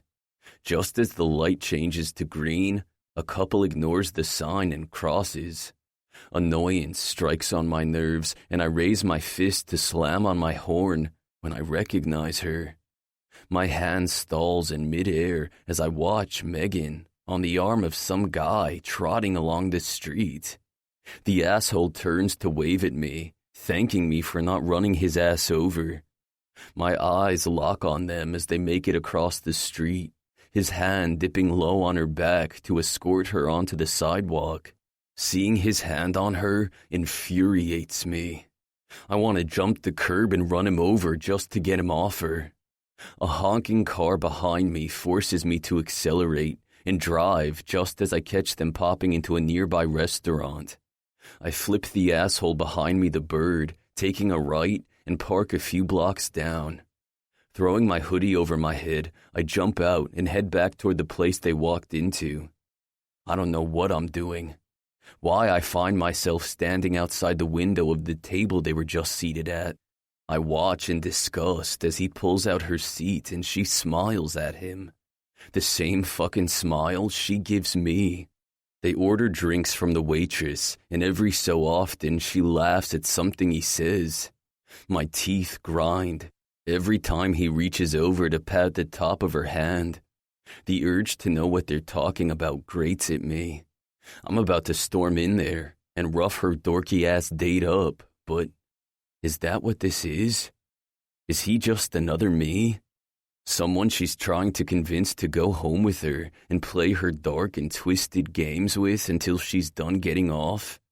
Is this the evidence I've been desperately searching for that proves she's not so innocent? Fuck. The realization hurts. How fucking stupid of me to think we had something more, deeper. She was probably just being nice so you'd keep her secret. Her dirty little secret. I watch her raise her finger to the waitress. Her lips move and I can read them. Check, please. That didn't take long to convince him. Not as fast as she convinced me. I pull away from the window, unable to watch anymore. My phone dings and I rip it from my back pocket. Cunt Griffin.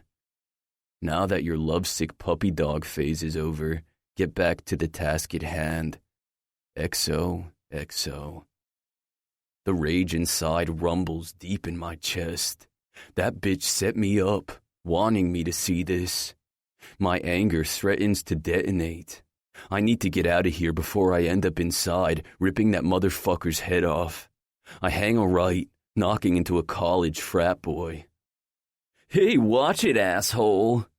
He opens his mouth to talk more shit, but doesn't get another word out because I raise my fist and smash it into his face.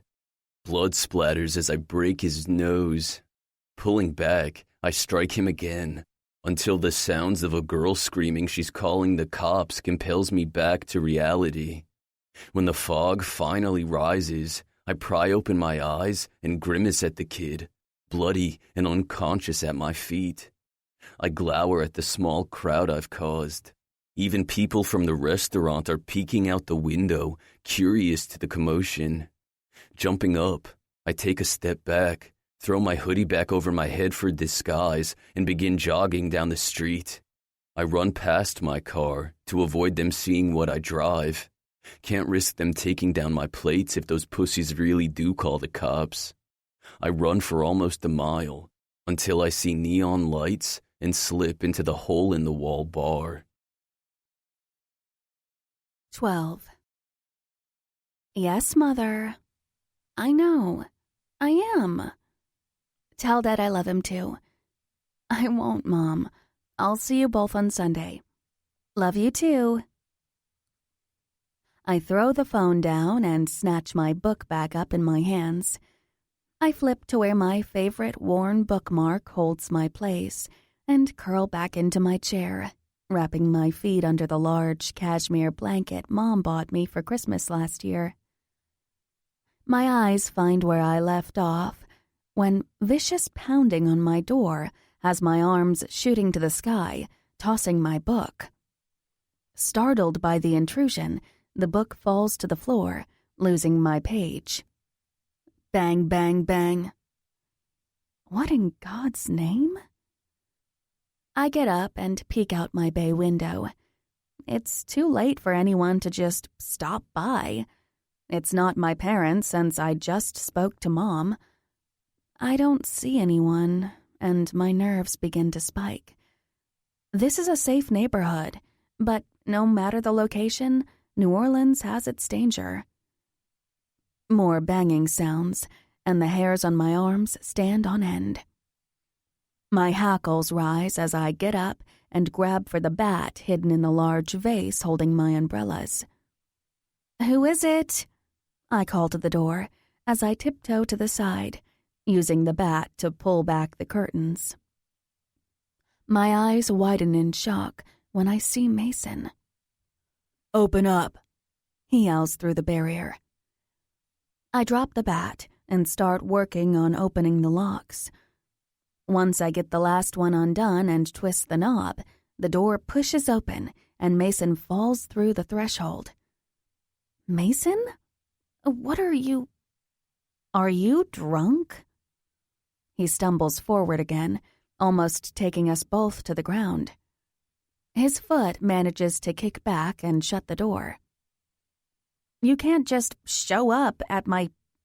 "Why'd you do it?" He steadies himself with the help of my hallway end table. I get a glimpse of his hands. His knuckles are cut up and bloodied. "Do what? What happened to your hand?" He ignores my question. His hair is as wild as the look in his eyes. "The night we met, you got me in that motel room and we fucked like animals." I suck in a breath at his crude choice of words. "Yeah, you know, when I ate your cunt and you screamed, tore your nails deep into my back until I tied you up." My body heats at the memory. The way he smelled that night at the bar, the ferocity in his eyes that had me wet before even saying a word to him. The way he looked so damaged. I knew giving him a way to forget would be what we both needed. "Why'd you pick me?" "You seemed like you could use..." "Don't play games with me." "Why? I could have been some fucking serial killer, rapist." "You looked lost, not murderous," I say, speaking truth. If I felt any danger about him, I would have never done what I'd done. "How many guys have you taken home like that and fucked?" "That's none of your..."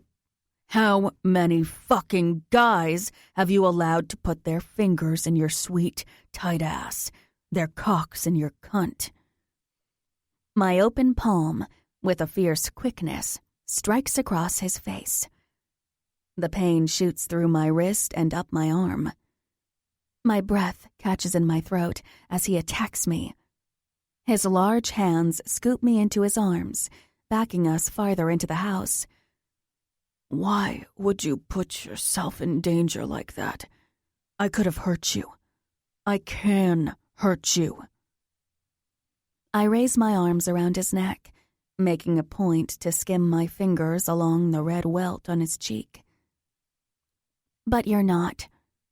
Never did I feel threatened or uncomfortable with you." "You should have," he growls, digging his fingers into my butt cheeks. "Now I know your secret. I know what a bad, bad girl you are."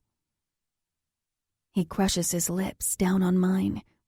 He's rough and feral, forcing my lips open and shoving his tongue inside my mouth. His brutal outburst is confusing, yet turns me on. I don't know where it's coming from. It's far from the flirt he's been the past 2 weeks. I want to ask what's changed in him, but my mind is starting to flip, and that ache to be that bad, bad girl begs with need to come out and play. That's the risk I took. The high of knowing I was taking home a stranger to play my little game and hope he was the winning type. The dark type. The giving. Ugh. I moan as both hands grip my ass hard, pulling my cheeks apart. He grinds into me, his cock hard against my stomach. The size of him sends a wave of sensations down every nerve ending, and I can't help but press into him.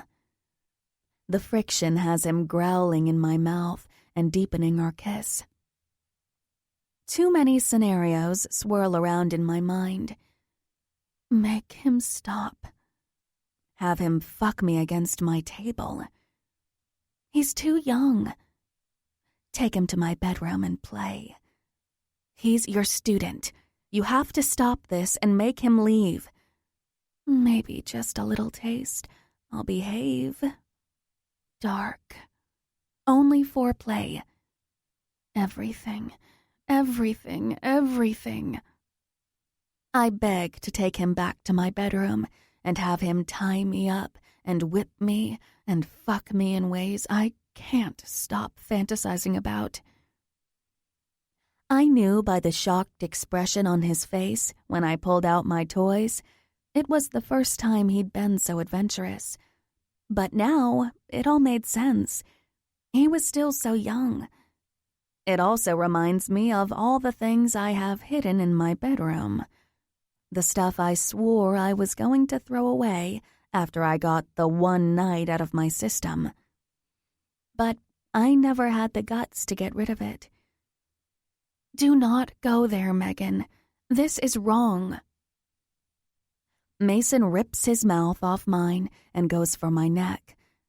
I bend to the side to allow him better access. You're fucking with my head, he hums against my skin.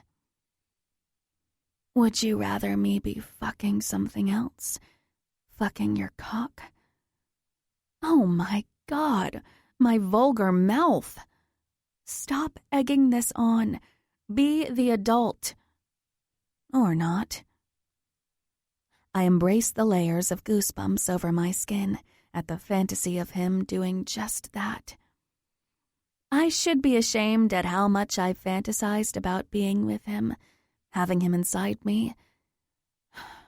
I squeeze my eyes shut at how shitty my willpower is and how I let him do insane things to me.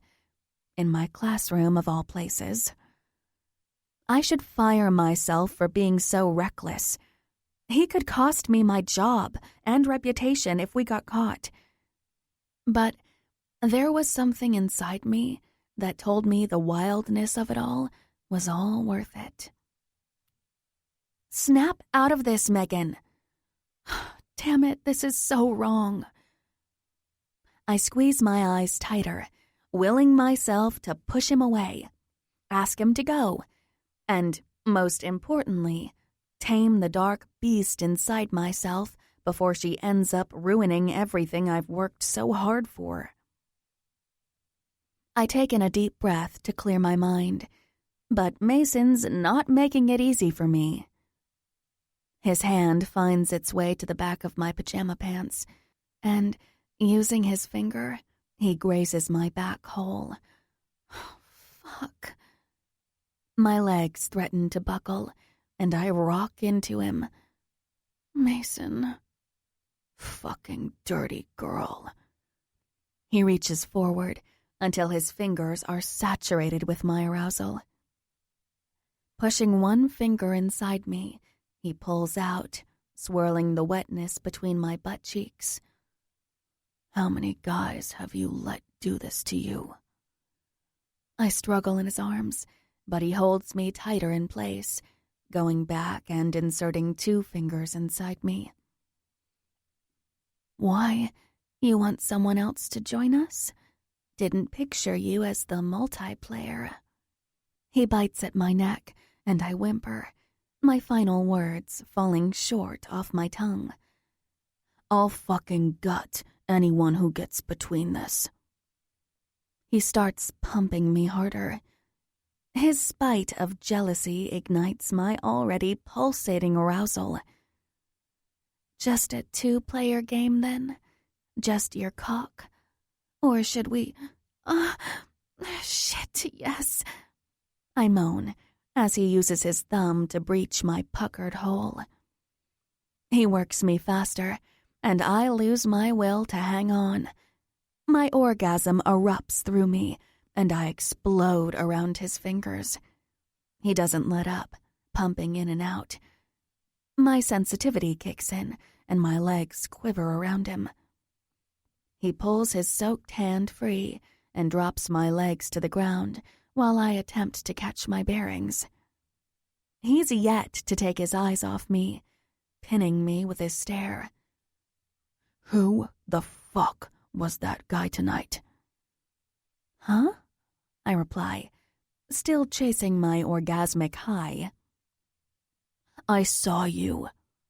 Is he another conquest? Am I just a fucking conquest? At first, he confuses me, but then my awful, forced dinner date comes to mind. Wait, you saw me? A growl deep in his chest rumbles up his throat, shaking the floor beneath our feet. Answer me, he demands. I should be mad at the way he's talking to me, asking questions that are none of his business, but his intensity does something to me. No, he wasn't a conquest. Far from it. It was a horrible date Aunt Lillian basically forced me on. She lied to me. It was supposed to be for a new fundraising prospect for the Faith and Leadership program. As soon as we sat down, I found out it was far from it, and I kindly told him I wasn't interested and left. And if you want to know, no, you're not a conquest either. You're something more. The angel on my one shoulder just conked me over the head with her sparkly wand. Oh, my confession was a bad, bad idea. But the devil in the other corner pricks me with his sharp fork and cheers me on. He praises my handiwork and promises all things Mason are a great idea. When Mason slams his mouth against mine, I mentally flick off my angel while high-fiving my devil, grab the lapels of his jacket, and tug him toward my bedroom. When we step over the threshold of my room, my huge bed, filled with white pillows and layers of soft blankets, comes into view. Nothing close to the sex dungeon I bet he expected. But the truth is, Mason is the first and only person I've ever shared my secret desires with. Even with the urge building inside me for years, I didn't muster up the courage until that night. The way I felt with Mason that night was nothing I'd ever experienced before. Alive, empowered, I'd orgasmed with such fierceness more times than I've ever had with any man or toy. When I left that morning, I wanted to wake him for more, ride his hard cock until stars exploded behind my eyelids, then do our night all over again. I was willing to never leave that motel.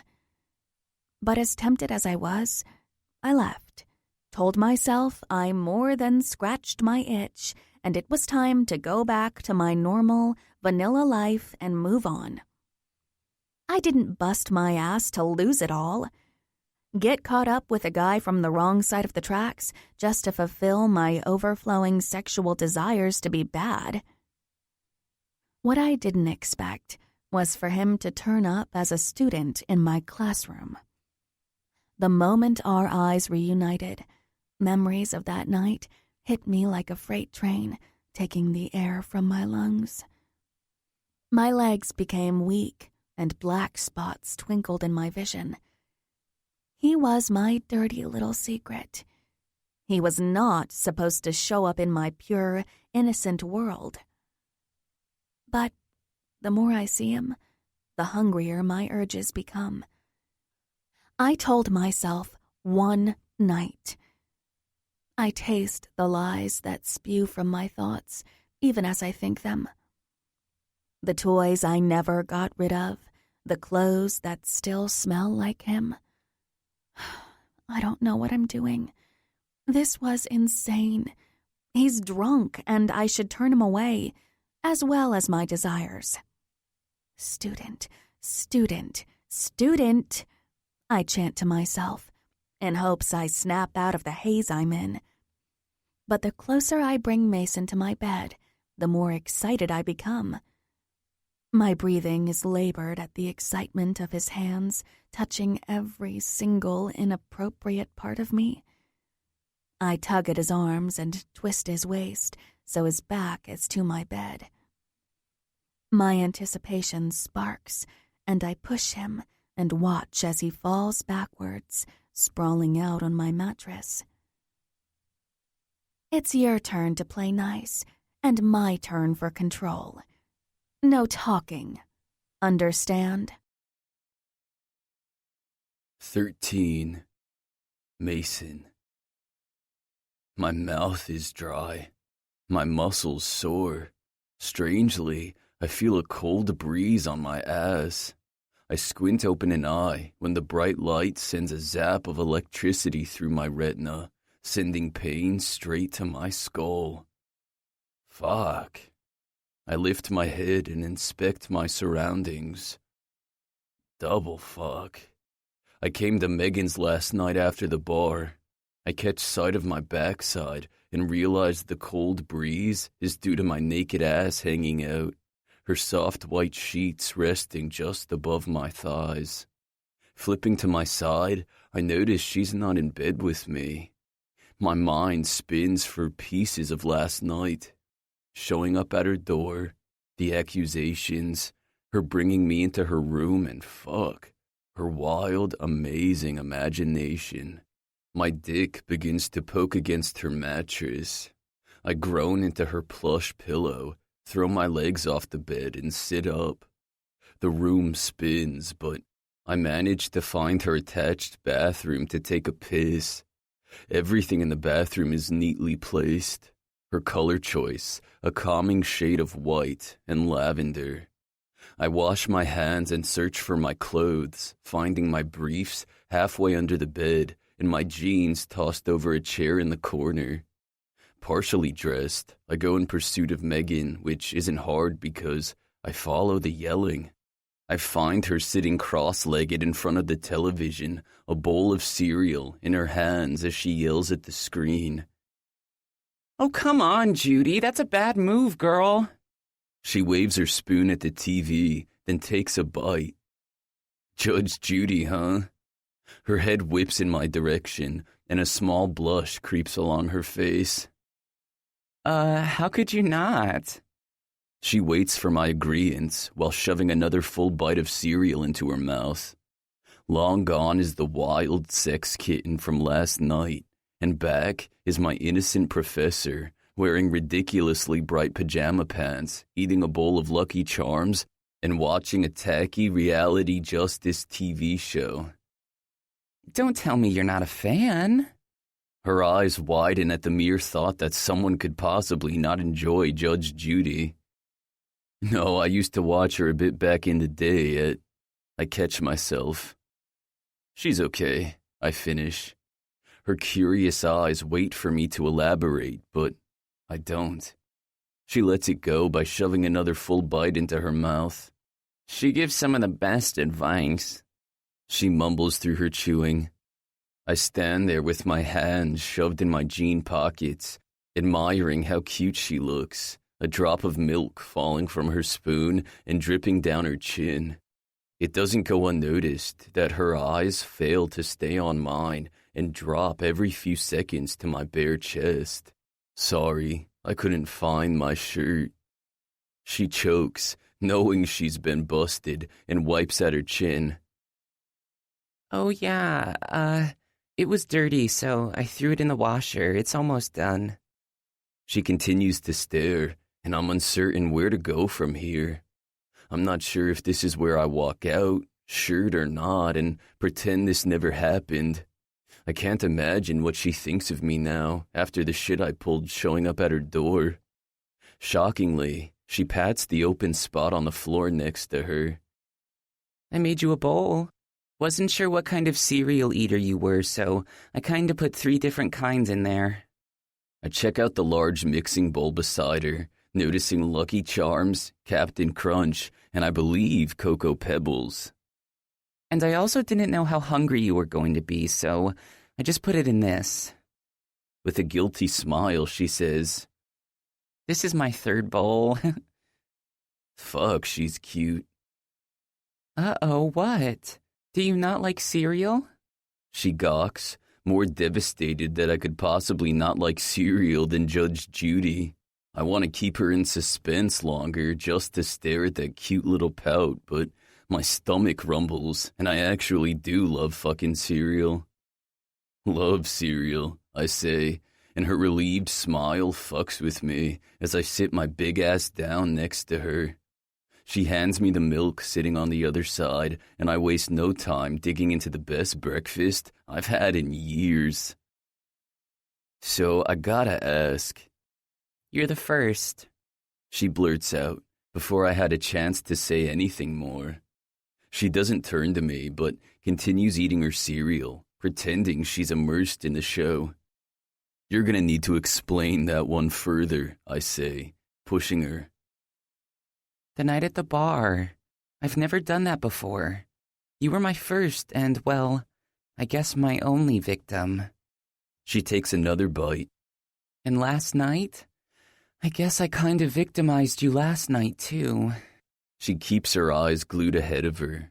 She can't hide the flush of her cheeks, and I'm not sure if she can see from the corner of her eye the smile spreading across mine.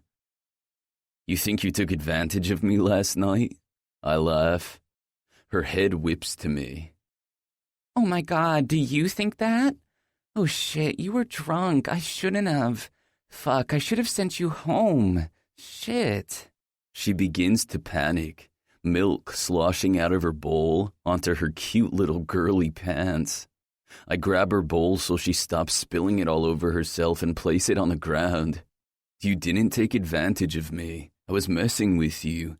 Anything that happened, I sure as fuck wanted it to, and I loved every goddamn second of it. I love watching her eyes come to life. I'm learning she's a very passionate person in work and play. And last night was no different. She has wants, cravings I'm desperate to feed. I pour myself more milk and guide my eyes to the screen. So what's the case today? Sensing her relax instantly at my topic change, she jumps right in. This girl, so she cheats on her boyfriend, right? Then tries to kick him out so her new man can move in. But she and her old man share the lease. She's dragged his ass to Judge Judy because she thinks since he's on the lease, he should still pay half the rent. Like I said, she has passion.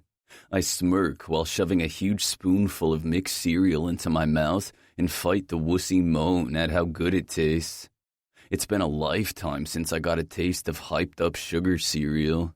Before I realize it, I finish off the entire bowl, catching her curious eyes as I drain the leftover milk with my mouth. Wow. Wow what? I ask. I think I met the one person who may love cereal more than I do. She grins, and I take note of her bowl, which is also empty. We stare back at one another, sharing a silent moment of recognition, then both burst out laughing. I could stare at her for hours. She's beautiful in a way I don't know how to describe. Her eyes shine with curiosity, adventure. Her graciousness makes me want to be someone better, just so she looks at me like I'm someone to be proud of. I watch her stick her tongue out to wet her lips. Her throat bobs, swallowing, and I know she's feeling the same whirlwind building inside me. Yelling on the TV breaks the moment, and we both face the screen to see the verdict being called. Judge Judy slams her gavel onto the sound block, and the show breaks into commercial.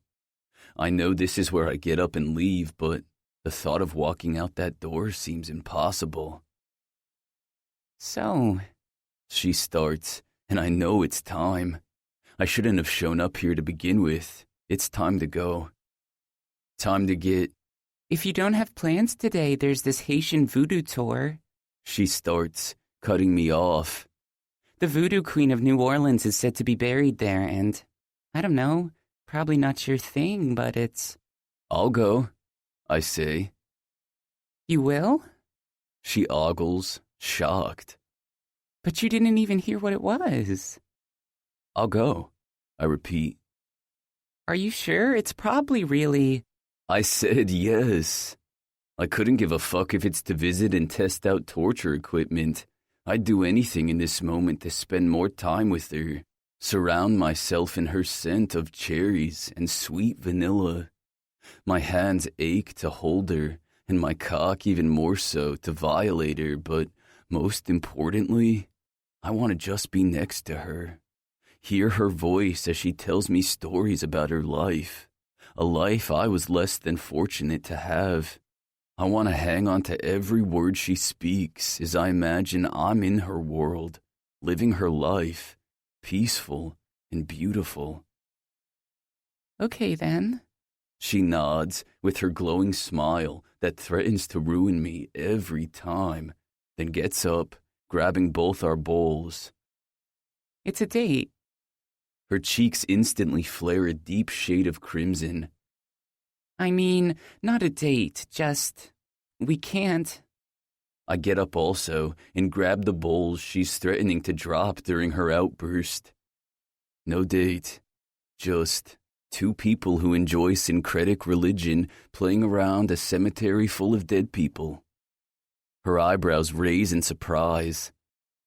You read the book, she says, pleased. Of course, when your favorite teacher recommends a book, you read it. Silence falls between us.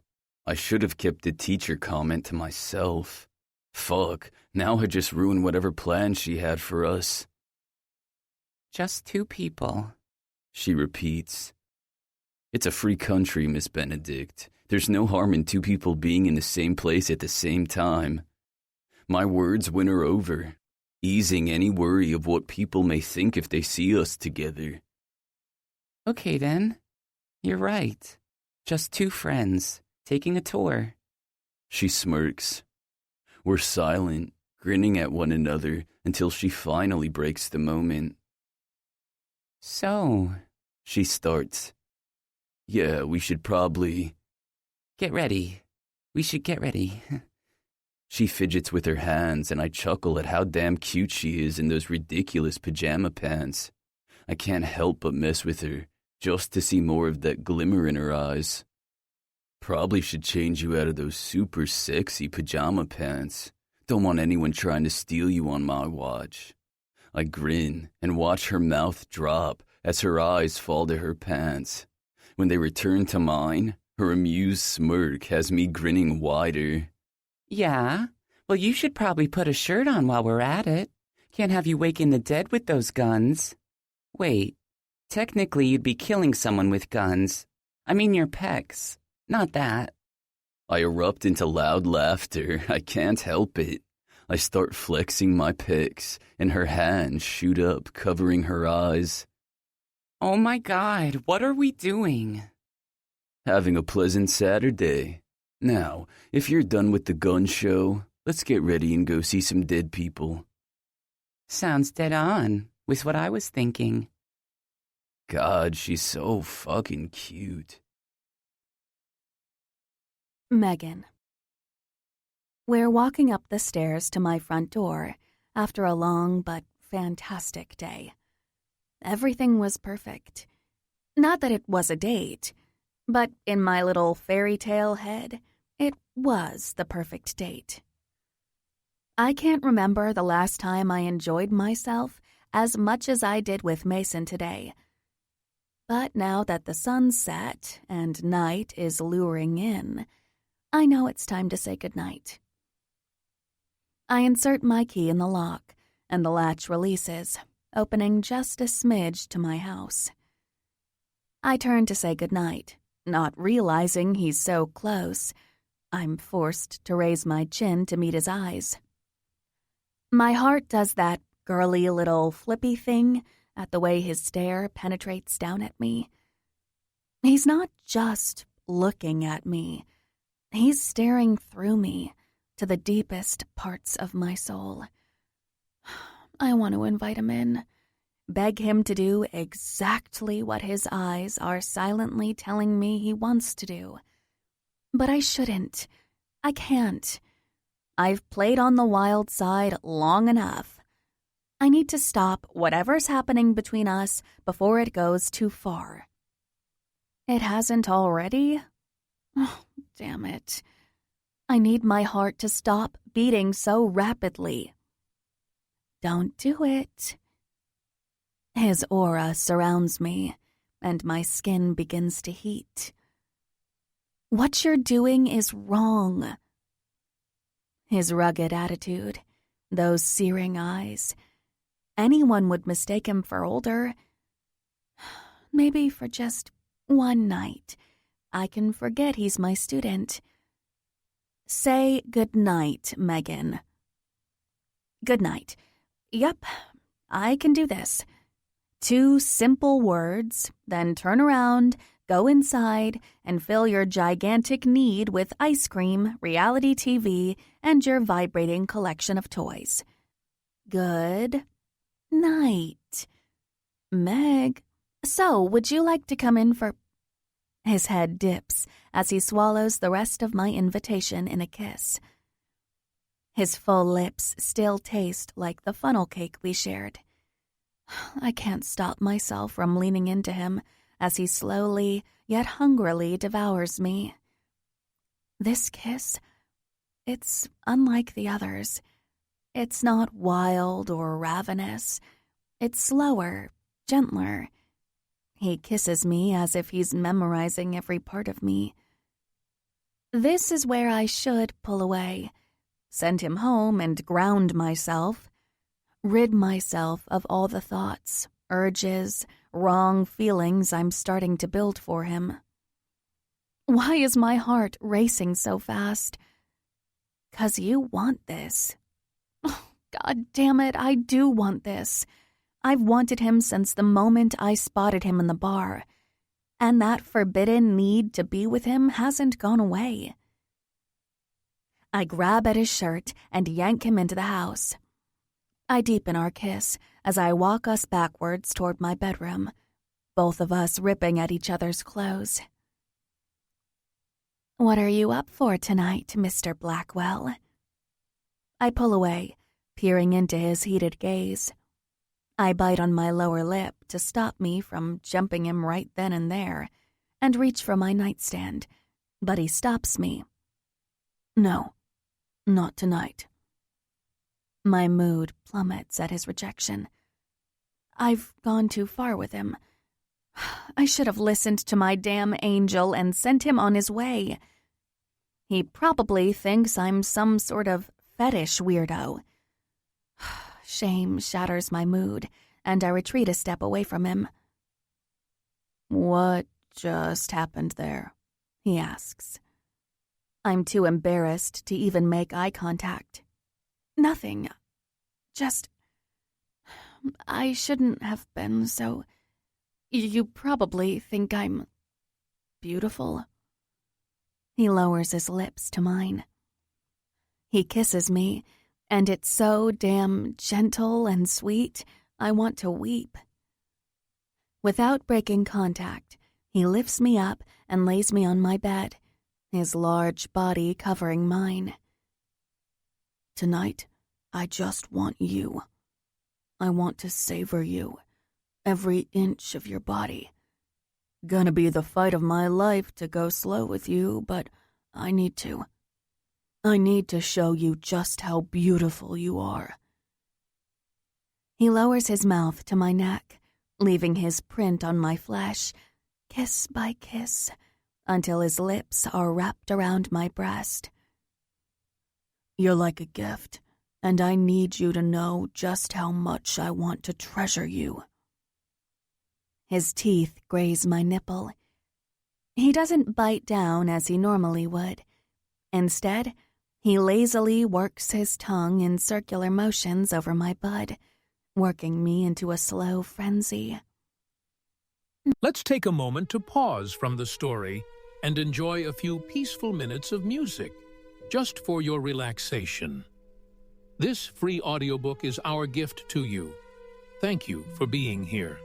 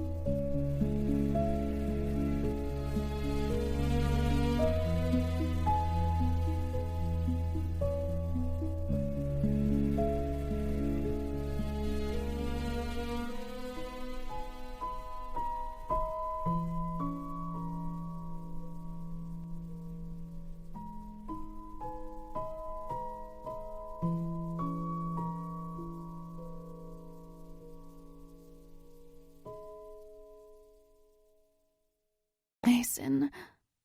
His words, his skin against mine, this sudden security he offers me. I buckle under his touch when his teeth finally close around my nipple. So, it's Mason now. The vibrations of his deep chuckle bring my back off the mattress, whimpering from the overwhelming desire he's building inside me. My trembling hands work their way into his thick hair. Mason, please. I don't know what I'm pleading for. He makes me want so many things, it scares me.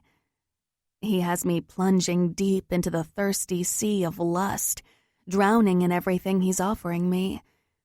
But the deeper I plummet into the abyss of our forbidden attraction, the heavier my emotions become, and I know it's no longer just physical between us. Absolutely beautiful. You know that, right? He whispers against my skin, dropping down to my ribcage, his tongue caressing my navel. Your skin, so soft. The taste of you, heaven on my tongue. The warmth of his breath and his praise completely unravels me. My eyes flutter shut as his teeth graze down along my pelvis. God, your body is buzzing as I touch you. Spreading my legs apart, he presses his nose to my center. He opens me wide and licks my folds. I want to fuck you hard till you beg for me. But I need to fuck you slow. I need to cherish you. Will you let me? He lifts his head to capture my eyes. His intense stare sets fire to my core. He's rendered me speechless, and I can only respond with a swift nod. His smile isn't predatorial. It's thankful. He's thanking me for giving myself to him. He lowers his head, pressing sweet kisses to my inner thigh. Taking his time to work back up to my center, he licks my sex. I'm not sure I can handle this new side of him. His intensity is almost too much. Mason, I whimper his name, just as his tongue fills me.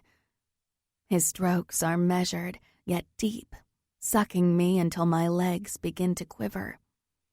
He knows he has me, yet he continues to relish in the slow build-up of my pending orgasm. He hasn't attempted anything beyond his simple tongue lashing, and I'm just as worked up as I am when he's taking me in the darkest of ways. Mason, I warn him, because his slow assault is more intense than anything we've shared yet. My fingers curl into his hair, and my lips part on a silent moan, as my orgasm brings me to an euphoric place unfamiliar to me. He continues to stroke me until my fingers release my death grip. He raises his head, and I start to sit up. Where do you think you're going? He asks, crawling up my body, using his lips to heat every inch of skin he presses down on. Your turn, I reply. But when I try sitting up farther, he pushes me down. I told you. Tonight, it's about you. Yeah, but this may never be anything more than what it is right now. You may wake up in the morning and regret what we're doing, and that battle in your head may finally win out, convincing you we ain't right together. So tonight, I need to show you, prove to you, if just for tonight, how fucking important you're becoming to me. His head dips, and his lips are over mine, kissing me with the same slow intensity. He doesn't force my lips open, but waits for the invitation. He wants me to show him, admit that this, us together, we're a force. He wants me to surrender my doubts and allow him inside, not just the physical parts, but possibly the emotional parts too. Fuck, what am I doing? So much of this is wrong, but I've never felt so right. He makes me feel so wanted. I could be risking everything by going forward with this. Everything I've worked so hard for. And what if this is just a phase? For him or me. But what if I take a chance on someone who has never made me feel so cherished, needed, happy, fulfilled? What if? What if I let him go? Could I live with the realization that something mediocre as age and status got in the way of being with someone who finally makes me feel so perfect? No, I can't. I can't imagine pushing Mason away and giving up this happiness he envelops me in. Maybe risking it all is, in the end, giving me even more. It all hits me like a ton of bricks, and my lips part. I'm giving him my answer by wrapping my arms around his neck and bringing his head closer. This time, he kisses me back with the ferocity of him I crave. Fuck, I want you.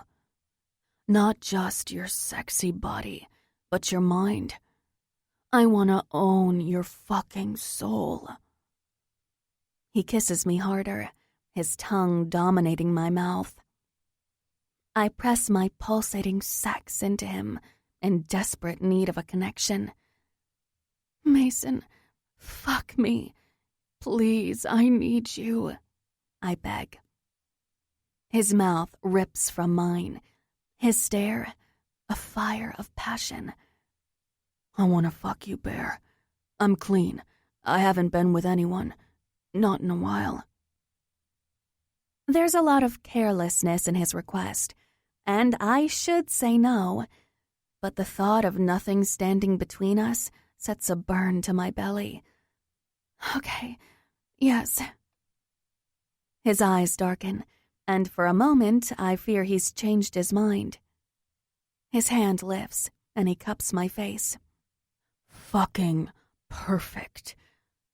I don't even know how to say it otherwise. You're more than that, in every way. He aligns himself between my legs, and I feel the tip of him at my entrance. I'm way past wet, and my arousal allows him to easily push inside me. No words describe how good he feels, Bear, filling every part of me. Fuck, you feel so good. He pulls out, the vein in his forehead protruding, and with a low moan, he drives back into me. He takes my mouth savagely and swallows my own cry of pleasure, his thick cock thrusting in and out. Oh, Mason. I want to weep from the overwhelming need. My legs wrap around his hips, and I beg him to take me harder, faster. This slow torment is killing me. He brings his hand under my butt and flips us. I want you to ride me. Want to see your face as you take me. My belly tightens at his request. He's all man, his muscles like stone on full display and bulging. He grabs my hips and bounces me up and down his shaft. My hands press against his pecs, my fingers caressing the flower tattoo over his heart. Something dark flashes in his eyes, and he's pushing my hand away, sitting forward. His mouth is at my shoulder, and his fingers digging into my ass cheeks as he continues to pump into me. Reverberations of sex and moans fill the room, our bodies heated, crashing into one another. Sweat builds between us, and I'm not sure I'll make it out of this one alive. My hands go back into his hair, and my fingers curl at how deep inside me he is in this position. I want to ride him harder and wilder, but his hand grips tighter into my skin, forcing me to slow down. Need to fuck you slow, forever. Mason, I can't.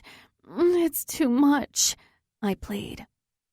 Let me be yours. I'll take care of you. I shake my head violently. We can't. His grip only hardens, and he drives up into me. We can. There's nothing stopping us. There is.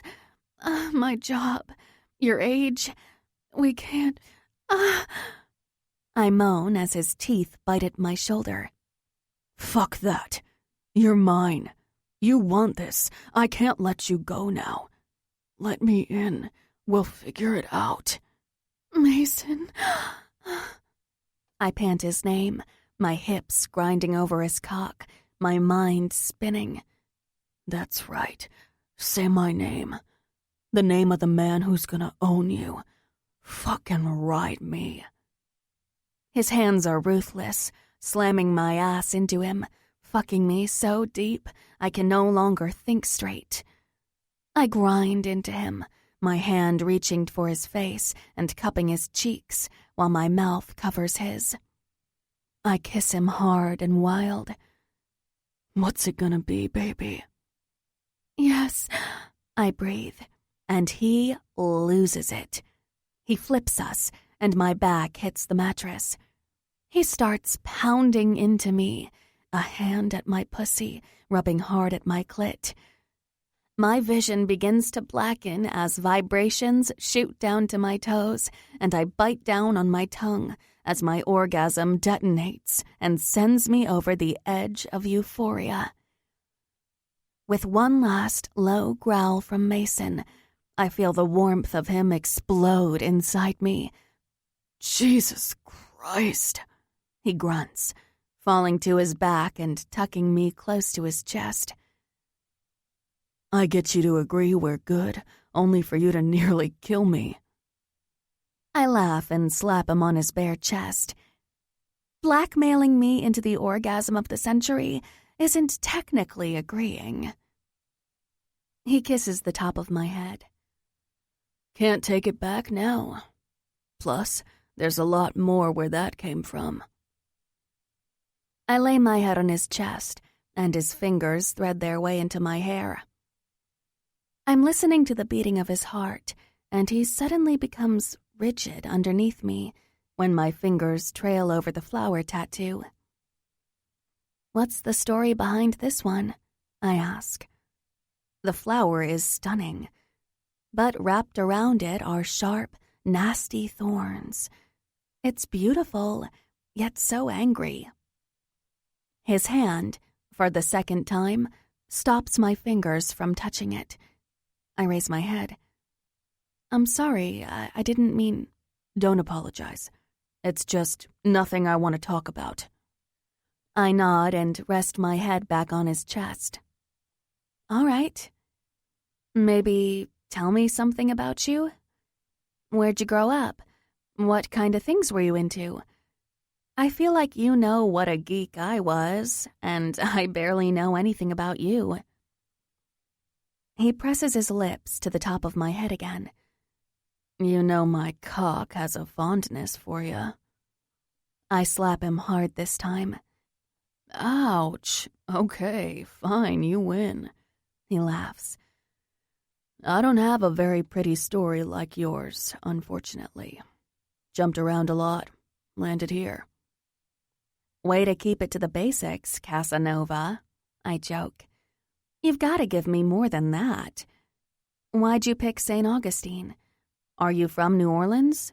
When's your birthday? His body tenses. What's this, an interrogation or some shit? He asks, missing a bit of the lightheartedness in his tone. I raise my head to face him. Of course not. I just wanted to get to know you. If we're gonna... You know, it's fine. Shit. I'm sorry. I just have a past I don't like talking about, that's all. His statement drips with sadness and makes me frown like a huge jerk. He doesn't have to tell me details for me to figure out he had a hard childhood. He doesn't dress like the rest of the bleeding, rich college kids. Not that I mind. His roguish bad boy attire is totally hot.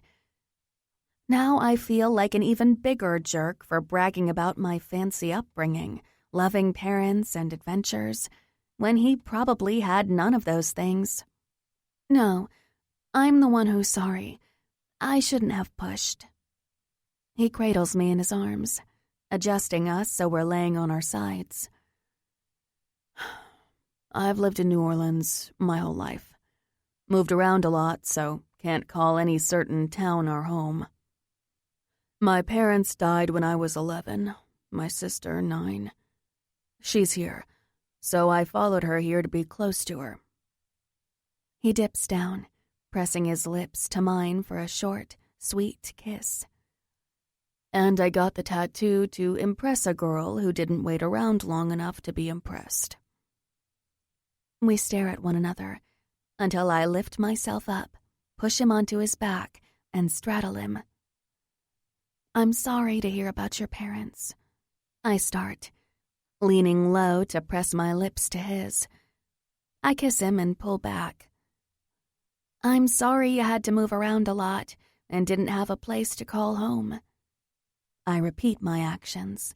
He lets me. "And I'm sorry a girl broke your heart." This time, he locks his hand behind my head, keeping me in place as his lips fuse to mine. Then he takes all control, kissing me, his tongue working its way into my mouth. A hoarse squeal falls from my mouth as his hand reaches back and swipes along my bare butt cheek. My body jolts, thrusting forward. He bites my bottom lip and grabs at both sides of my ass. "Don't ever apologize for that shit." He grinds his hardening dick into me. "My misjudgments ain't any reason for you to say sorry."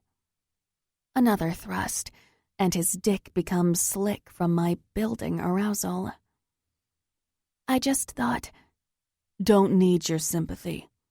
Need you for you. Need you to just understand."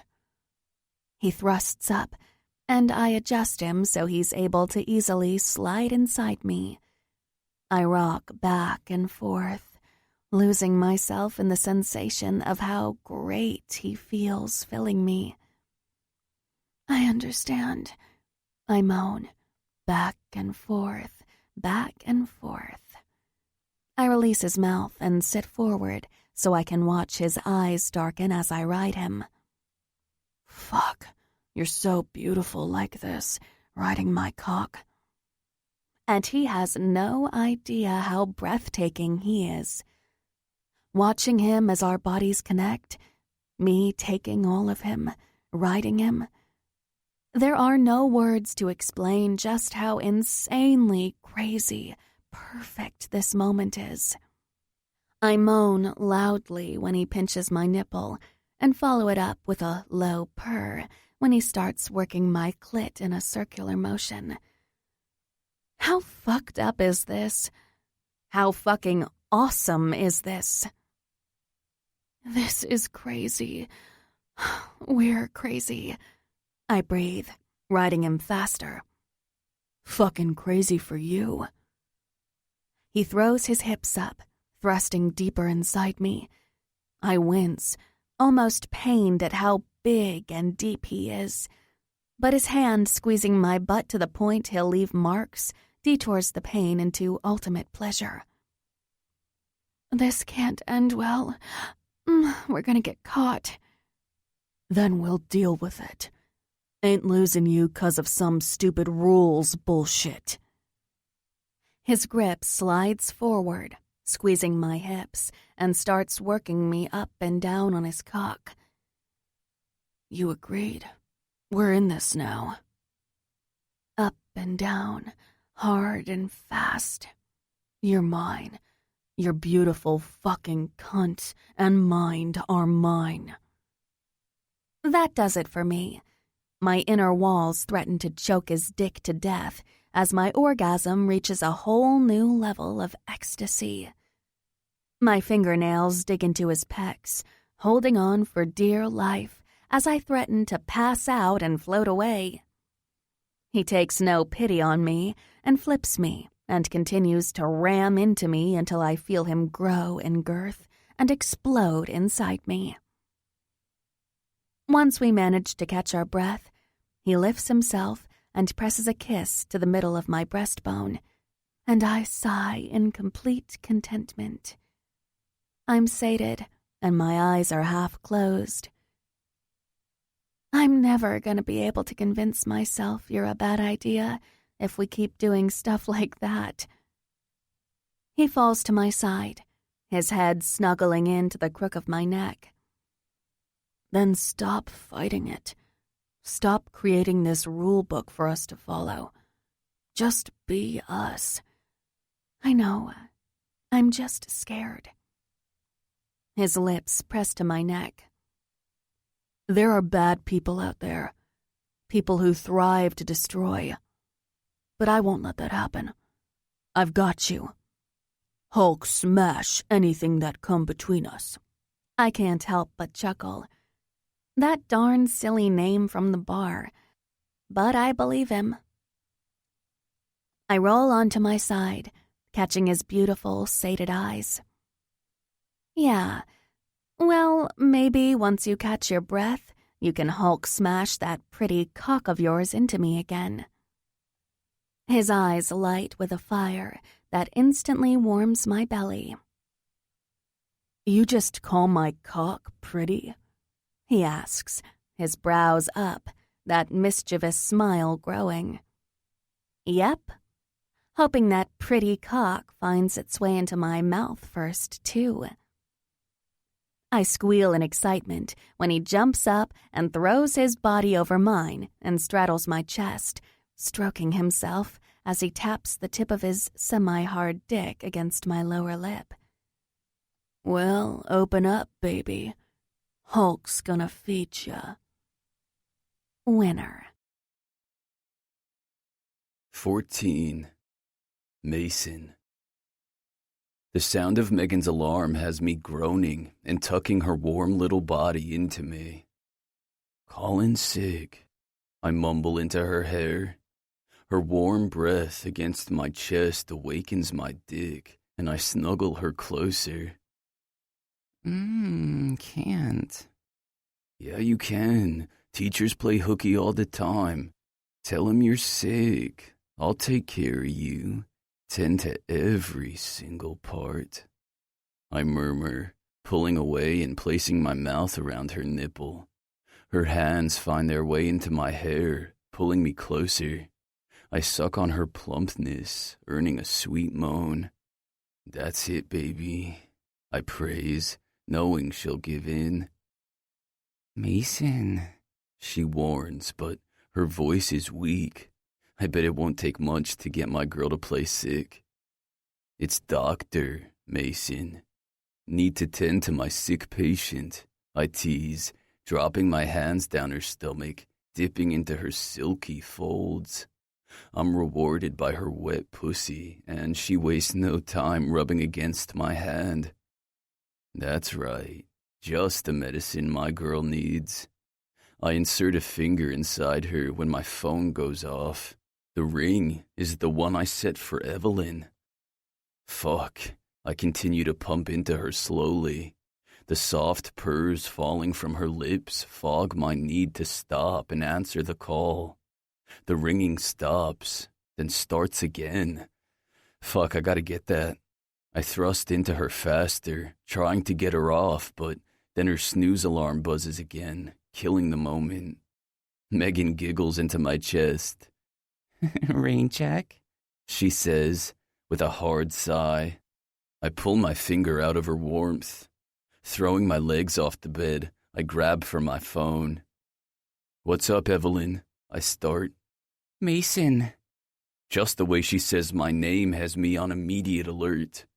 What happened? I snap, searching for my shirt. You hurt? No, but I need to talk to you, not over the phone. I'm already throwing my shirt over my head and searching for my jeans. Be there in 20, sit tight. I hang up and turn to a sleepy Megan. Everything okay? She asks, climbing out of the bed and throwing a robe over her naked body. Yeah, my sister, I gotta go. I dip down and give her a rough kiss on her kiss-bruised lips. See you in class, I say, and I feel her smile against my lips. Don't be late, or I'm gonna need to keep you after. Fuck. Her little dirty side has me debating on delaying my sister and taking care of the growing bulge in my damn pants. I throw my arm around her, pulling her into me, a squeal sounding like heaven, leaving those plump lips I crave. You better depend on me staying after. Gotta wipe that board clean with those beautiful tits of yours while I fuck you from behind, Teach. I release her, just in time to enjoy those pretty, turned-on eyes before I head out. My thoughts are all over the damn place as I make my way to my sister's dorm. For one, I know I need to come clean with Megan. She needs to know. Every time she confesses her worries about my age, I fight myself from coming out with the truth. If she just knew my age, it wouldn't be an issue. But to come clean with that, I need to come clean with it all. My past, how I got here, the elite, her fucking psychotic aunt. But how would she take it? Would she believe me? I just know I can't risk what I have with her. I'm hustling through the dorms when I throw Evie's door open. She whips around from the window and I take in her frazzled appearance. Her hair's a mess and if I was a gambling man, I'd bet she hasn't slept at all. What's wrong? I spit out, examining her from top to bottom for injuries, bruising, anything. Nothing. Well, not nothing, but I'm fine.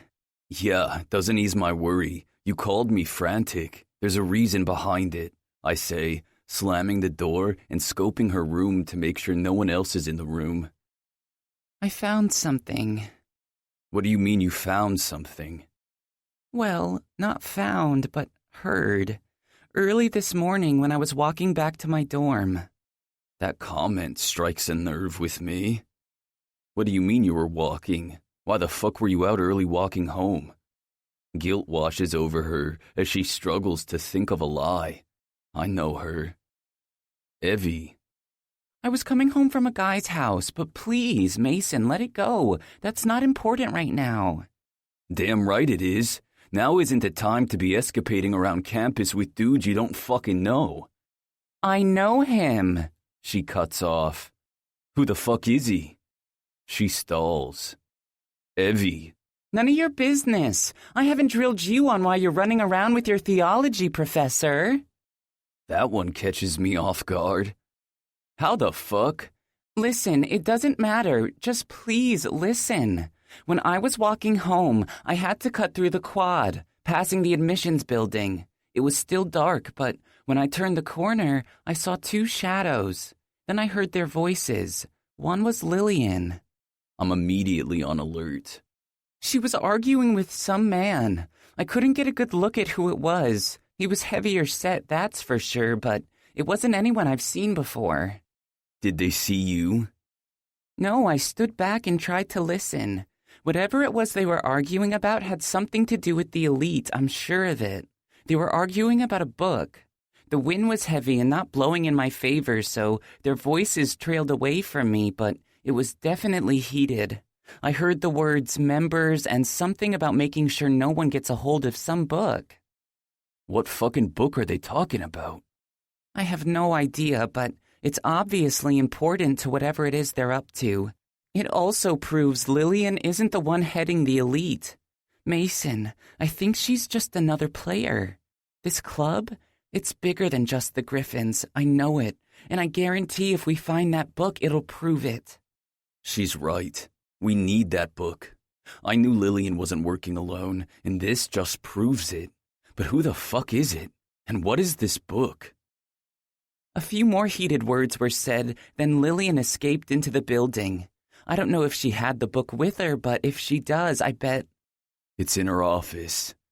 Evelyn nods. We need to get that book. This could be our escape. If we expose them, we can finally be free, all of us. I diverge my attention back to her. What do you mean, all of us? There she goes, shutting down again. There's something she's not telling me. Evelyn. I say her name in warning. Now is not the time to keep secrets, especially from one another. If anything, the only people we should trust is each other. I just mean us. Everyone else involved in the elite. Micah, Megan, Benedict. Fuck, she's right. If we blew this whole underground society out of the water, it would save Megan from the destruction heading her way.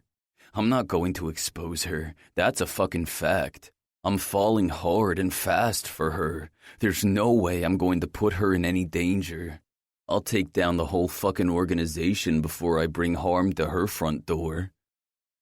Mason, I know that look in your eyes.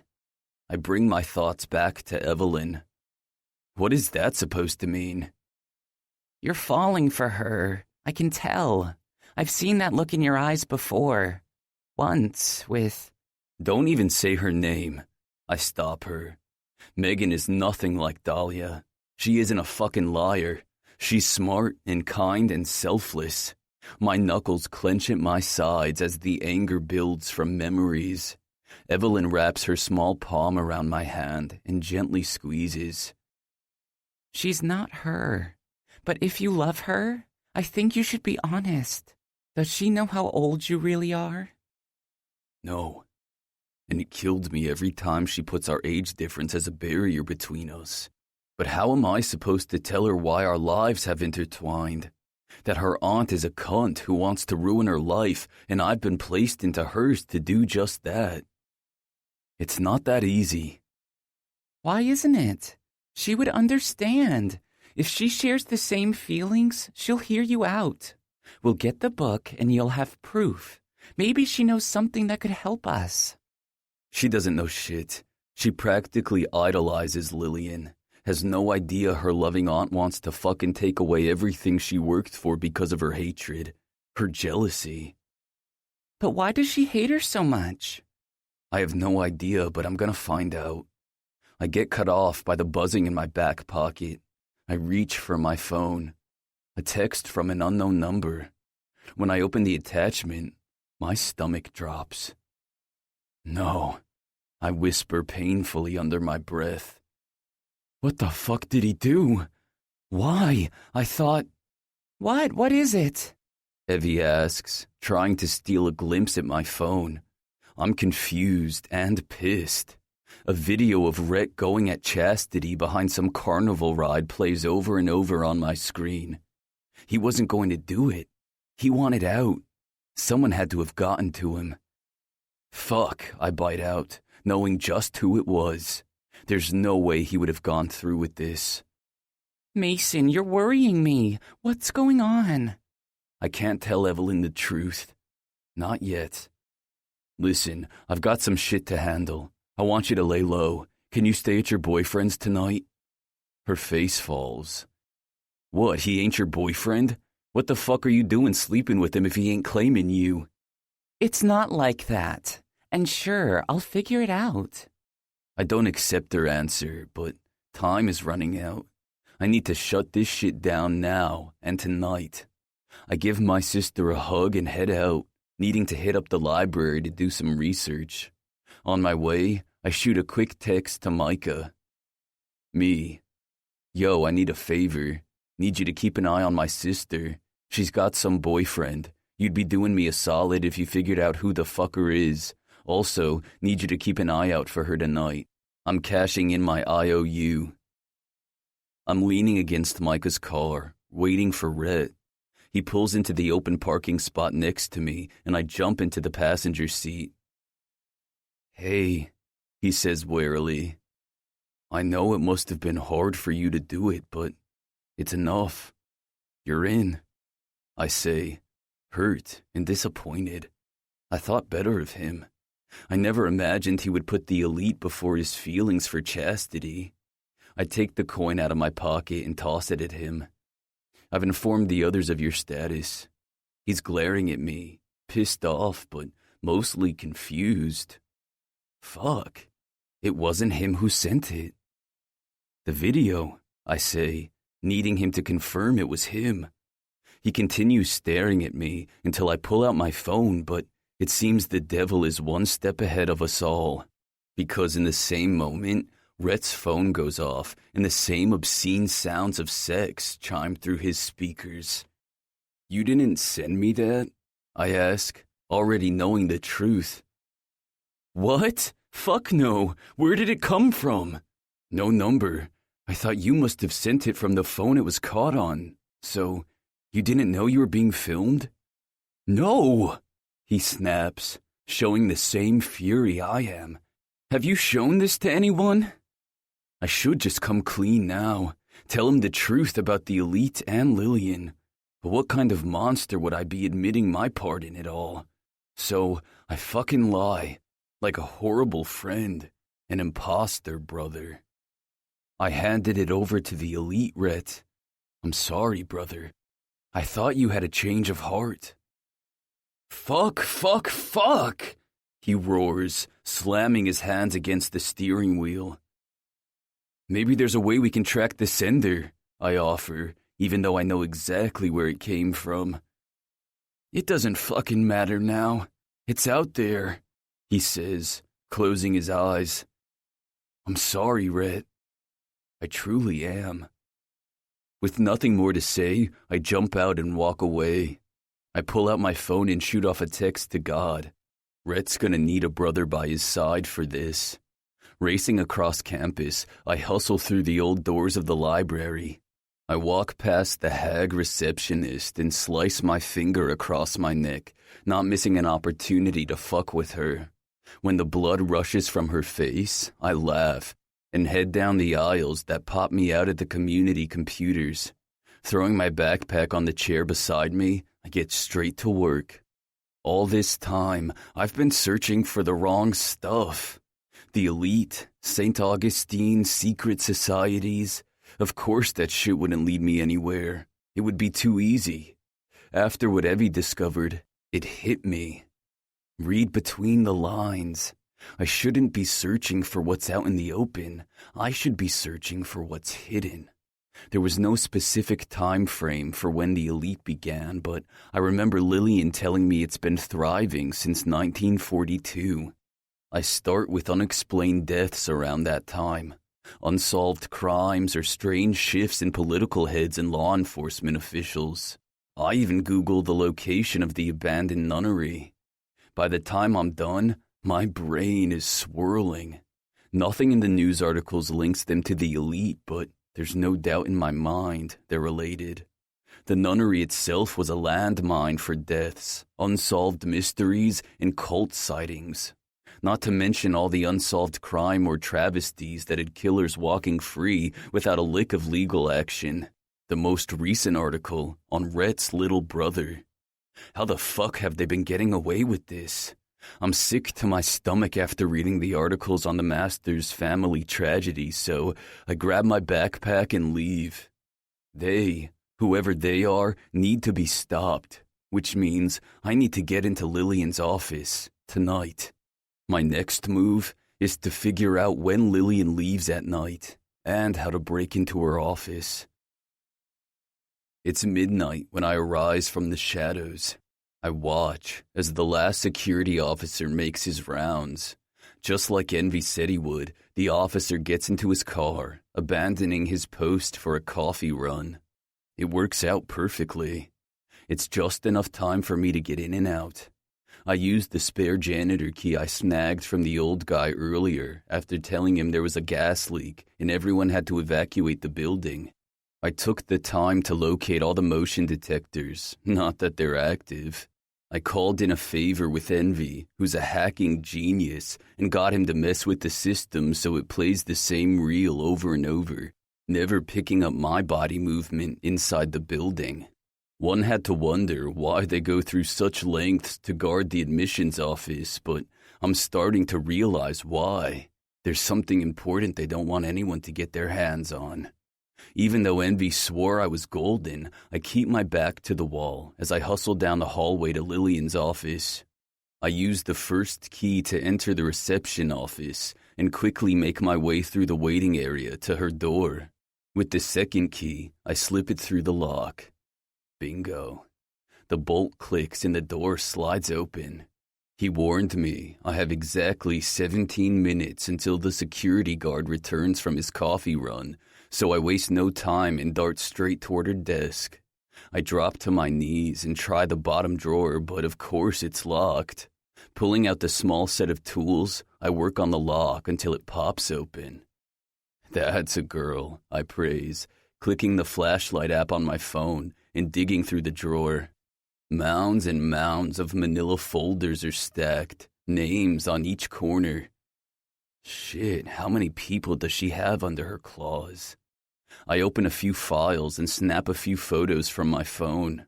I continue to push through the pile but find nothing that resembles a book. Fuck, where is it? I dig deeper, all the way to the bottom. Nothing. Damn it, I curse, looking at my stopwatch and seeing I only have 9 more minutes until I need to get the fuck out of here. I give up on the bottom drawer and begin digging through the top one. It not being locked tells me nothing important would be kept there, so I try the other ones. All unlocked. My frustration quickly builds and I'm feeling the failure begin to hit me. I pull her middle drawer open. Fucking nothing. Fuck, I hiss and pound on the desk. That's when a stack of papers, taped and hidden underneath the drawer, feather to the floor. I quickly bring my light to the documents and start taking snapshots of as many as I can. I stop on the final page, reading a few of the bold headings. Conclusive of sexual. That's all I get through before something metal smacks against the back of my head. The unexpected blow causes me to drop my phone, my head going down and smashing against the floor. I snap into fight mode, attempting to roll to my side, but another strike comes to my back, knocking me back down. I kick my legs out in hopes to trip my assailant, but they take a hard swing to my kneecap. I howl in pain, grabbing for my wounded knee when 2 strong hands lift me from the ground. I try to swing, but I'm too dizzy from the crack to my head. A fist meets my eye and begins pummeling my face. I'm fighting not to pass out when I'm dropped to the ground. The air in my lungs seizes and I hear a gun being cocked. The feel of cold metal presses to my temple, and just as a low chuckle breaks the silence, they pull the trigger. 15. Mason. Bang, bang, bang! A thudding sound rings out in the distance, more like a muffled echo because it sounds like millions of miles away. Bang, bang, bang! There it is again. I think it's banging, but I'm not sure. I sit up. The pain explodes in the back of my head. What the fuck? Throwing myself back down, I try prying my eyes open, but one seems to be swollen shut. From what I can see, I'm in my apartment, in the middle of the living room. I inspect myself, and there's blood on my clothes. I take note of my surroundings. How the fuck did I get back here? I remember being in Lillian's office, the files, the hidden document. I feel around for my phone, but it's not in my pockets. Fuck. More banging sounds, but it seems so far away. I lift my hand to my ear and draw back with blood on my fingertips. The gunshot. Whoever that motherfucker was shot out my eardrum. Trying to stand, I groan at the pain radiating from my knee. When I make it to my feet, my door splinters and flies open. Cops explode around me, screaming and pointing their weapons. Their voices are too muffled, but I can understand enough to know they're telling me to freeze. I didn't do shit, I say, my own voice seeming distant. My words fall on deaf ears as my arms are ripped behind me and placed into cuffs. What the fuck? I fight the officer, groaning at the pain in my head and knee. Mason Blackwell, you're under arrest for the assault of Lillian Griffin. You have the right to remain silent. The officer starts reading me my rights, and I go buck wild under the restraints. You're kidding me. I didn't touch that bitch. She's fucking lying. A baton hits my back, and memories of 2 years ago come flooding back. I'm 17 all over again, fighting to get to my sister, away from Lillian. I'm being dragged out of my apartment when Sloth appears. Don't worry, I'll have you out in an hour, tight-lipped and quiet.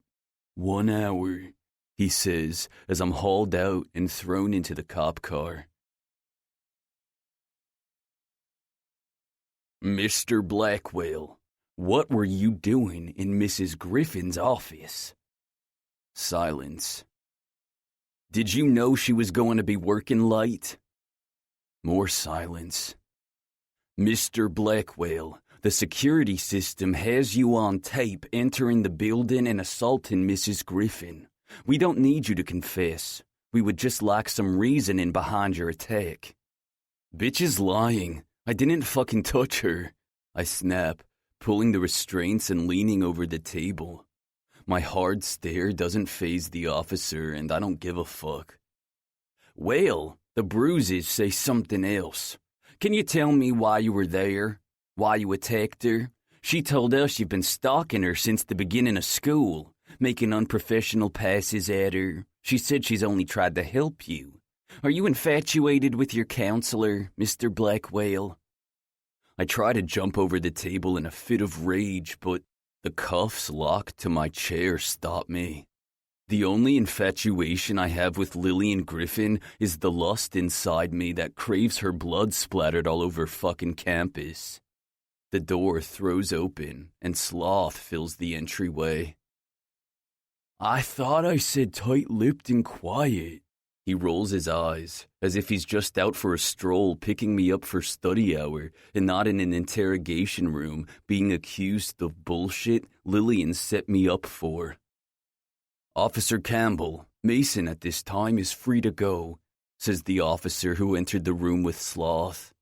Officer Campbell's lips purse as I stare at the throbbing vein in his forehead. He slams his fist on the table. We're not done here, Mr. Blackwell. Better not go far. With a threat like that, we'll be watching you. I want to spit in his face. The other officer unlocks my cuffs, and I shoot up and follow Sloth out of the police station. What the fuck? I didn't touch Lillian. Didn't say you did, brother.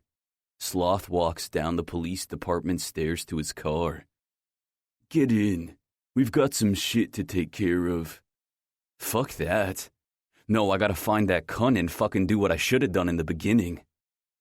Finding Lillian is not the key to unlocking this shitstorm, my brother. Plus, she's smart. She'll know you're coming for her. Good, 'cause when I find her, she's done for. She'll be one step ahead of you, man, he says, strangely calm, then lights up a smoke as he pulls away from the station. I'm so blinded by hate and revenge, I don't give a fuck. Text Rhett. His girl will know where she's hiding out. I massage my fingers around my bruised wrists. I lean over to get a look at myself in the side mirror and wince. My right eye is swollen, and dried blood covers my face and shirt. Got lost location, Sloth says. Let's go. I plow through the front door like a man on a mission, more like a beast, ready to rip out the throats of his prey. I stop in the foyer when I'm met by Rhett. Whoa, what happened to you? Why are you covered in blood? Where the fuck is she? I yell through the house. Who, man? Lillian. I grab for the first thing near me and smash it against the wall, blind with rage. When Chastity suddenly appears, I jump toward her. Where the fuck is Lillian? I demand. Rhett steps forward, bringing a scared Chastity to his side. Where the fuck is Lillian? I roar, not caring how fucking manic I look right now. Rhett becomes territorial over his girl, placing her behind him like I may attack her or some shit, but she pushes him away. Babe, it's fine. He wouldn't hurt me. She's at my uncle's. Why? Tell me what the fuck's going on, Rhett demands. Whose blood is that? I don't wait around to explain. I storm out, leaving Sloth behind. Before he has a chance to get back in the car, I jump in the driver's seat and burn out. I need to do this alone. I can't and won't have another brother go down for me. I race through the streets, breaking speed limits left and right until I pull up to the gates of the Benedict mansion. The gate is closed, so I slam on the intercom, waiting for someone to open it, to no avail. Getting back in the car, I put it in reverse, then hit the gas and slam into the gate. The steel rods bend but don't allow me access. I reverse again, then punch back down on the gas. 2 more hits, and the gate opens. I speed up the long driveway, and once I pull up to the house, I jump out and race toward the door. That's when it flies open. I'm about to haul myself at them when Megan fills the doorway. I halt before crashing into her. Her eyes are swollen and red. She's been crying. Fuck. Megan. How could you? Megan, listen to me. She smacks me hard across my already bruised and broken face. You're sick, you know that? My aunt told me everything. I saw the bruises. How could I have been so blind? She starts crying. I attempt to reach for her, but she swats my hand away as if my touch disgusts her. Don't you dare touch me. Don't ever touch me again. I know your whole plan. I know everything. She yells on a hoarse sob. Megan, no you don't. Lillian's fucking lying to you. How dare you? You think I'm gonna believe you over my own aunt? A felon with a record a mile long. Drugs? Theft? Abuse? You're not even 18. All this time. Those charges were years ago when I was a fucking kid. That abuse allegation came from Lillian herself. I didn't do shit. It was her way of keeping her claws in me. Stop lying. I know everything, you sick bastard. Your obsession with her. How you were stalking her. She told me you weren't even a student at St. Augustine. I looked into you, and there are no records of a Mason Blackwell registered. The fuck? Listen, that was all her. Get out of here. I'm going to call the police. Babe. Get out. I want you gone. I thought. She begins to sob harder. I take a step toward her, but she throws her hand out to stop me. I've been so foolish with you. Little did I know I was just part of your plan to blackmail my aunt. What are you talking about? No, what we have is... I saw the photos. The night at the motel. The ones you gave to Aunt Lillian saying you'd expose me if she didn't give you what you wanted. That fucking bitch. Thud. Thud. Thud. My heart is pounding viciously. My lungs squeeze and I start to panic.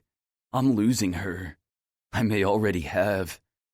Megan, no, please, you have to listen to me. I said get out. No, she's fucking lying. Lillian! I yell her name. Lillian! Megan blocks me. That's it, I'm calling the police. 2 hands reach behind me, and I'm about to go apeshit when I hear Sloth's voice. We gotta go, now. No, wait, Megan, please, you gotta fucking believe me. But the door is already slamming in my face, and Sloth is dragging me to his car.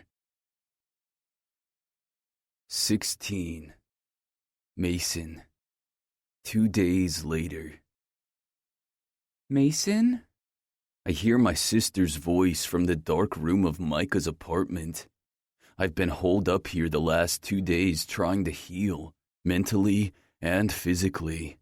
Sadly, only the physical stuff is mending. Lillian officially won. She fucked me. I tried to cross her and she did exactly what she promised she would do. Ruin me. Envy hacked into the school records and lo and behold, there's no record of me ever attending St. Augustine. She set me up. At the least, deleted me before she went off on her bullshit assault story. He swore the security cameras were down and they're lying about having me in the building. There's no doubt she somehow knew I was there and framed me. She came out with bruises around her neck and cheek, but they sure as fuck weren't from me.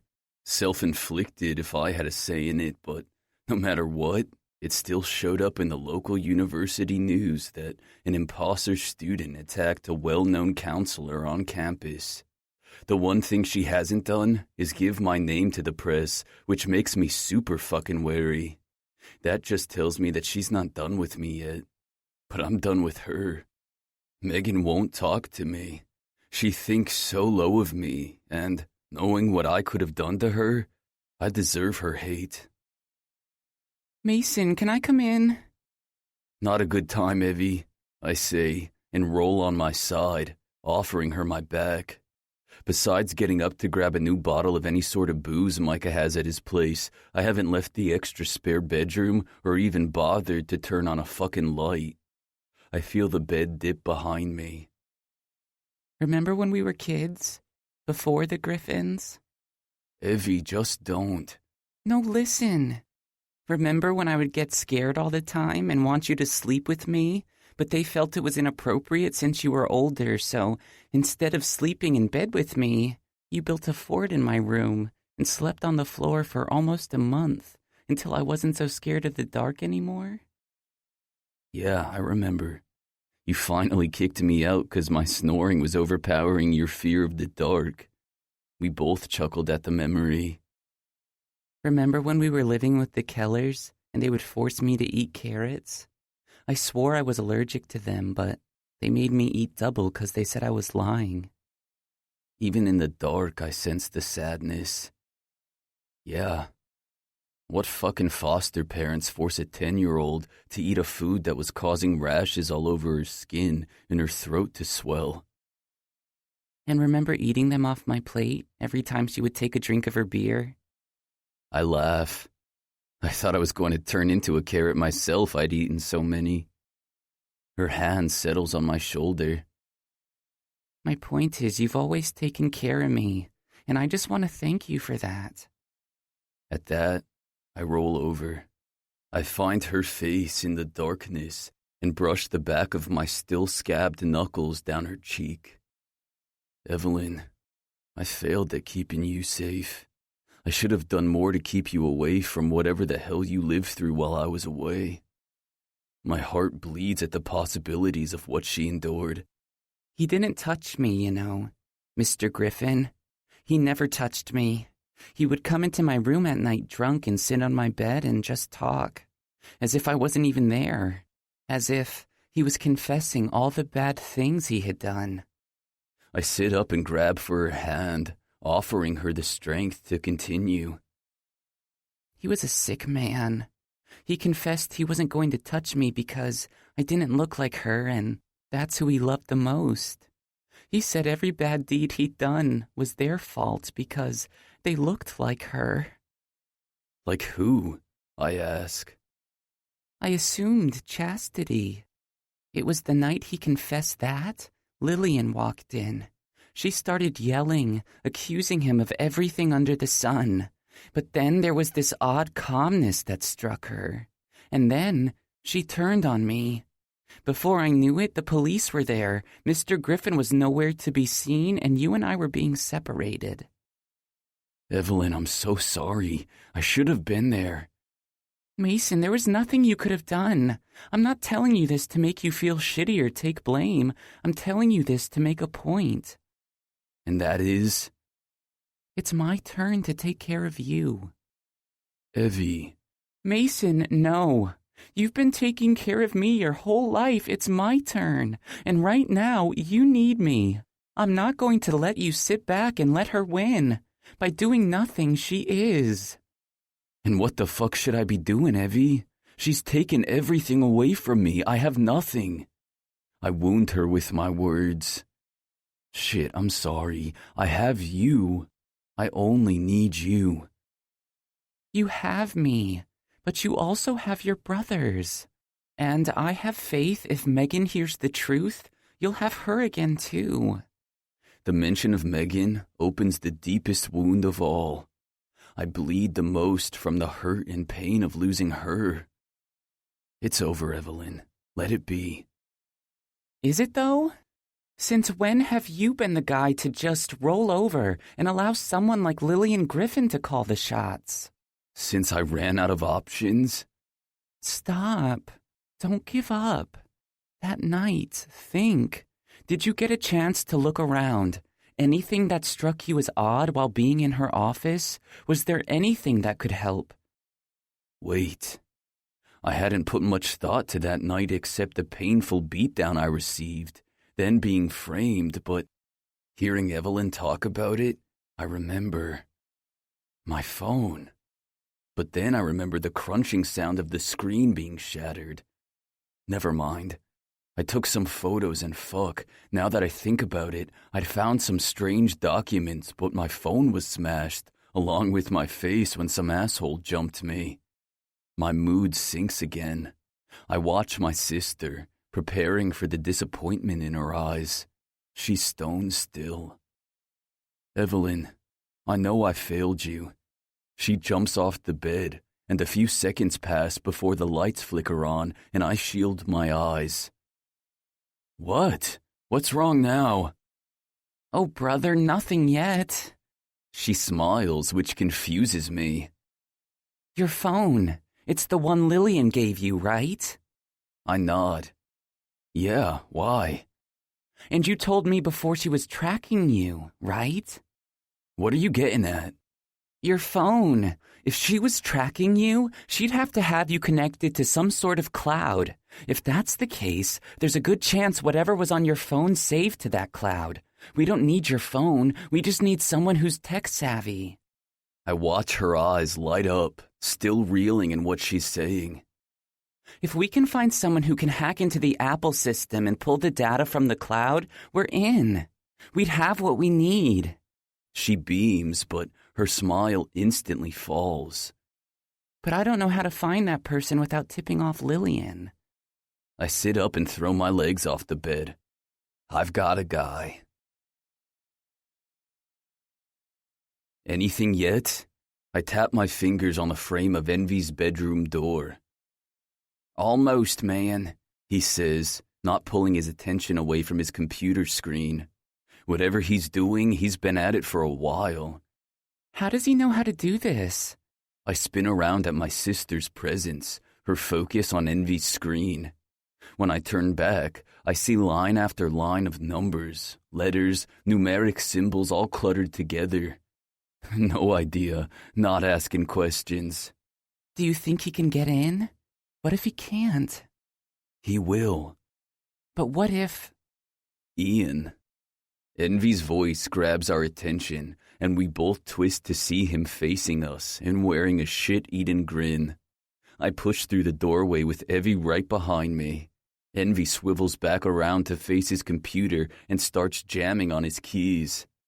What the fuck is this? All I see is mumbo-jumbo. It's the back door of her account. Yeah, and I can't read any of this shit, I reply, annoyed. This better not have been a waste of our time. And it's your lucky day, 'cause I can. This time, Evie chimes in. Why do you have all this stuff? How do you know how to do all this? Envy swivels back to face my sister, a lazy smile on his face. Why are you asking to hack into the Master Counselor's private cloud account? He smiles wider once my sister fails to come up with a quick response. Exactly. Let's keep our curiosity to ourselves. He turns back to the screen. Evie takes a step back, offering me an uncomfortable look. I nod for her to brush it off and bring my attention back to the screen. He continues to punch in numbers as I watch, confused. Seems you're in luck. Naughty Headmaster Counselor Griffin was definitely tracking you. This code right here, he points. That's you. These coordinates, all your locations. Anytime you took a shit, she knew about it. I move closer to the screen, trying to decipher what he's looking at. Any chance you can access the phone's pictures? Yep. He's back at it, until a bunch of thumbnails appear. I peer closer, and sure enough, the photos I took of the documents are there. Hey, can we get a minute? I ask. Envy is already popping up from his chair. Have at it. No peeking at any other tabs, though. Would hate for you to get more than you bargained for by snooping. He looks at my sister and winks. Then, He's gone. Why? Forget him. Look. I take his seat and use the cursor to click on the first thumbnail. The photo enlarges and I'm reading the screenshot document. My eyes widen at the bold titles. Misconduct, sexual abuse to a minor, test result positive. Oh my God, do you think this is all true? I open another document and read. Police reports, followed by large donations to the police department. Another document and another document, all showing a pretty sick discovery and cover-up. Is this why? Why? It all makes sense now, listen. I start clicking on the File tab and sending each photo to his printer. I need you to lay low. I'm gonna end this once and for all. Mason, no! You promised me! I promised I'd fix this, and that's what I'm gonna do. I press print on the last photo, then stand, Evie in a state of panic beside me. I need you to hold on to something. I reach in my back pocket and hand her the gold-trimmed card. She unwillingly accepts it. What is this? She flips it from front to back. No, Mason, no! If something happens to me, give it to Micah. He'll know what to do with it. No, you promised. She starts to cry. We'll find another way. We can go to the police with the information. They'll help us. I begin to walk past her, but she jumps in my path, her arms shoving at my chest. You fucking promised me. This isn't you sticking to your promise. It's you leaving me again. Her tears cascade down her face in rapid waves. My chest tightens at the pain I'm causing her, but this has to be done. I have to put a stop to her once and for all. Evelyn, calm down. No, I'm coming with you. You're not doing this alone. Yes, I am. I have to. No, you don't. Stop trying to be brave for everyone. You saw what happened the last time you went off alone. They almost killed you. And they should have. I'm done letting Lillian pull my strings in this game. This is where I flip the tables, take those strings, and choke her near death. I grab Evelyn and pull her into my embrace, hugging her tightly to my chest. I kiss the top of her head. I need to do this, okay? Nothing will happen to me, I promise. I won't stop until you're safe. I'm safe with you, please. And with Lillian still around, I'll always be a target, which means I'll always be putting you in danger. Please, don't make me have to worry about you right now. Stay low, go to your boyfriends. I'll seek you out once I'm done. Her head raises off my chest, and I catch sight of her tear-stained cheeks. Her eyes are swollen, and it fucking kills me to see her this way. You gotta trust me. I do trust you. It's them I don't trust. Mason, this elite, if they can cover something as horrible as that up, what will they do if you cross them again? I'm about to find out. I give Evelyn another squeeze and peel her away from me. Do as I say. I'll be back as soon as I can. Keep your phone by you. She doesn't say another word. I walk out of Envy's room, and after discussing my plan, I'm gone. 17. Megan. The smoke alarm sounds for the second time in a row, and I rip the oven door open, only to receive a gust of smoke to the face. Shit! I use my oven mitt to grab for the cookie sheet, housing another batch of burnt cookies. Seriously? This is just not my day, I shout, fighting the quivering of my lower lip. How hard is it to cut, place, and bake?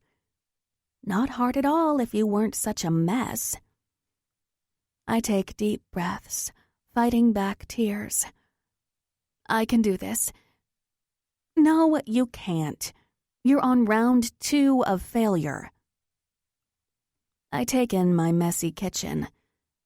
I'm now going on round 3 of failure. But I refuse to give up. I'm too desperate to divert my thoughts so they don't go back to him. I lay out a new tray, slide it back into the oven, and sit on the couch to catch the end of a Judge Judy episode. She's about to let some scumbag get spousal support from a girl he married while drunk off his ass for only 2 weeks. But my mind goes rogue, and I start replaying Lillian's frantic plea when she showed up at my door, bruised and hysterical.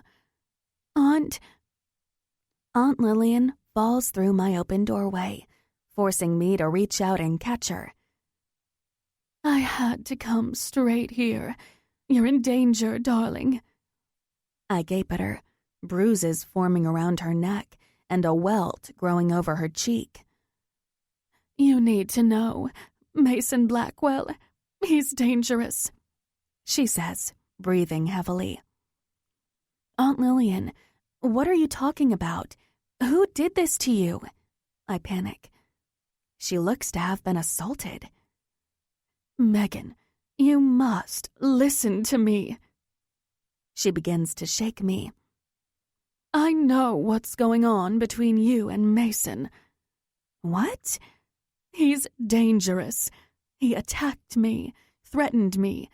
If I didn't allow him to do things to me, he would do horrible things to you. My eyes go wide with shock, but even more confusion.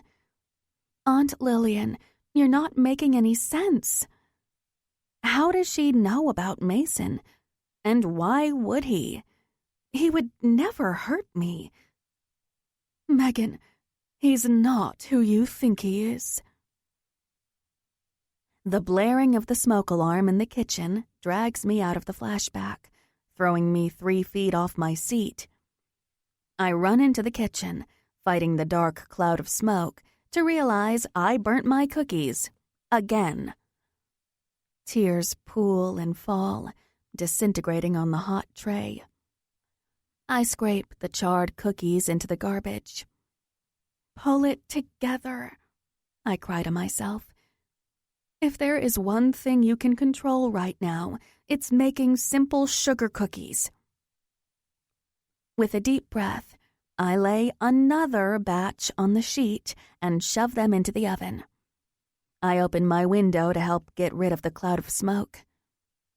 This time, I set a timer and go off to take a shower.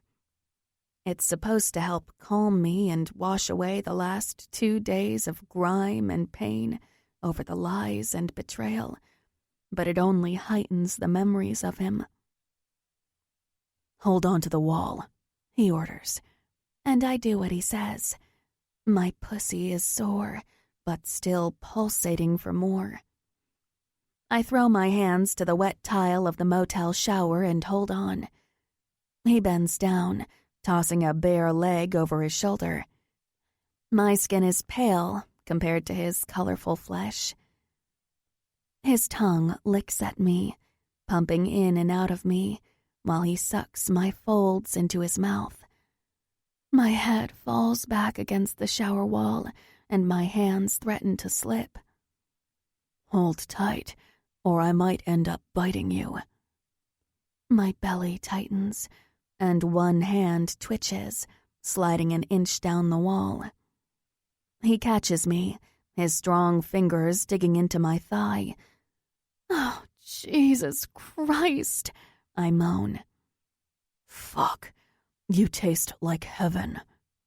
He pulls his tongue away to nip at my inner thigh. Not sure I'm ever gonna be satisfied with you. I know this is just a fantasy, but his words fill me just as much as his tongue and the pleasure he's giving me. Hulk have big appetite? I joke, and swallow my own whimper when he's up, flipping me, pushing my hard nipples to the cold tile, pressing his thick cock into my ass. Never knew it until you.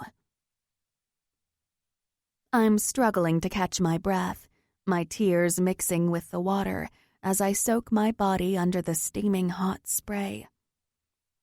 I'm using any effort I have to wash the suds out of my hair when the smoke alarm sounds again, causing me to slip and take out my shower curtain to avoid killing myself and falling in my tub. I stick my head out to check my phone where I set the timer, and lo and behold, my battery's dead.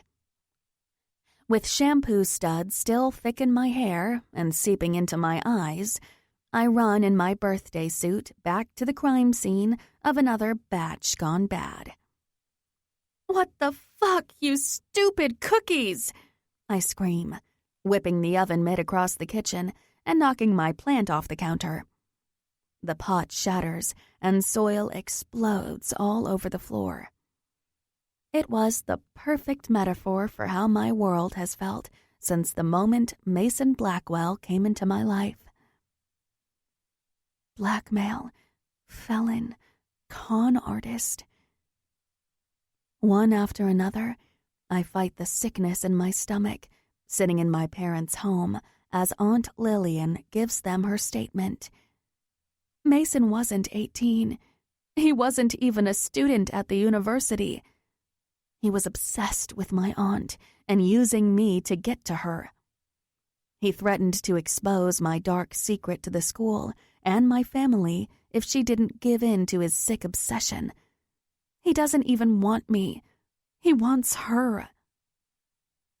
He kept going on and on about how he's been stalking me since they were taken from our home. I tried to help him. We've wanted nothing but good things for those kids. I cover my mouth in fear of expelling the small amount of food I have in my stomach. This can't be happening. I couldn't have been that stupid, that blind. "Megan?"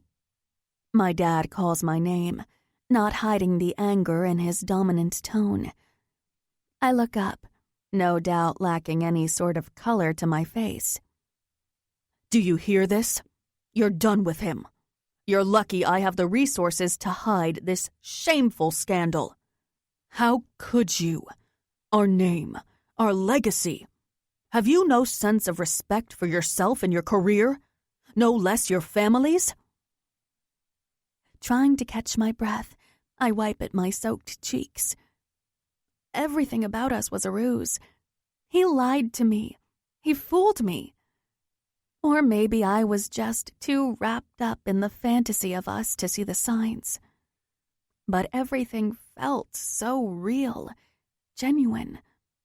My heart opened wide for him with every single promise he embedded deep inside. But it was just to trick me, get close to me as a ploy. Damn you! I grab for another set of oven mitts, removing the ruined batch of cookies. So much for pulling a Martha Stewart move, making my house smell magical like warm sugar cookies. I sadly laugh at myself and dump the cookies in the trash. The truth about Mason isn't the only shame I feel. The disappointment in my mother's eyes, my dad's anger. He wouldn't even look at me. I've spent my entire life trying to make my parents proud, and in an instant, I ruined everything. All because I had a desire and finally found a guy who made me feel normal. Yeah, well, that guy doesn't truly exist. I throw the mitts and pull open my freezer to grab a frozen pizza instead. I'm washing my hands when my doorbell rings. My head whips toward the front of my house, curious who would be stopping by. My eyes search out the grandfather clock in the hallway. My family would still be in church. I dry my hands, grab a robe from the laundry room, and cautiously make my way to the front door. Peeking through the curtain, I see a girl. It doesn't take a genius to see the resemblance. Her hair is lighter, and she may be shorter, but there's no hiding those steel eyes. Unlocking the 3 bolts, I pull the door open, Hi, Megan. I'm Mason's sister. Oh, yeah. Well, I was wondering if we can... I have nothing to say to you or your brother. Now, if you'll excuse me. I start pushing the door shut when her hand slams on the door, stopping it. Excuse me? I think you'll want to hear what I have to say. This isn't just about Mason. It's about you, too. We stare at one another for a moment, her eyes haunting me, the same steel eyes as his, until I release the door. Make this quick. I give her my back and walk into my living room. The sound of the door shutting and her boots hitting the tile echo until she's sitting next to me. I'm sorry, I didn't mean to be rude back there, she starts. This better be good. I have things to do. She peers over my shoulder, her nostrils twitching. Like what? Trying to burn your house down? I was trying to bake cookies, I snap. Her nostrils flare again, her eyebrows creasing as she takes another whiff of my living room. It does really stink in here. Okay. Well, yeah, sure, get to it. She reaches to her side and shuffles into her purse until she retrieves a worn photograph.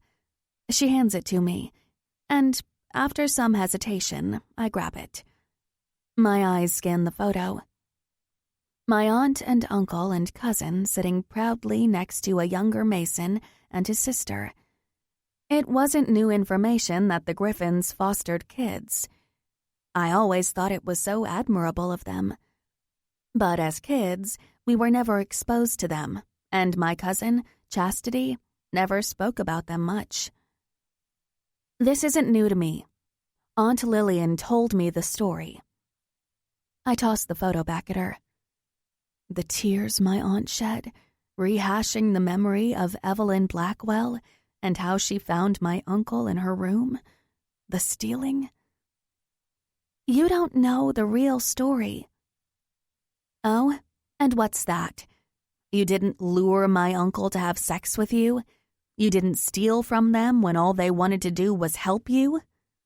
Mason's violent attacks on my aunt? Those are lies, she spits at me. And you expect me to believe you? What, do you want me to feel sorry for you? I know how you got here, just like your brother. Blackmail. I jump up from my couch. Actually, I want you to leave. She follows suit and stands. And I'm not leaving until you hear the truth. Afterward, if you still think your family is innocent, that's your burden to bear. I'm pretty sure my brother's in love with you and he's hurting bad, and it kills me to see him this way. I'd rather come over here and wipe your ass across the floor the way you dismissed him, but I know you need to hear what I have to say. After that, it's on you. Now, sit the fuck back down. Her fierceness sends my eyebrows up in shock. The fight in her to protect her brother. The acknowledgement that he loves me. My mouth goes dry. My tongue attempting and failing to wet my lips. I struggle to speak. I surrender to her demands and nod slowly, taking my seat. She does the same. The photo was taken about 3 years ago when we were first placed into the Griffins' home. To a passing eye, it looks like we're all happy, but there are lies behind those fake smiles. She hands me back the photo, and this time, I truly take it in. Mason is so much leaner. His arms are bare of any tattoos. His expression is still troubled, but not nearly as much as it is now. The permanent scars he wears behind those beautiful gray eyes. Nothing was as it seemed. Lillian was not the sweet, nurturing caretaker who made it her life's mission to help the helpless.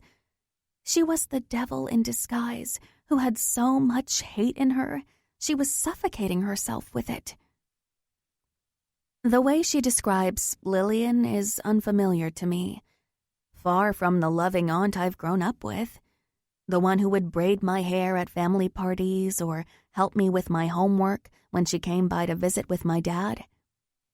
I want to demand she stop spilling such hate on someone who has been nothing but loving to me. But I also have this pinging feeling inside me that says I need to hear her out. We were with the Griffins for a year. Our previous family, we thought we would stay with them until we chose to enter the world on our own.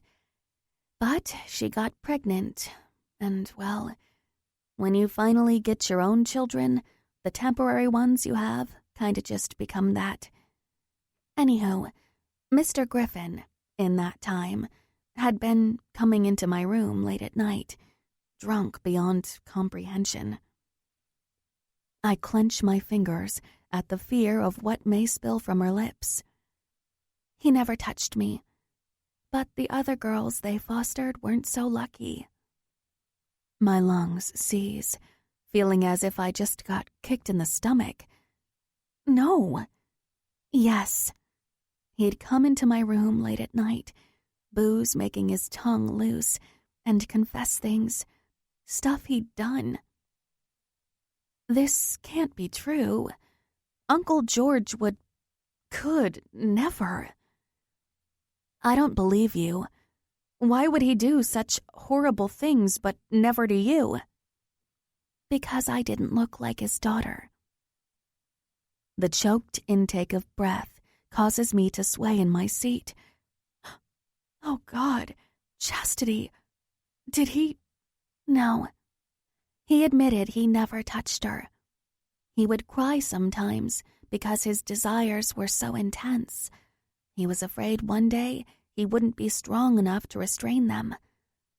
But from the time we were with them, he hadn't. Oh, my poor cousin. The thought... I shake my head. The night we were removed from the Griffin house, Lillian caught George in my room. He'd come home from a business function. He was drunk and angry about something that happened.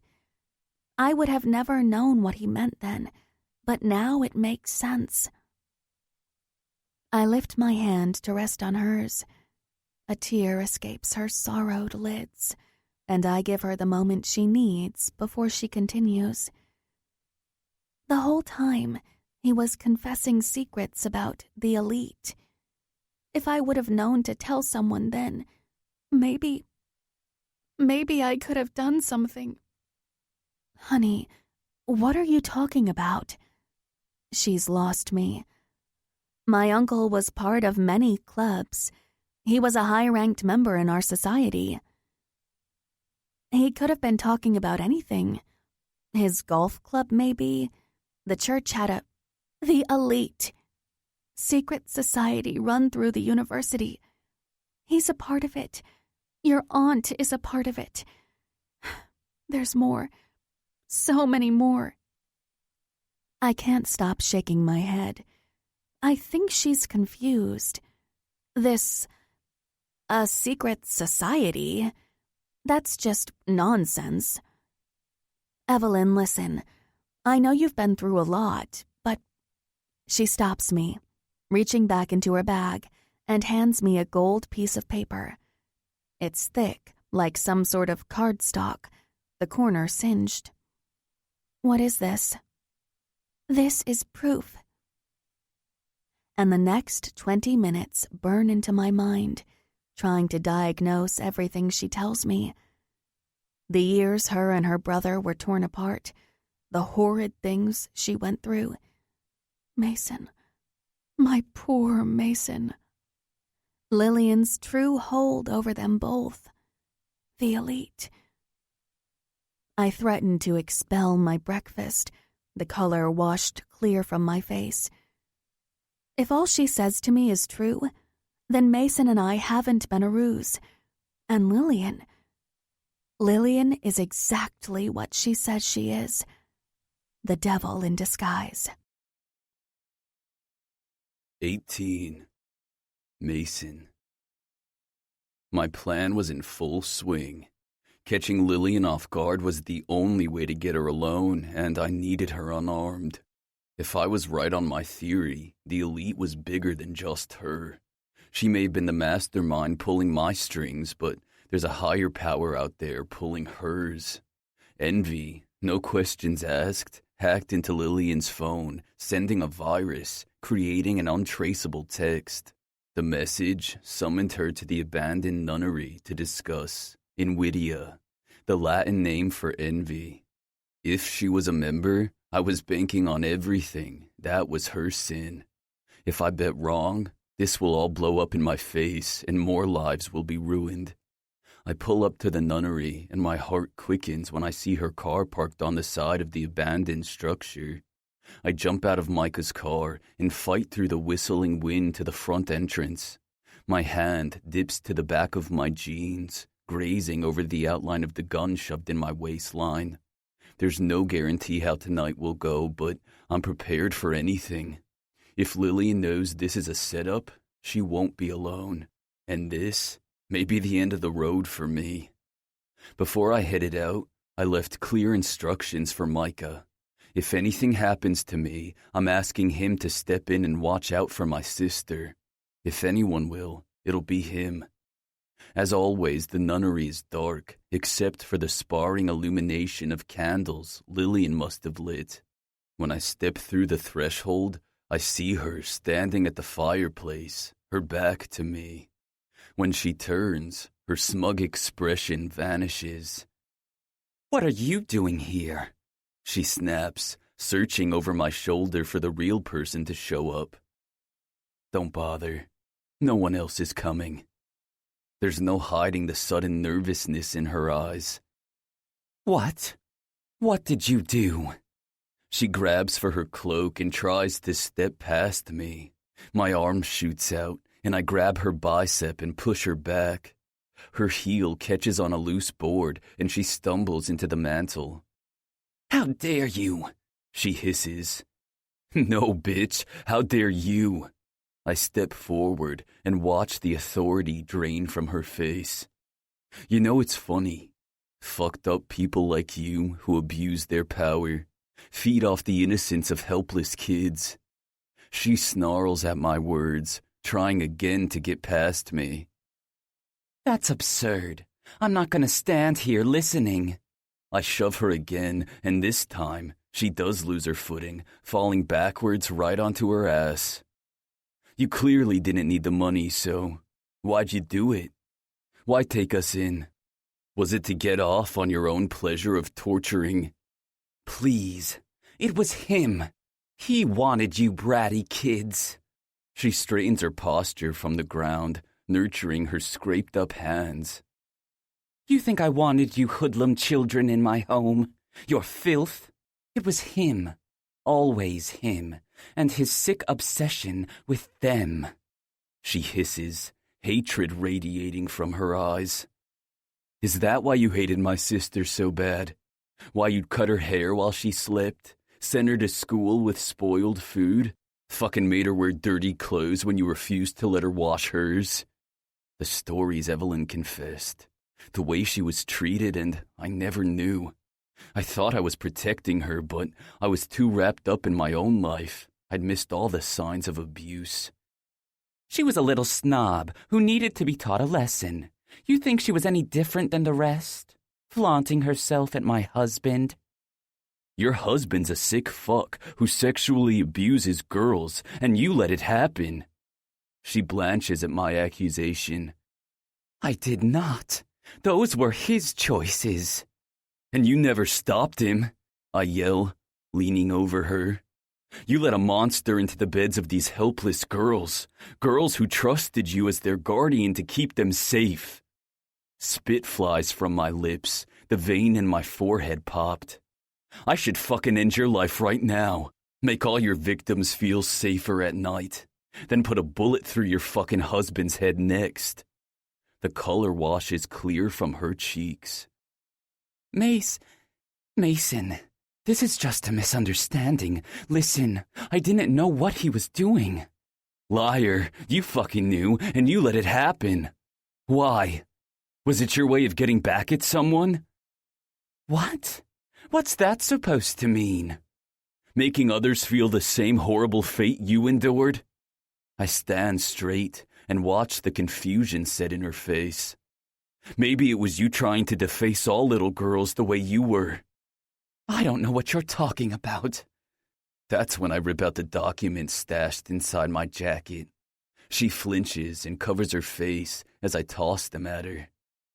Oh, don't worry, I'm not going to kill you yet. I'm not done having fun. Look, I demand. With a scowl on her face, she picks up the pieces of paper and starts glancing them over. Seconds tick by until the acknowledgement of what she's reading settles in. How did you get these?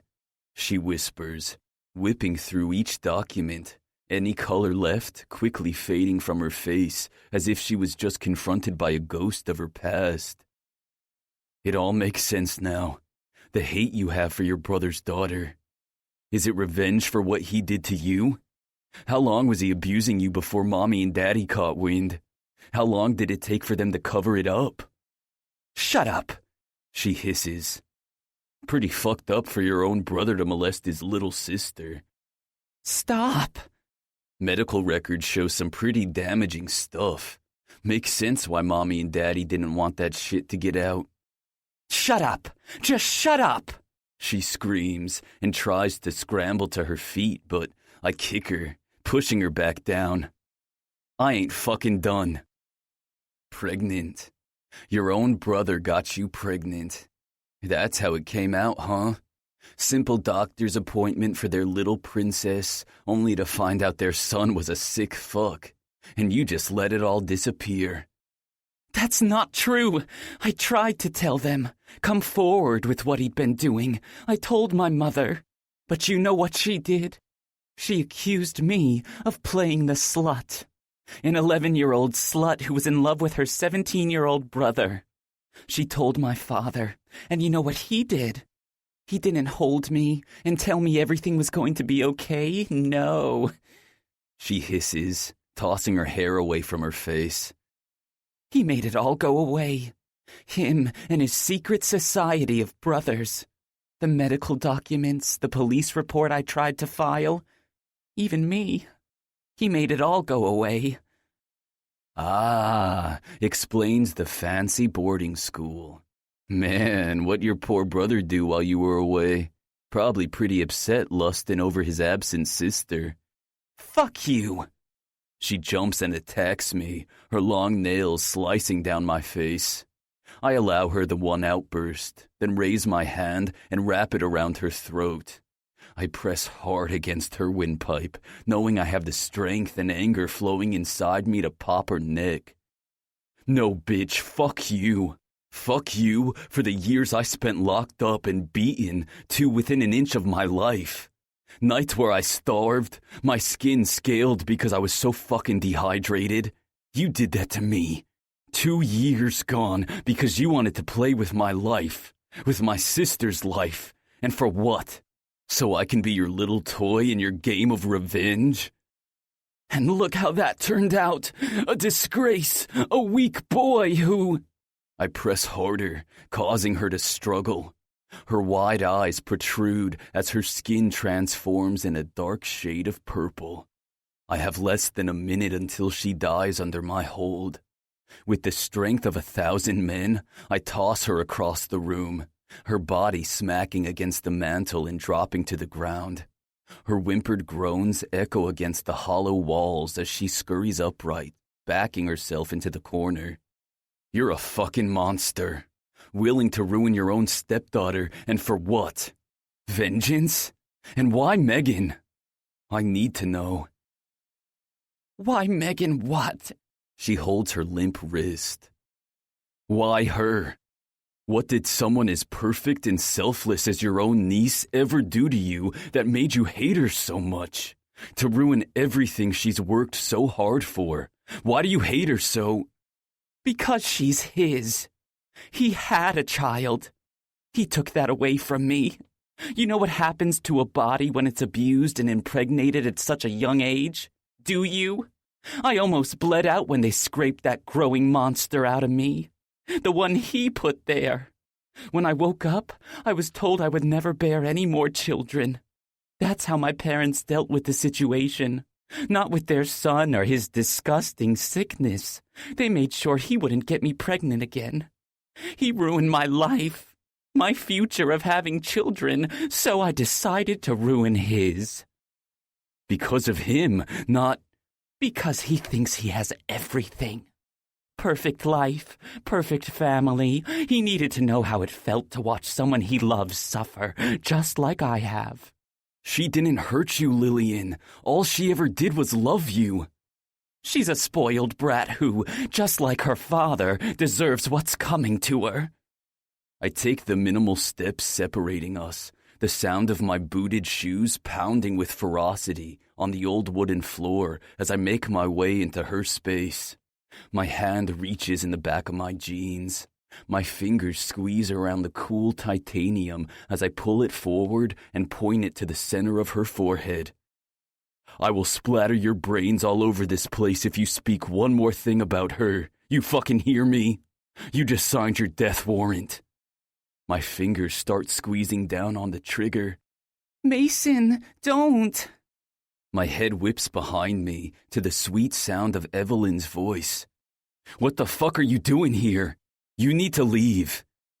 Mason, no, please.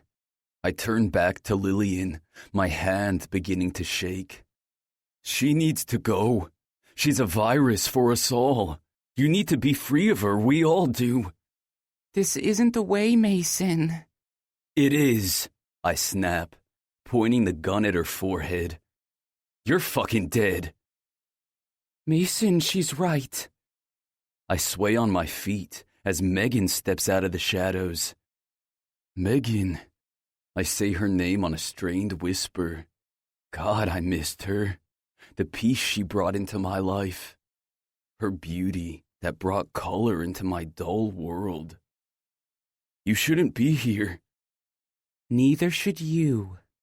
She approaches me, raising her hand with caution and stroking the back of her hand against my cheek. This isn't the way. My eyes close at the intimacy of her touch. Give me the gun, Mason. My eyes squeeze shut. It is the way. This is how everyone gets to move on and out from under her spell in the claws of the elite. Yes, thank you, Megan. Listen to my niece, Mason. Megan moves so fast, I don't even see it coming. With an impressive quickness, she seizes the gun from my grip and moves in front of me, the bottom of the barrel back between Lillian's eyes. You listen here, you sick, disgusting waste of a life. For starters, I am not your niece. You are nothing to me. I'm sorry for what my father did to you, but that doesn't excuse all the hate and travesty you brought among so many other people. You are no judge, jury, and definitely no executioner. You don't have the right to play God with anyone's life. Oh, look who's passing judgment, the little whore. I jump forward to snap her neck and end this, but Megan puts her hand out, stopping me in my tracks. I got this, she says, then veers her attention back to Lillian. Oh, Auntie, your foul mouth doesn't suit you, and what doesn't suit me is murder. But you see, I can't allow you to just walk away either. You're done. This secret society, your revenge on innocent people, it ends now. Lillian's sadist laugh sends fury down my spine. Oh, little girl, this is way bigger than just me. You can threaten me, get rid of me, but I'm the least of your worries. Then we'll figure out who's in charge and destroy them too. Another burst of laughter. This time, Megan steps forward and punches her square in the nose. You little bitch, Lillian howls, gripping her nose as blood spews between her fingers while Megan grips her sore hand. You know nothing. You're just as foolish as I thought if you think you can take them down. There's no destroying the elite. They will just grow back and flourish even larger and more powerful than before. That might be, but as they say, you have to start by weeding out the bad seeds. This time, it's Evelyn and I who laugh. God, she's so fucking cute. So, this is what's gonna happen. For starters, you're done here. At the university, in this secret club. I want you to step down effective immediately. If you don't, these papers will surface. They do, and your name gets dragged into the mud just as much as mine, and your daddy's. Then so be it. But at least I'll go down for the better cause. Until then, consider this the last thing I'll ever do for you. I won't leak anything about this or the elite. My focus is to shield my mother from any of this. Next, before you do so, I want Mason reinstated as a student. His classes, full housing, and his scholarship. I want it in writing and in the record books. Also, I want in writing about Evelyn's as well. Can't trust a snake like you, won't go back on her word, you know? My girl is so ferocious. I want to hug her and kiss those fierce lips of hers. Praise her for the strength even after learning the horrible things about her father. You won't get away with this. I already have. We've been here long enough, and thanks to modern technology, I have your confession.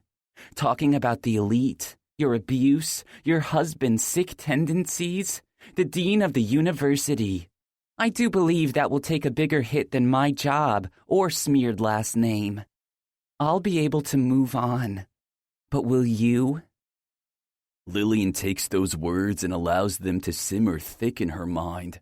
Her expression gives us the answer. She won't. I can't just disappear.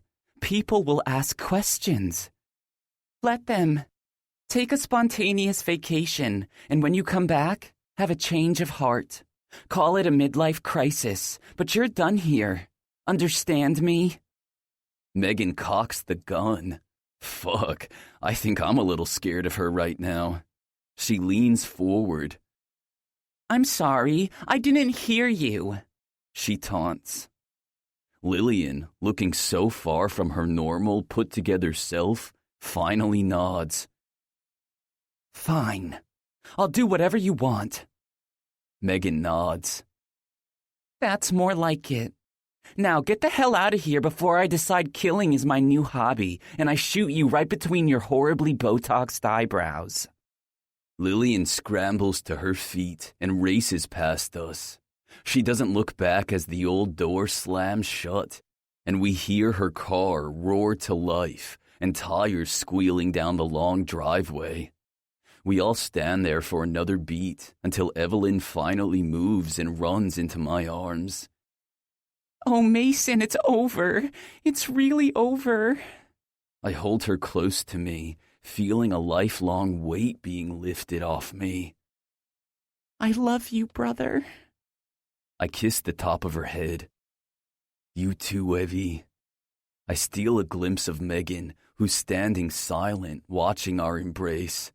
I mouth, "Thank you," and she mouths, "Welcome," with a smile.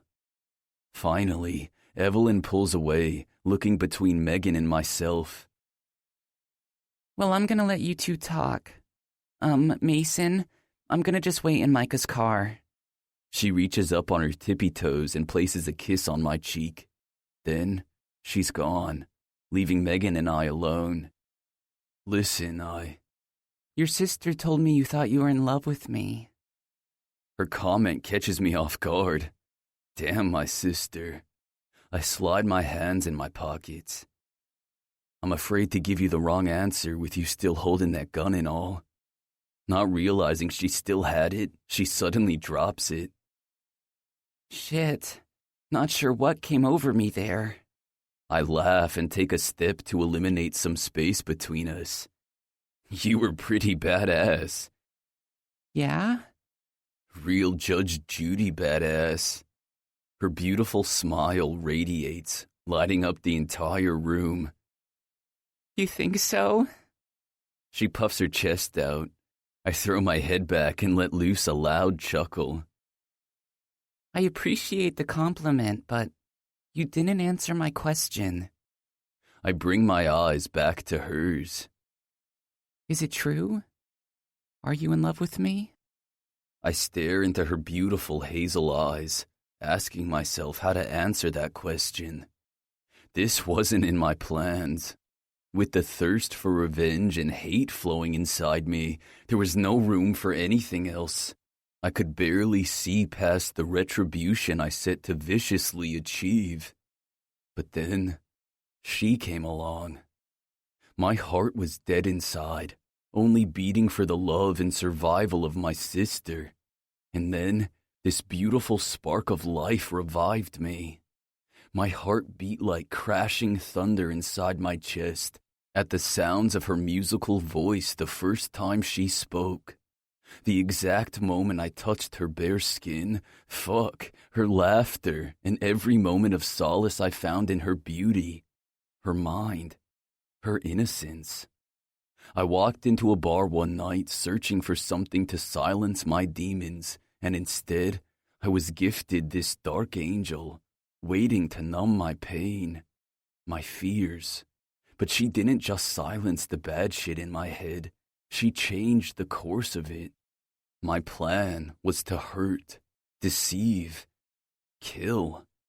Nothing would stand in my way. My pride would destroy anyone beneath me to reclaim what I'd lost. Until her. Her humbleness broke me in every way, cracked the hard shell that wouldn't allow me to see past my abhorrence, my destruction. But she showed me worthiness. It wasn't about my pride, but my temperance. It gave me the courage to restrain the hate and reform it into something worthy. She gave me the strength to forgive myself.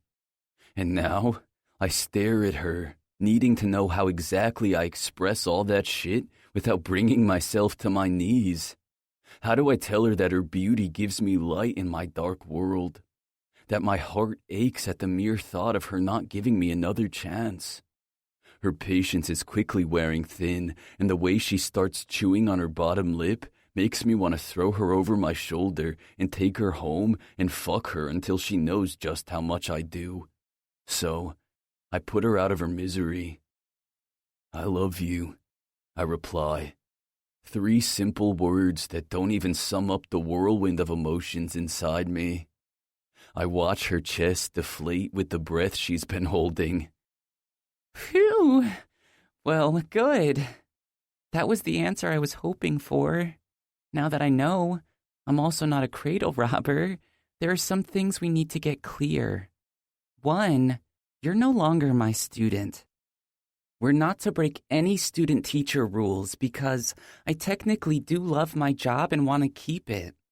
But I think replacing the title, student with boyfriend, has a better ring to it anyway. She stops, waiting for my response. You want me to be your boyfriend? I ask, a playful smile building. Yes, along with my doctor and a few more role-playing ideas I've been fantasizing about. I step toward her, lifting her chin. I think I can handle that. Dipping low, I cover her mouth with mine. I kiss her slow but with intensity as the weight of the world lifts from my shoulders. When I know it's time to stop, I pull away. I catch her glazed over eyes and give her some time to fully come to. I was never going to go through with that task. I would never. I believe you. Relief washes over me at her words. Thank you, I say, because I needed that. I needed her to know even if we parted ways, I would have never done that to her. I cared too much. I didn't want you to hear that shit about your dad.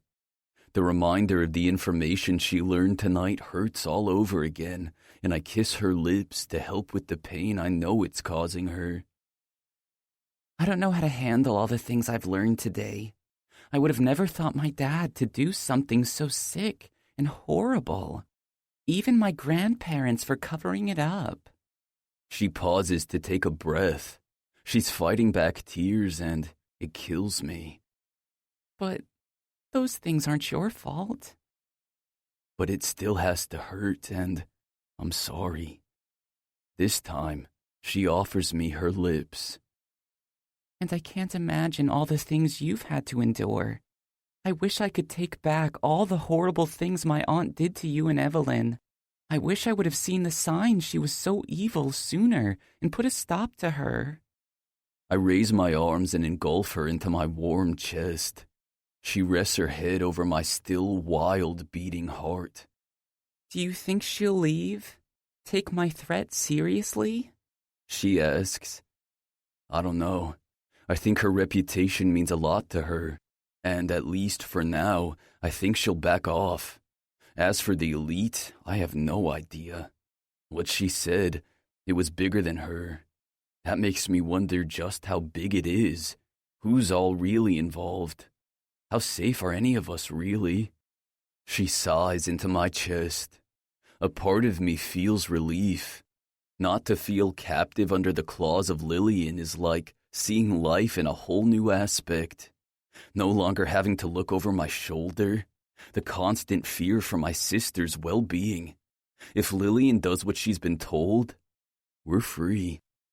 But if she's lying, we may have just started a whole new war. One I'm not sure we can win. For now, I plan on still playing their game. Even though Lillian is out of the picture, there's no doubt some other elite member will step up into her place. So, until I can take them down, I'm going to continue to play their compliant little puppet. All we can do is hope. She untangles herself from my hold. For now, maybe we should just focus on the present and make up for the time we missed out on. Her eyes light up, and anything and everything Lillian and the elite fall to the back of my mind. And what did you have in mind, Teach? She giggles, but her eyes sparkle with that playful darkness. Not sure. I was thinking you could play my underage student and offer dirty things to me to buy you beer or something. A loud laugh echoes off the crumbling walls. Does being almost of age take all the fun away for you? I joke and love the way her smile widens. I mean, I love a good taboo story, but I'll take one where the humble girl takes the proud man to his knees and shows him just how worthy he is. Then, once I've filled him with all the greatness that he is, I'm going to allow him to thank me. With his hands, his tongue, and his mighty cock. Fuck, my girl's cute. Well, we better get you home. I'm not one to deny a beautiful girl. Epilogue. 2 weeks later. Megan. Oh my God, stop! I can't stop giggling. He knows I don't want him to stop, and the more I beg him to, the more he's gonna bite me. I wiggle under his hold, playing the damsel wanting to be free of her big bad wolf. Someone save me! I scream, but my voice doesn't sound convincing as a stifled moan pushes past my lips. I think my little girl wants me to bite every single part of her. I told you I was hungry, and you offered your sweet cunt for breakfast. You don't mess with a starved man. He hums into my thigh, then takes another nip. I thrash under him. His tongue does magic to my skin, teasing me so bad. He hasn't even made it to the promised land, and I'm already on the verge of orgasming. I think you should get to it and eat away before we're both late.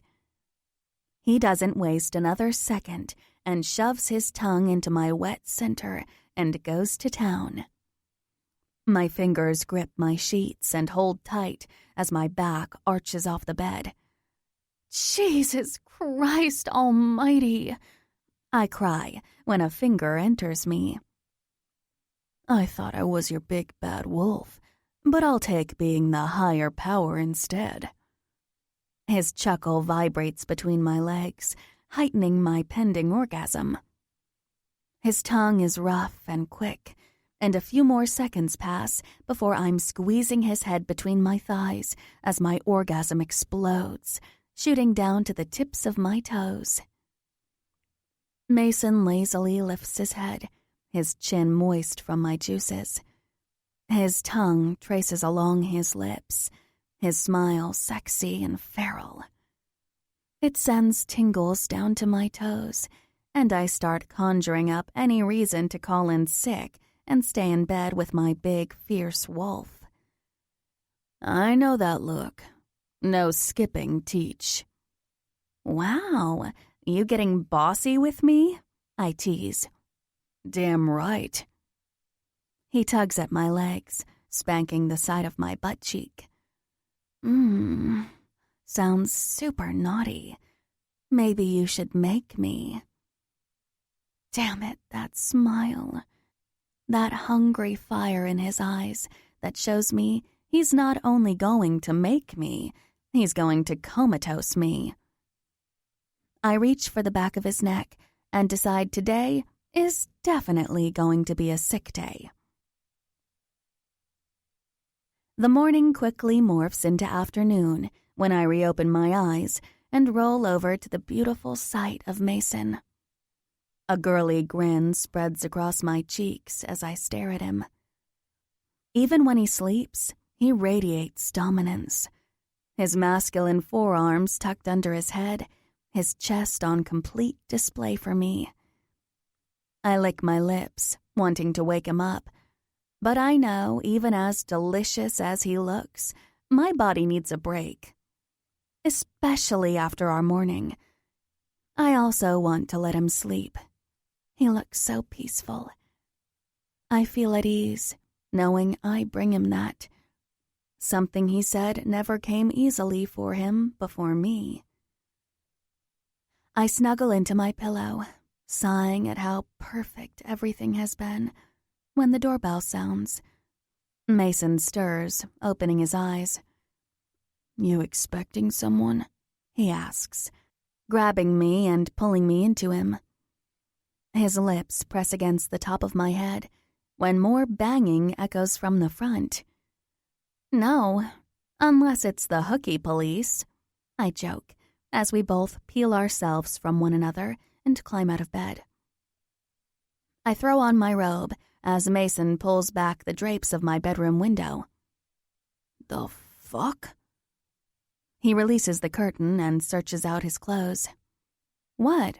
Who is it? I ask, trying to keep up with his large steps as he makes his way to the front door. He unlocks the 3 bolts quickly, and when the door opens, his brother from the elite, Rush, or his elite name, Sloth, stands in my doorway. After everything went down at the abandoned nunnery, Mason took me home and told me everything. The elite, my family's involvement. My mind couldn't even wrap around all the deception and scandal. But at the end of it, I did one thing. I swore I'd stand by him and fight this underground world of evil until it was disbarred and banished. Fuck you doing here? Mason asks, not sounding very happy to see him. Don't mean to interrupt, brother. Got some bad news, and it ain't good. Mason's shoulders stiffen. Explain then, he snaps. Rush's mysterious eyes find mine. Then he brings his focus back to Mason. She can hear whatever the fuck it is you have to say, bro. He nods, and my body starts to hum with uneasiness. Even before the words leave his lips, we both know. Lillian's back. The words quickly sink in, but it's not until the rumble of the floor and the fist through my entryway wall does it fully register. I observe Mason, who's pulling his fist out of the smashed drywall. I step forward and press my hands to his shoulder for support. As much as we've avoided the elephant in the room, we couldn't deny the question lingering thick around us all. It wasn't a question of if Lillian would return, it was when. We knew she wasn't gone for good, but we used the time she disappeared to heal. But now, it's time to get our armor back on. How? Mason snaps, his chest heaving. Not sure, but whatever she has up her sleeve, she has Wrath at the center of it all. Where's Wrath now? Mason asks, turning and grabbing his shirt off the couch and throwing it over his head. He's already slipping into his boots when Rush replies, Campus, we don't have much time. Need to get there before shit goes down. Mason comes at me, kissing me hard, but quick. Don't fucking leave this place. I need to know you're safe. Call my sister. Make sure she sits tight. Then he's gone. Mason. I shoot off a 911 text to all the brothers and head to campus. When we hit the crowded parking lot, I jump out and push through the mob to get in front of the commotion, but a band of cops refused to let me go any further. I look around and spot Rhett. Screeching of tires has me searching out God's Escalade as he jumps out, heading in my direction. I scope out the crowd more, looking for the rest in the sea of cops and bystanders. Where's Micah? I ask God as he comes up and stops next to me examining the scene. No idea. Not his babysitter. I pull my phone out to check for any missed texts. Something doesn't feel right. Out of nowhere, Envy appears next to me. I turn to him, and my stomach drops at the sight of him. Where the fuck have you been? I growl and give him the once-over, but he doesn't reply. Don't tell me that's what I think it is, man. He better convince me I'm not seeing what I think I'm seeing. He still doesn't answer. He seems lost, staring out into the distance of the crowd. I follow his eyes, and that's when I see her. Lillian. She's in the way back, hidden behind an old cypress tree.